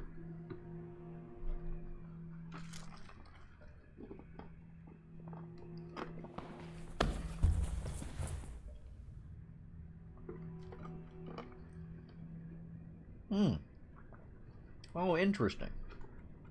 I've fallen through a hole. Where am I? The flow of air is stronger in here. What's this?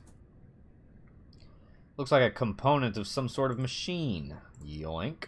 Maybe I can find where to use it. Oh, that's maybe for the machine that was in the attic. Working lantern. Yup. Now I can get out of here safely. Oh my. This part of the tunnel is blocked by a cave-in. The underground tunnel is not accessible from here. I should go back. The way is blocked by a cave-in. Thank goodness. A ladder. Blah. Man. Be a perfect way to slip in a jump scare, eh? What's this?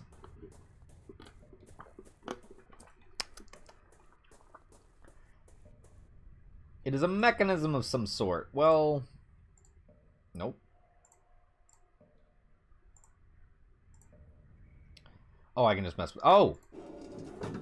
Booyah! Oh, that's an open door. Sure enough is.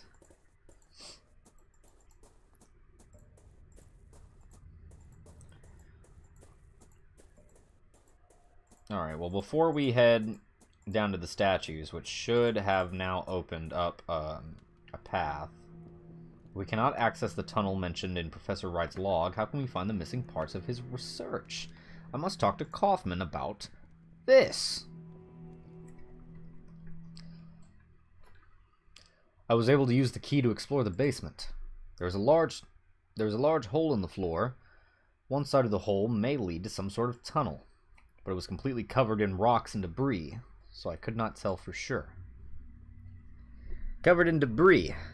It sounds as if the professor succeeded in blocking the entrance to this underground area. It is unfortunate for us. I have made some progress of my own, mein Freund. I think this could help us delucidate the next step in our search. Have a look.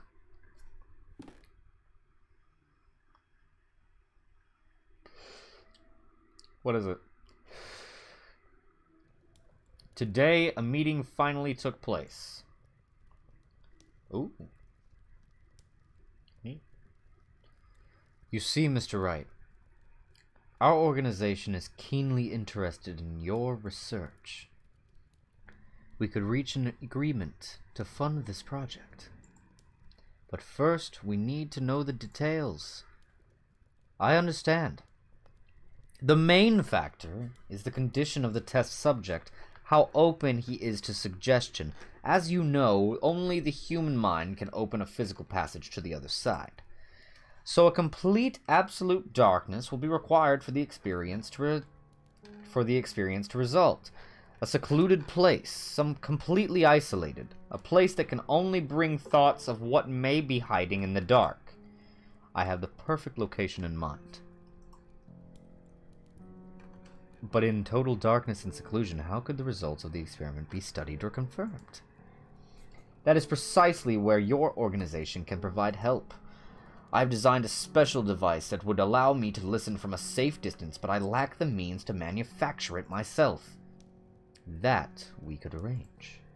But there is one last thing I would like to know. How would the experience be triggered? By means of a chemical compound of some kind? Do you mean a serum? Not at all. That would be of no elegance whatsoever. The trigger is the mind itself, the emotion known as terror, the primal fear that still survives in the depths of our mind, that the times humans were mere beasts. Oh, from the times humans were mere beasts. Yes. That which allows us to open a physical passage beyond the veil of rational thought.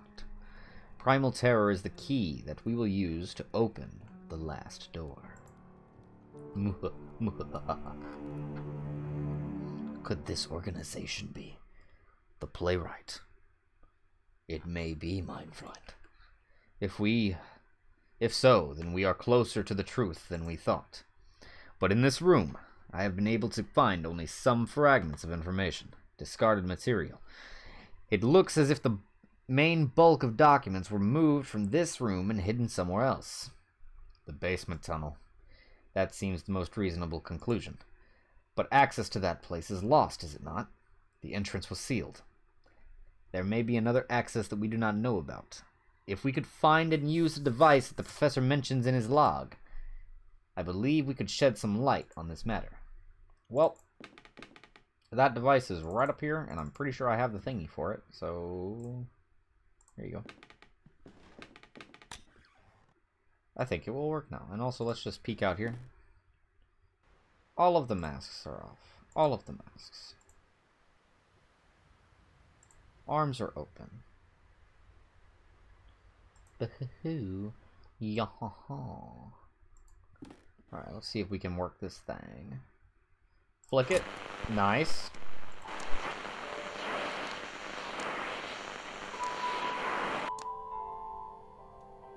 Nailed it. This sound. Do my ears deceive me?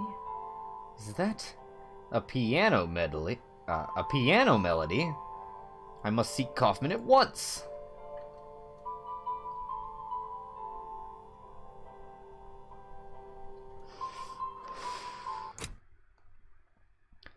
Not to state the obvious, but it sounds as if someone is still down there, playing the piano of all things.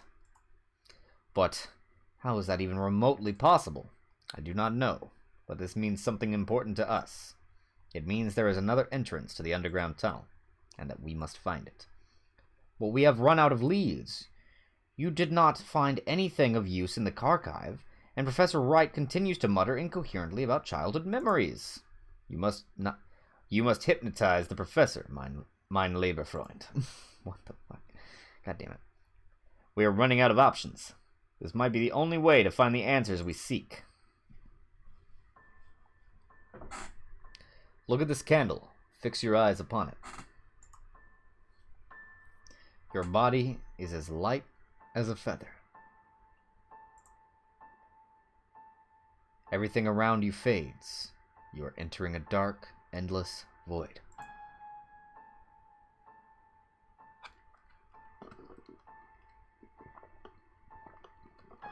We're using hypnosis and shit. This is fantastic. Really top of our field type stuff. Oh. Are we getting somewhere? Twould appear. Twould appear. Listen to my voice. Where are you? I don't know. A great number of trees surround me. The sun is setting soon. I can go north and west. Go motherfucking north. I stand beside a waterfall. It is not water that falls, but mud and rock from a great height. They fall and fall until a bottomless abyss. Behind the waterfall to the east lies a tunnel. To the west I see the edge of the forest. Wait, where are you? East is a tunnel. Go east. Go east to that tunnel. Take me to that tunnel, baby. I'm in a dark tunnel. Oscar is here as well. He is upset. He yells at me. He begs me to stop. The tunnel divides into many passages. I can go north, south, and west. Go west. I stand by a waterfall. Oh, shit. Go back east. Now go south. The passage ends here, an empty cave. A big, round hole in the wall. Behind it I can hear the sea. Go back, I guess. Go back and go north. I am in a large open space with a piano. Something stands next to the piano. I can't see it clearly. Its face. The tunnel stretches into the dark. Walk down the tunnel. Nailed it. It is a very small room. In the center lies a deep pit. A ladder goes down. It is so dark. Down there it lies. It waits. I will not continue. I must go back. Go down the ladder. I cannot. I can hear it with me. Its breath. Dear God, I must flee. You must continue. It waits for me. It waits down there. I have gone down the ladder. I cannot see. It is pitch dark. I can feel its breath. It is here. It is with me.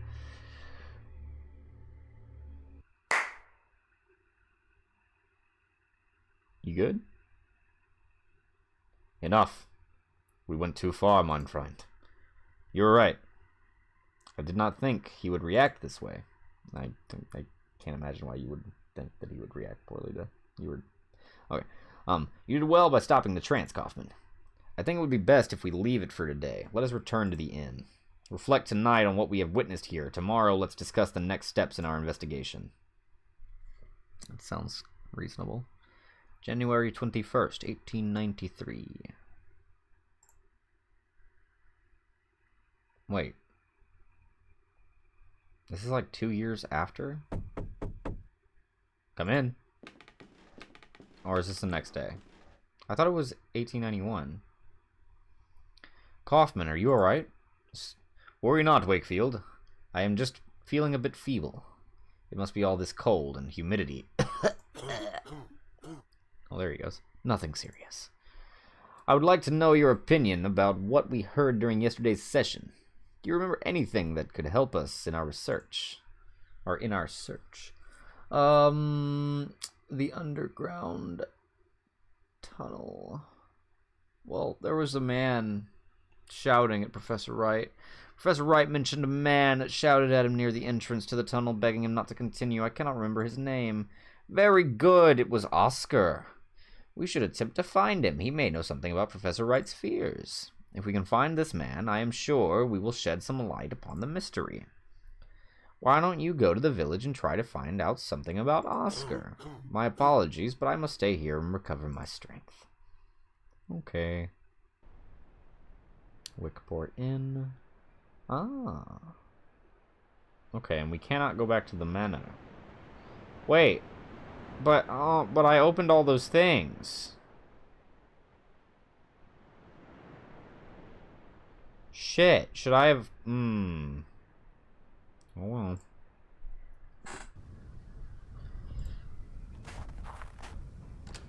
Well, what do you got? Oh, perfect. An old poster of a local traditional sport. Good morning. Let me drink in peace. Are you a ship captain? Why, what's it to you? Does I look like a captain? Your hands. Because of your hands, calloused by years of knotting rope and reeling in line. Any fisherman has hands like these. Yarg. Your hat. Because the hat you are wearing. Aha! A hat don't make a captain, Townie!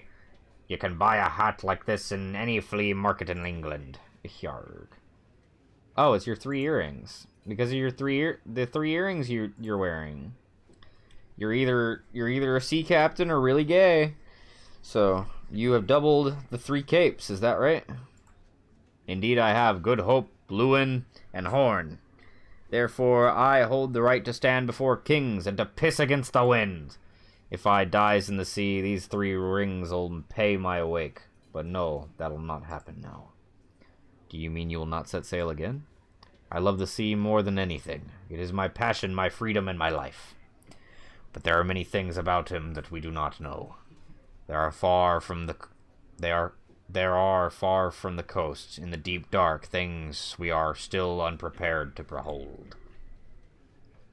Believe me, those things await deep down. Have you seen any of those things?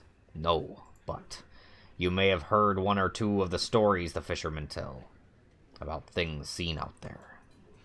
It is naught but tales for young'uns, mere superstitions from men too cowardly to face the dark.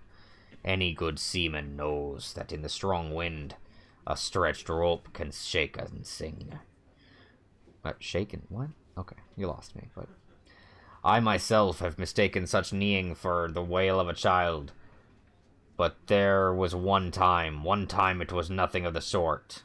Then the sea howled. It was not thunder, not a strong wave clashing with my ship, no. It was like a voice. It spoke to me in a language I cannot describe. A sound muttered by a living something I call unlike anything I had heard before. And I understood.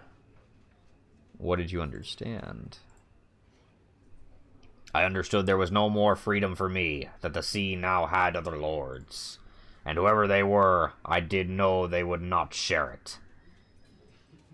Well, what happened? What happened then? As I navigated back to shore, I lost control of my ship in a great storm. The rocks of the cliffs did the rest. I do not know where the remains of my dear Augustine ended up. With the passing of the years and tides, I looked for them once for many moons, but all I found was this bar in the bottom of an empty glass. I have never returned to the shore since. May she forgive me. Now leave me be. Okay. Bye-bye. You have the gratitude of me and my whiskey. All that blathering worked up a right sore thirst. Cool. What's up? What's up, bartender? Good morning. You want a drink? What's up with the guy sitting in the corner? Fred, you can ignore him. He's a sad, lonely drunk. A man named Oscar. Do you know a man called Oscar? You mean Father Oscar? You can find him in the church when he's not in here. It's right outside. Have you met Professor Wright? The professor? Sure. Saw him every other day as a youngin'. Always involved the village. Always involved in the village. He was la-di-da all right, but folk respected him. He got stuck in. Didn't last, though. Shut himself away, started getting visitors from out of town. He stopped coming to the village eventually. Last I heard, he'd gone crazy. None of us knows for sure, though. Been years since I saw him. Alright. Well, I'll leave you to it. Godspeed. Thanks. Okay. Those 2 fishermen just giving me a suspicious look. Well, they better cut it out. Bottles of rum, dark beer, and a couple of taps of pale ale. The wheel taken from the helm of a ship. Perhaps a trinket from the owner's days as a ship's helmsman. A lady is dressed rather elegantly for someone who came to drink in a place like this. You want this? No. Okay. Let's get out of here. Let's go look for Oscar. She said the church was right outside. I can't interact with that door. Excuse me. Are you spying on me? I am sorry. I did not mean to. You are not from these parts, are you? No, I'm just passing through. Are you all right? Yes. Could you do me a favor? For a long time I've wanted to visit the tomb of my lover, but I cannot leave the house due to my illness. Could you please leave these flowers there? No one in this village will do this service for me. Okay. Where is it? Oh, you could not know how grateful I am. You are a good, kind person. You can go to the graveyard through that path right there. The name you need to look for is Carter. Oh. Interesting. Why were you spying on me? Oh, do not put it like that. It sounds so terrible. I just watch folk passing by. I cannot leave the house, so I spend my days at the window. It is awful interesting. You learn a lot about people this way, you know? Really. What can you tell me about myself?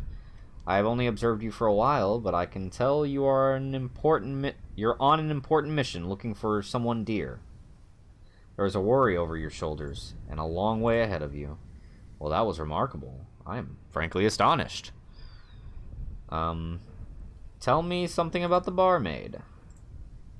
Eva is a woman with a strong character. Once I saw her kick out a group of drunk sailors from the pub without a doubt. She's in a bad mood lately because business is not what it used to be. She will not leave the village, though, as did the others. What can you tell me about Captain Morvell? Let me see. What can you tell me about Captain Morvell? Poor Fred is always drunk. In the old times, when he was not sailing, he had long walks on the beach and looked happy, but now, rare is the occasion when he gives a quick glance at the coast. He has lost all hope. Tell me something about Father Oscar. He is a man who has lost his purpose. I see him walking aimlessly in the morning and evening, nervous and doubtful. Well, shit. I should go. Thanks for everything, and have a good day. I'll put these flowers at that graveyard, like I said. First, I gotta go talk to Father Oscar. This is the door to the church. Fling that bitch open. Oh, it's closed. Well, no praying today.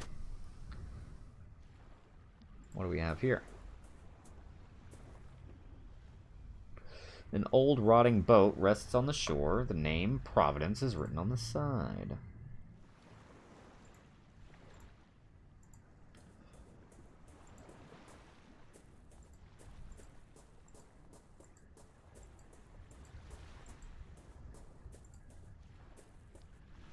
An old rusty bronze bell. Typical of seafaring vessel, it is engraved with the name Augustine. Well, shucks. Someone may be able to tell me more about it. This old ship is completely wrecked. Didn't that guy say that he couldn't find the ship, or the wreckage from his ship? And that, like, bummed him out? Or something? I could have sworn he said something like that. Maybe I'm tripping. Anything over here? No? Oh. What's this? Some abandoned wooden planks. Perhaps they are here for the repair of local fishing boats. Okay. Well, let's go give that fella a bell.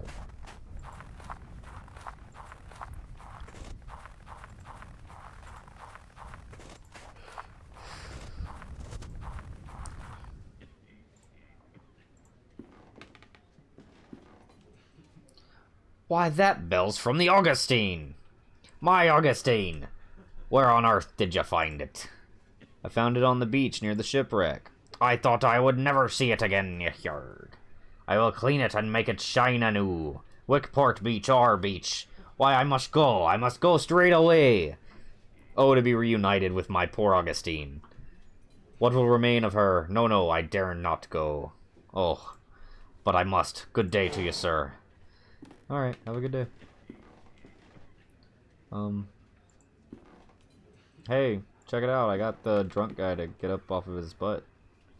When will the church open? I wonder if you know when the church will open. I knocked on the door, but there was no answer. Church.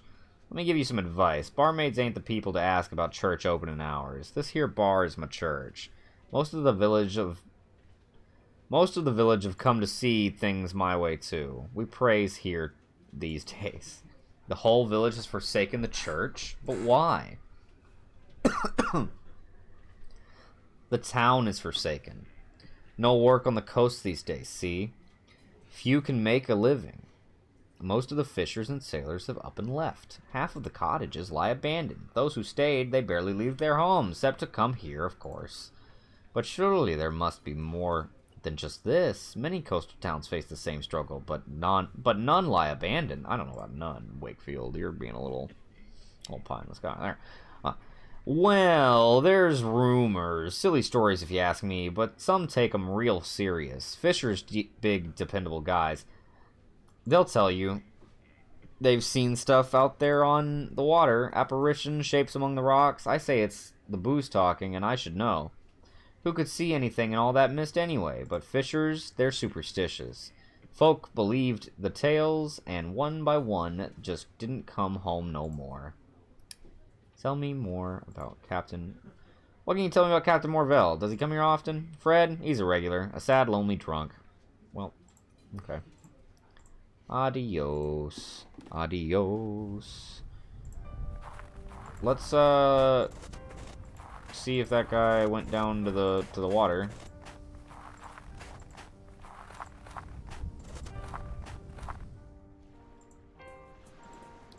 Did you find your boat, buddy?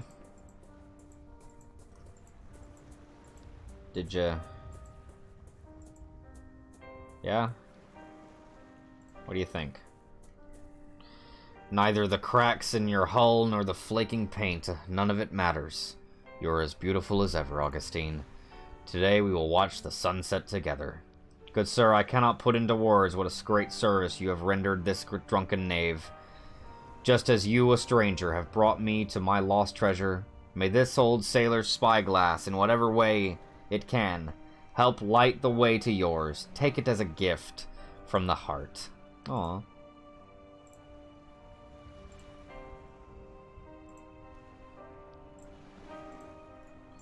Well, where can I use it? I don't know. Maybe up on... I think maybe up on, like, a hill or something. Up on an elevated area. Perhaps. Let's go to the graveyard now. Do you have anything else to say? Nope. Gotta go. Yeah, let's go to the graveyard. I like that you can see the shadow of the cross at the top of the church. That's a nice detail. Let's hop over here. And we'll go drop some... We're looking for Carter, is the name? Rose Carter.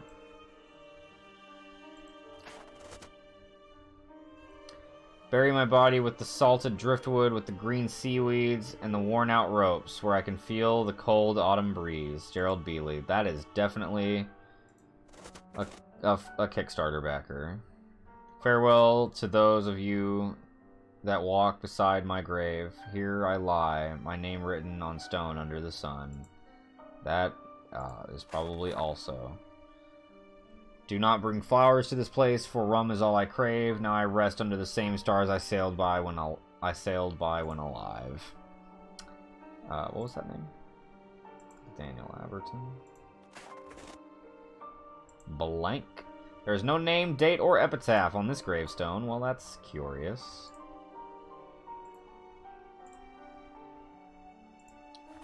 Well, this one said Carter, so...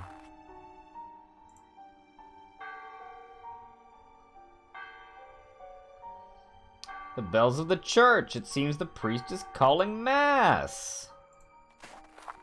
Well, that's awfully convenient. Let's just take a glance over here real quick. You know, while we're here. Oh my. A windswept old gnarly tree is clinging onto a cliff with what roots remain. Someday it will fall into the ocean below. Oh, hello. Good morning. I am Dr. Wakefield. You come from the town, don't you? You need an answer. I know by your accent. Be careful around these cliffs. This is no place for tourists. It's hardly a place for anyone now. The man snorts. You best be on your way back. Strange things have been happening here. What do you mean? Seamen and fishermen alike swear to have heard voices in the rising tide, and human screams, some of them say. And there are some who claim to have witnessed ungodly things in the dead of night. Oh my. I once saw a ghastly thing crawling out of there amongst the rocks. Screams, you say? People have heard screams coming from the sea. Bloody drunks. They say the sea howls at them, as if that was something new. That thing, the one you saw on the rocks, can you tell me more about it? Late night it was. Me on my boat, fishing. That's when I gets the best catch. Then I saw it. Not under the water, as the others say. It was on a rock. Perched there. Like it was smelling for something. The shape of it. Like nothing I ever saw before. Not walking on the earth, nor swimming on the sea. The thing was big and hunched over like a crouching man. The way it moved, it made my flesh crawl. Whatever it was, the mist itself was its ally, hiding it from my bare eyes, and in the end disappearing away together. I swear, should I see that horror again, I will take my most vicious harpoon, and thrust it so deep into its wretched body, that they will have to bury them together. So, what are you doing up here? I come here when I can to watch the shore, just in case that thing comes back. The mist down there is just too thick. I can see better from here. Even if my eyes are not what they used to be. Damn it, if I could somehow regain my once sharp eyesight again, by God, I could impale that abomination for sure. You mean with something like this?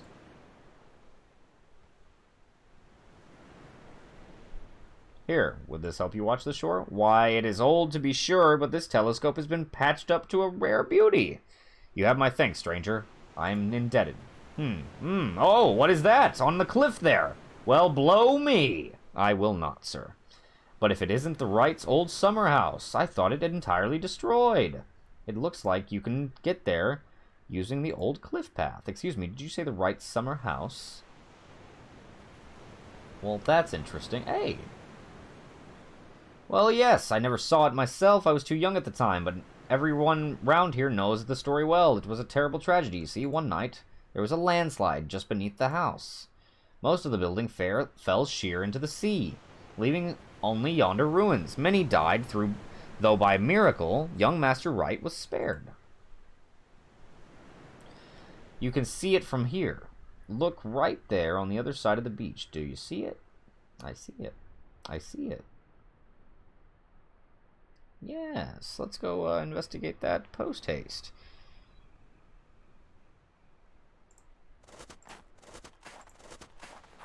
Actually, wait, no. First, let's go back to the town because the church is open now, I think. Mm-hmm. Yes.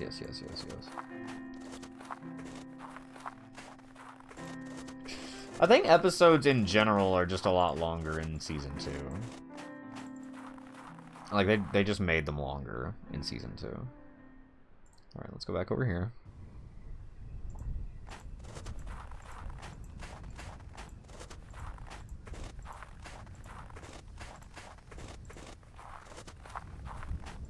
Oh yes, let's get up in there. There's nobody here.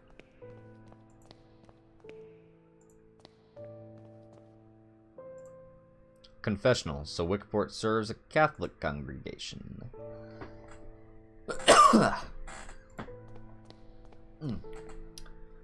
Hello. Good morning.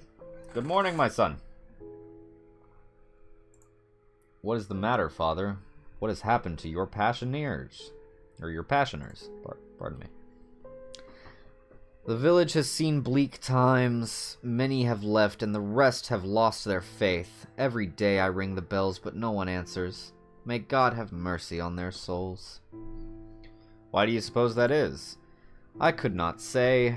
The mist that shrouds this coast and shapes that swirl within have long been a source of hearsay, but lately the stories people tell are not of pirates and smugglers, but something more sinister.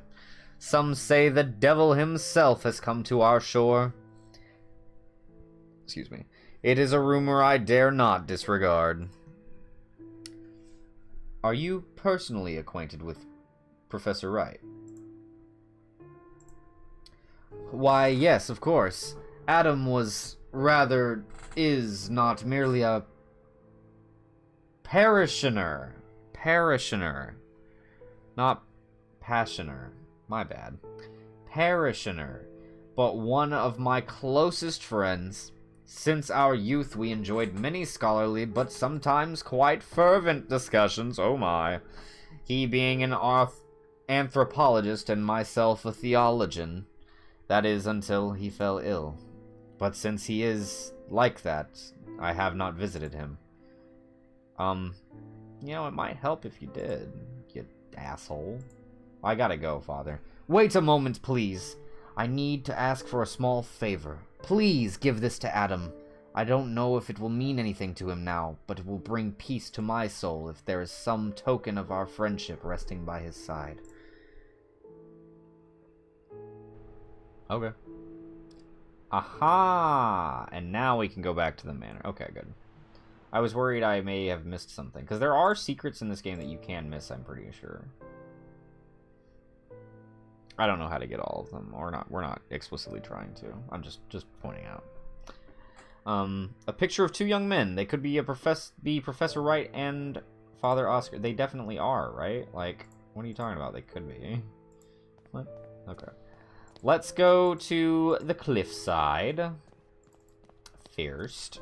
Get out of here, fly. Shoo fly, don't bother me. It's not really a fly. It's more like a gnat. But either way, it needs to get out of my face. Let's go to this cliff.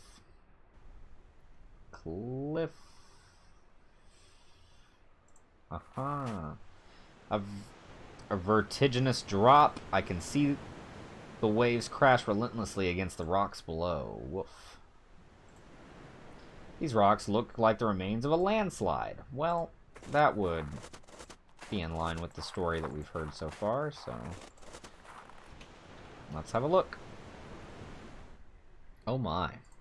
Yeah, this place is a wreck. An empty wardrobe. Its wood is rotted from long exposure to the sea air.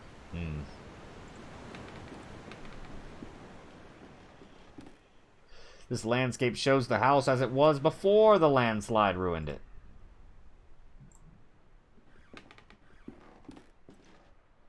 Oh my.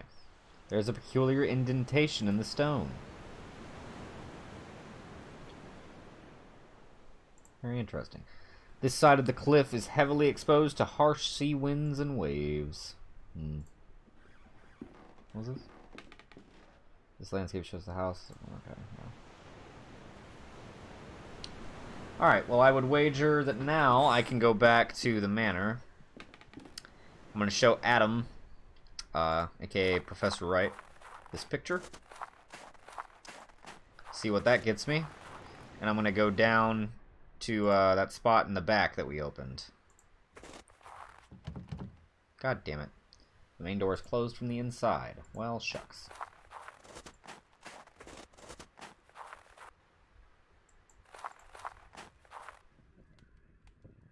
I wonder where, what's her name is. Oh. That's new.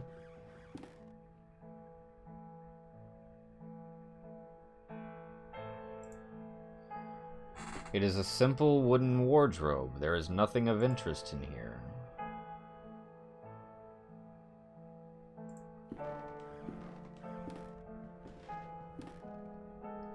There's a closed chest here. Open it. There's a key inside. Well, yoink. Nothing else. What's this? Looks like a bird cage with a thing over it. A cage covered in embroidered cloth with the end of a phrase on it written, "A visitor will call."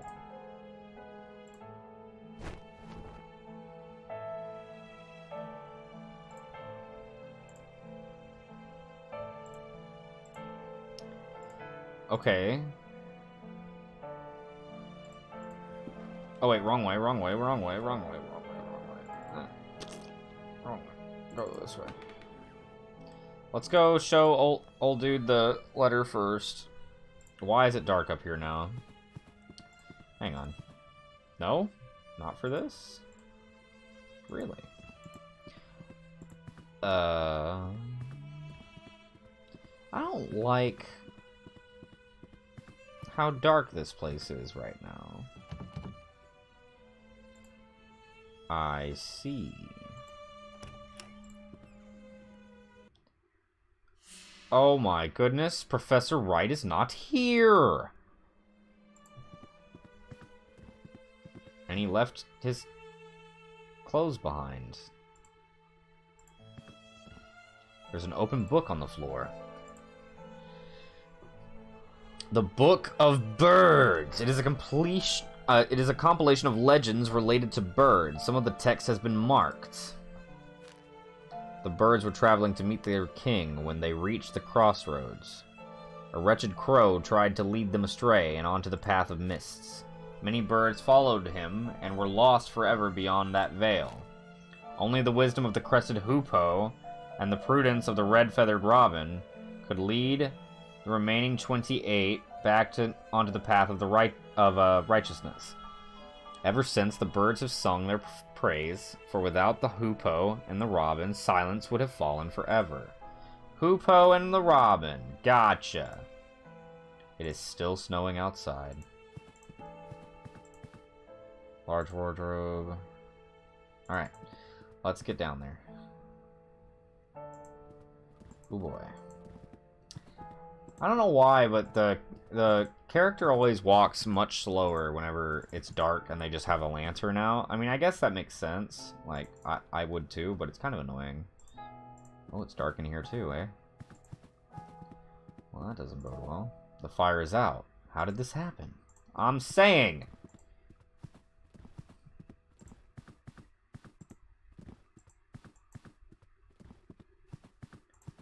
I don't like the shadows that are being cast in this room. I don't like that this door is just open. Hoopoe and the red-feathered robin.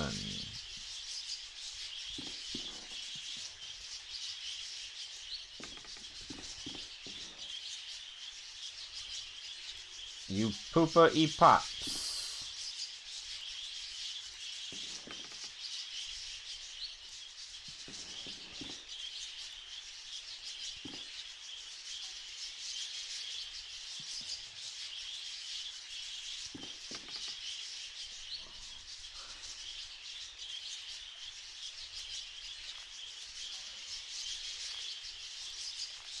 Only the wisdom of the hoopoe and the prudence of the... what is it?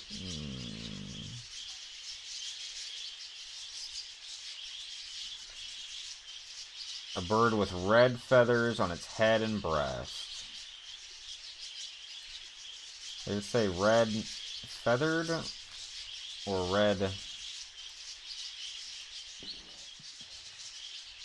yellowish brown feathers? Pale brown.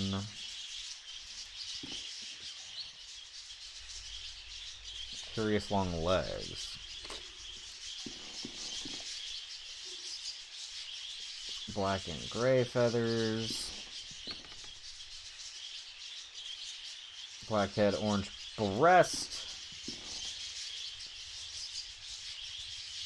With black and white wings and a feathered crest. Black with a yellow beak. Okay, it must be this one then. Red feathers on his head and I mean, I guess duh, but alright. And then now we can just fucking play guessing, because I don't know what the fuck a hoopoe is.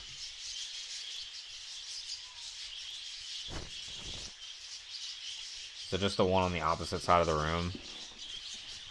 That would be funny. Nope.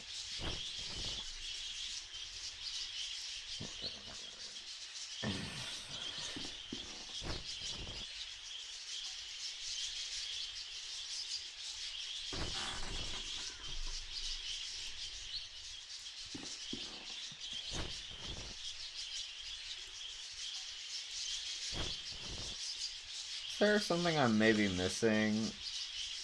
Bird with pale brown, sign reads.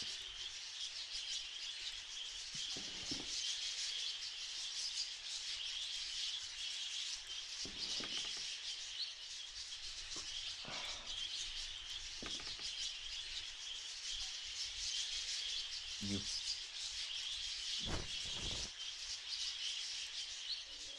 Aha! All the birds have suddenly stopped their chittering.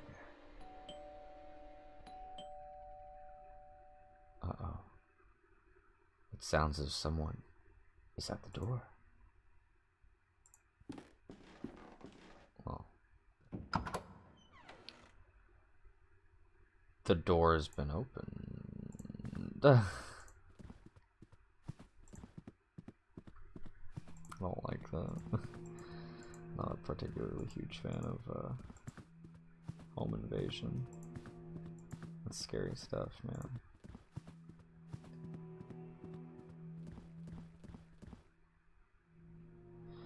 That door is wide ass open. Well. Oh, that door is... Oh, okay, yeah. Yeah. Gotcha, buddy. Hands up. Glock at the ready. Oh my god, Mr. Wright! Hold up, I gotta look around the room first. A cheerful scene that would have lifted my heart any other day. It stands in stark contrast to the tragedy that has befallen this house. Oh my god, I gotta investigate the room, hang on. A few books on classical theater, of course, of course. There's a thin layer of dust on the coat rack, but not on the coat. Interesting. So did he take his coat off and then go over here to collapse? That's interesting. Why did he... An old wardrobe. Can I open it? No. The window is open. A cold wind blows into the room. Alright, well, let's have a look at this guy. The poor man. It looks as if his heart gave out on him. His eyes. My God. They are fixed with an expression of utmost terror. Let me see. His fists are clenched. He is holding onto something. Well, give it to me. It is some kind of stone figurine. He is holding it tightly as if he was protecting it from someone. The figurine is beautifully carved, but it appears to be only half of a larger artifact. And it looks like half of an artifact that would fit into that spot at that cliffside house. Wait, what happened? This is serious. I must break the news to Kaufman, and of course the local authorities will have to be informed. Round them up.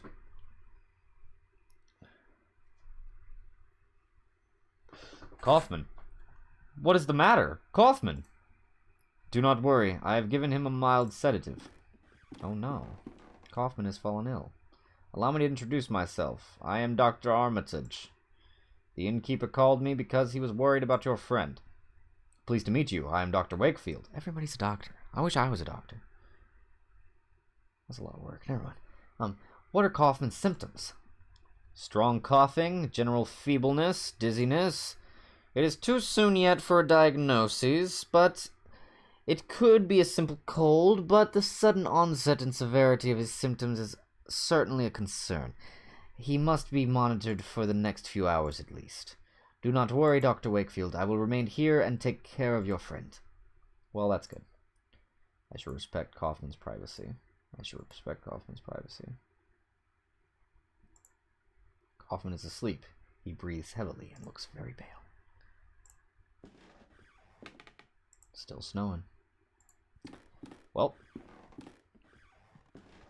time to press on. Let's get back over here. Let's get around the backside. And let's see what happened whenever I whenever I flipped all those switches earlier. So I still haven't checked that out. Aha! Aha! The clay vessel held by the statue is now broken into many pieces. There is an object among them. It must have been inside. Yoink. It looks like a compass. It must be broken, since it does not point north. It points that way. I know how this works.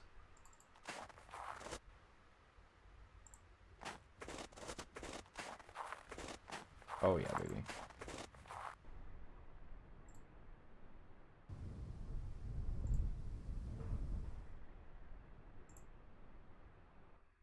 Oh yeah, baby. Point me in the right direction.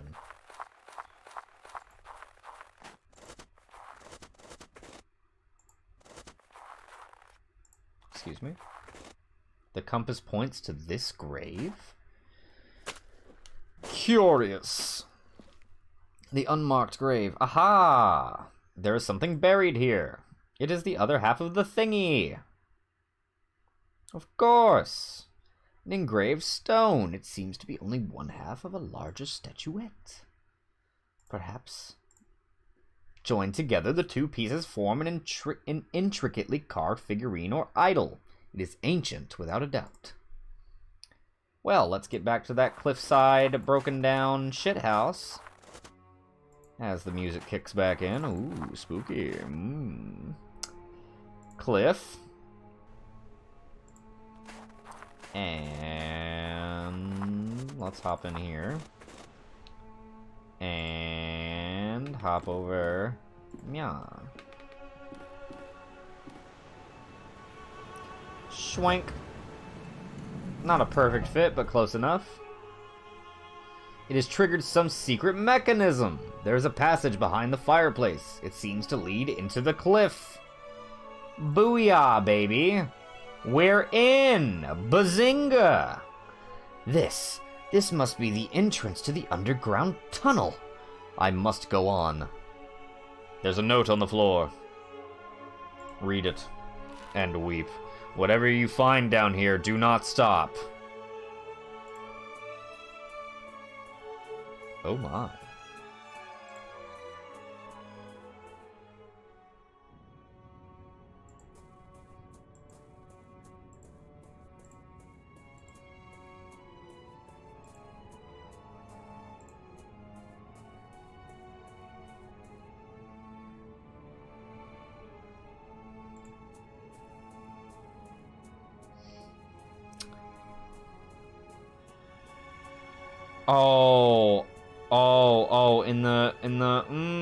Go north. Go this way.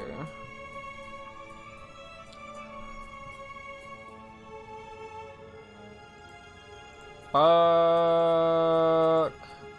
Just kidding. Okay, this is very clearly, a maze. Go this way? Wait, no. No. Go this way? Is this the way I came from? I don't remember already.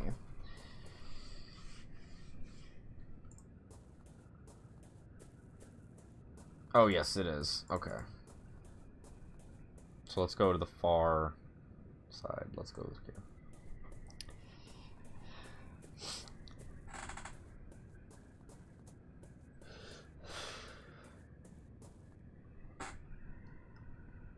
Ooh. It is some viscous substance. It could be some kind of fungus, or maybe the decomposed remains of an animal. It also appears to be leading in here. So let's investigate that. No? Am I crazy? I don't know. That way looked really boring. Let's check this way. Oh yeah. That's more like it. There is a wide pit in the middle of the chamber. It descends deep into the dark. I think I hear the sound of the sea far below. Okay. Can we, like... Oh, wait, shit. No, close that. Ah, fuck. I didn't need to read that again. I don't need that anymore. Oh, drop a match down there. No? Really? Okay. That's what I would do. Just chuck the fucking lantern down there. Who needs it? It's a piece of garbage anyway. Barely even lights up this cave. Ooh. Oh, it is wet down here.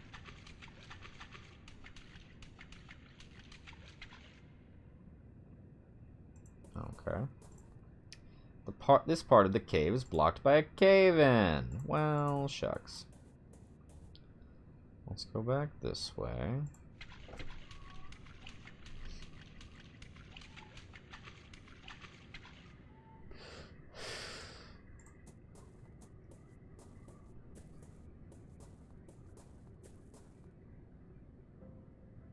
Uh-oh.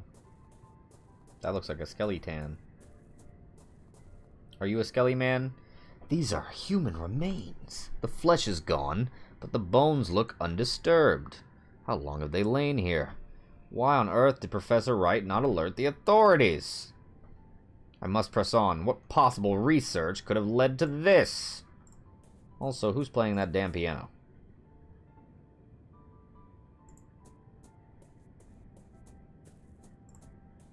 I hear it coming from this way.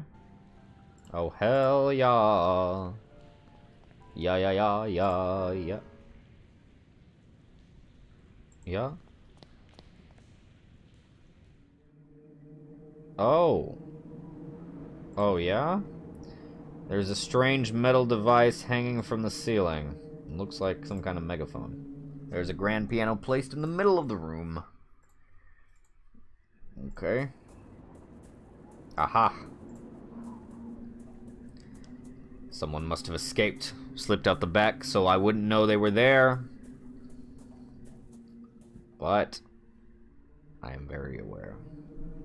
Oh no, I don't like this. I don't like this.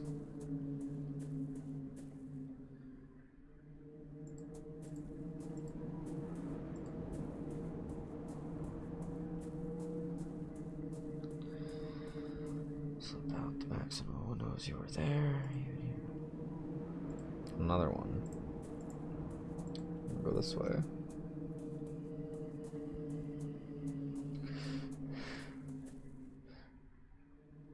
Oh. Gross. What have we got here?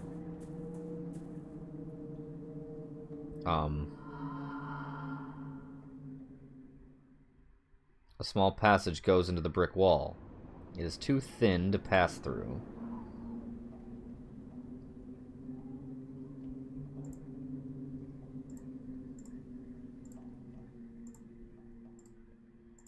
Well, shit.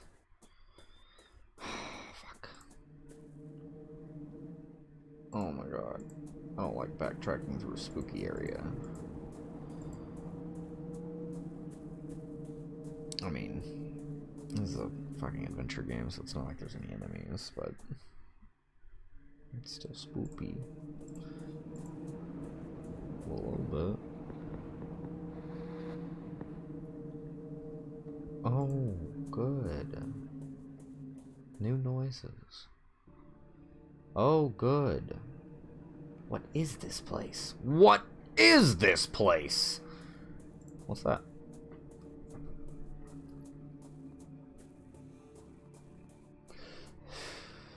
A strange machine. It does not seem to be working anymore. Well, shit.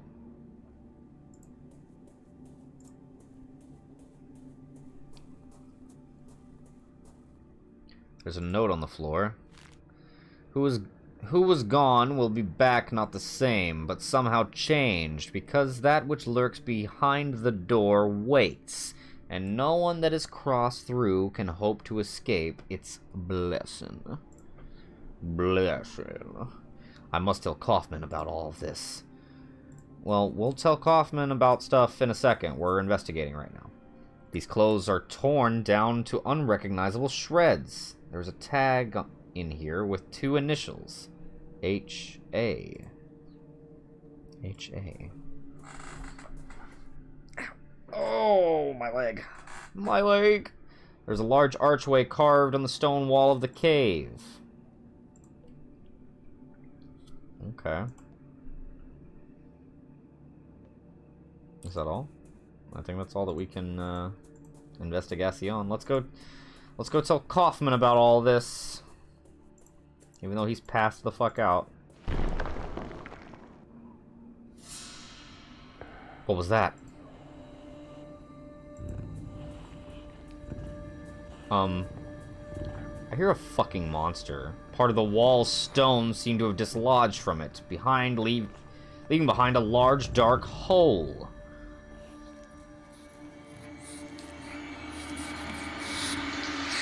Whoa! Well, he's dead.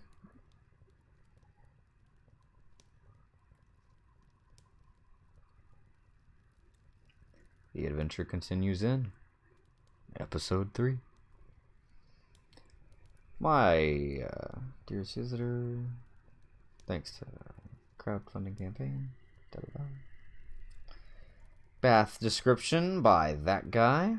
Well done, Basement Crusader. It was a very good bathtub description. Well, that's gonna be all that we're gonna do over the last door today. I'm sleepy, and those episodes are a lot longer than in season 1. So, but I appreciate everybody stopping by and hanging out. I think I like doing the starting at 8 thing. I like doing that. I like that. We're gonna do that for a while from now on. Try that out. And I like opening up with just chatting to start out, especially with games like this where there's not always like a whole lot of like conversation to like be had necessarily. I guess I don't know. It's I liked it. I thought it was good. So we'll probably do some more of that in the future.